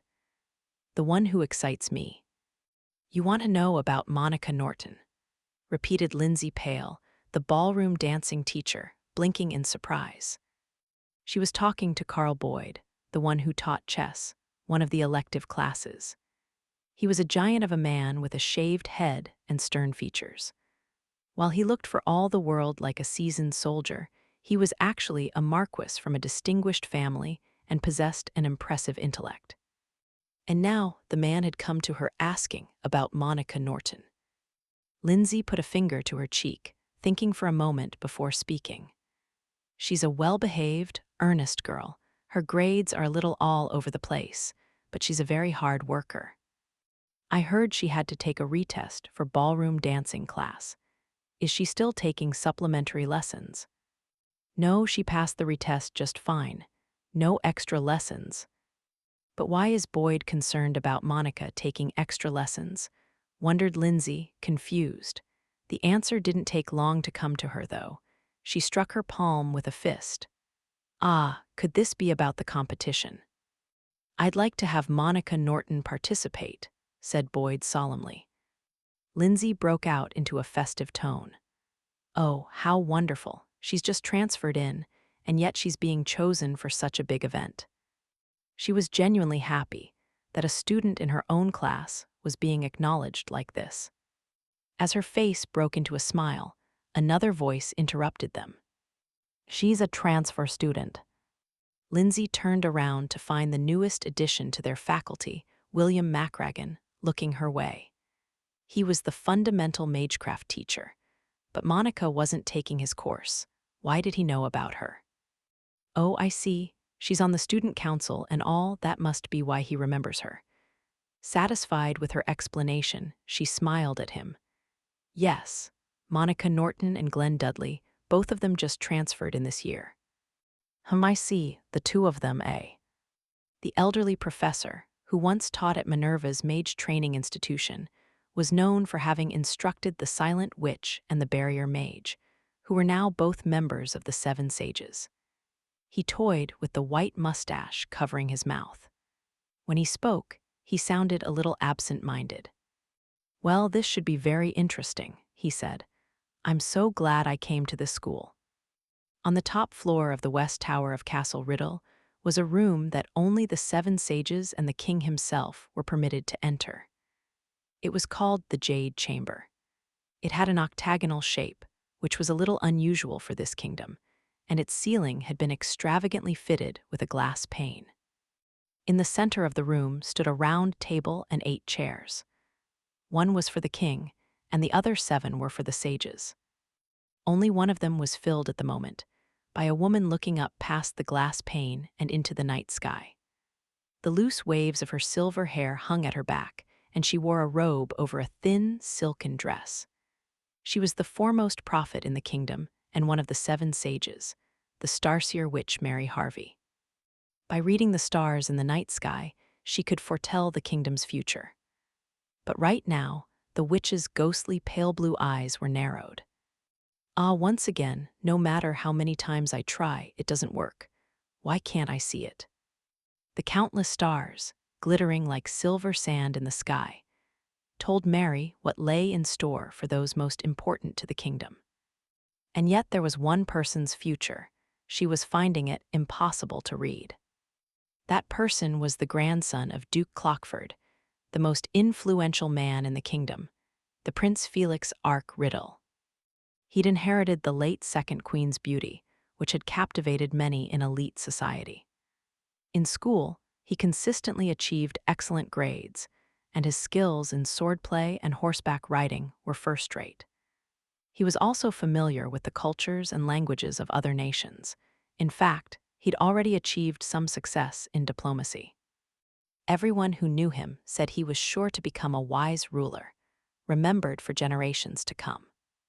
Mary'd had the chance to see him herself several times during social occasions. He truly was a man of great caliber. It wasn't just a matter of his appearance, either. His manner and carriage were splendid as well. Such an incredible person must surely have been born under the brightest of stars.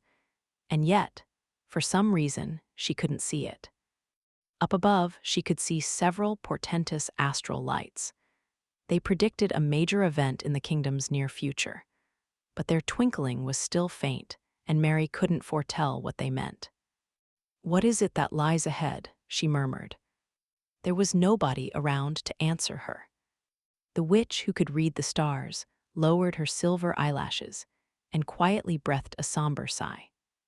"Afterword, thank you so much for purchasing the second volume of Secrets of the Silent Witch. Volume 2 adapts the 4th through 6th chapters of the web novel, with corrections and additions. The additions, in particular, were a battle against the remaining word count. And ultimately, I submitted the first draft just barely under the maximum number of words specified by my editor. Flying so close to the sun is thrilling, I could get addicted to it. MWA haha. When I was writing the web novel, I went through great pains not to take any detours so that the story would reach an ending in the shortest time possible.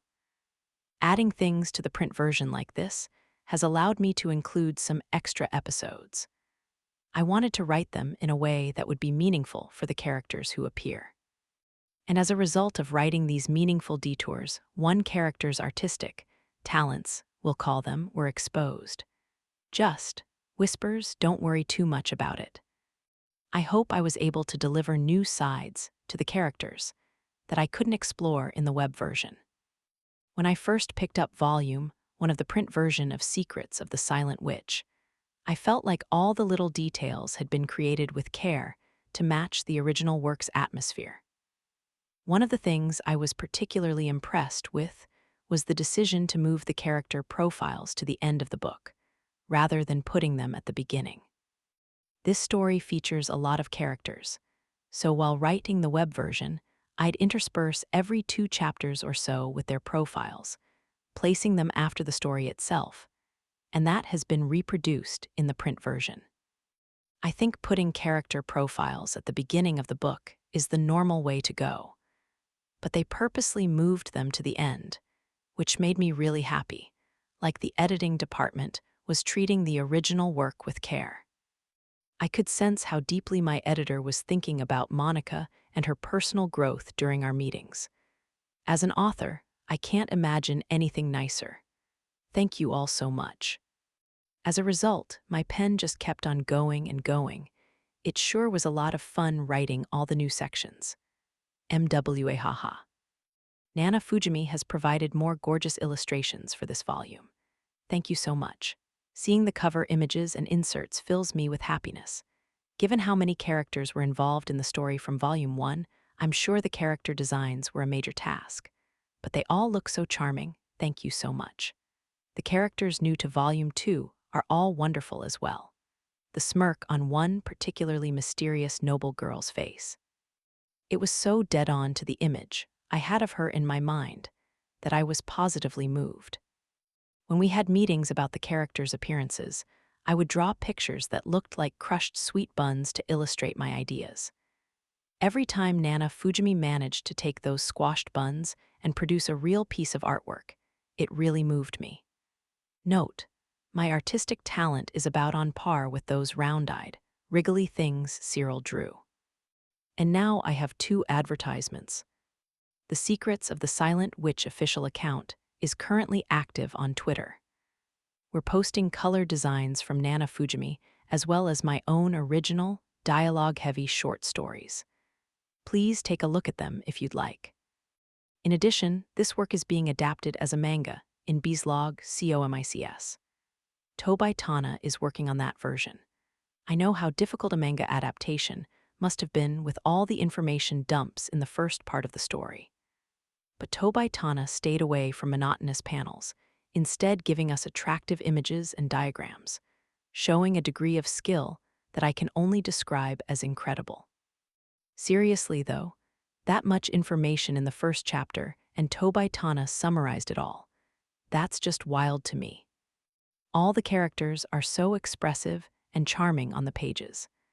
I particularly love how Monica's lips make funny shapes. The adaptation can be read on Comic Walker, Nico Nico Sega, and Pixiv Comics. Please check them out when you have a chance. We're closing in on the end of the afterword. I'd like once again to thank everyone for all their amazing help, including those of you I don't get to see. It's because of all of you that this second volume made it to print. Nana Fujimi, who provided the wonderful illustrations. Tobai Tana, who is working on a brilliant manga adaptation. Everyone at Katakawa Books putting all their efforts into advertising. And my editor, who is always earnest in confronting the story itself. I'd like to also extend a heartfelt thanks to everyone who purchased Volume 2. Thank you also so much. Everyone who has left impressions on the web novel and sent fan letters to the editing department. Thank you as well.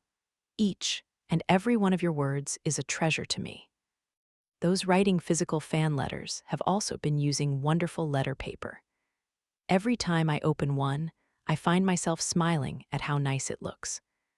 I'm extremely grateful for all the passionate impressions written on such beautiful stationery. I'm also extremely grateful for the fact that this work will receive a third volume in print. I'll put all my efforts into writing it, so I hope you stick around to follow the continuation of Monica's story. Matsuri Aisora,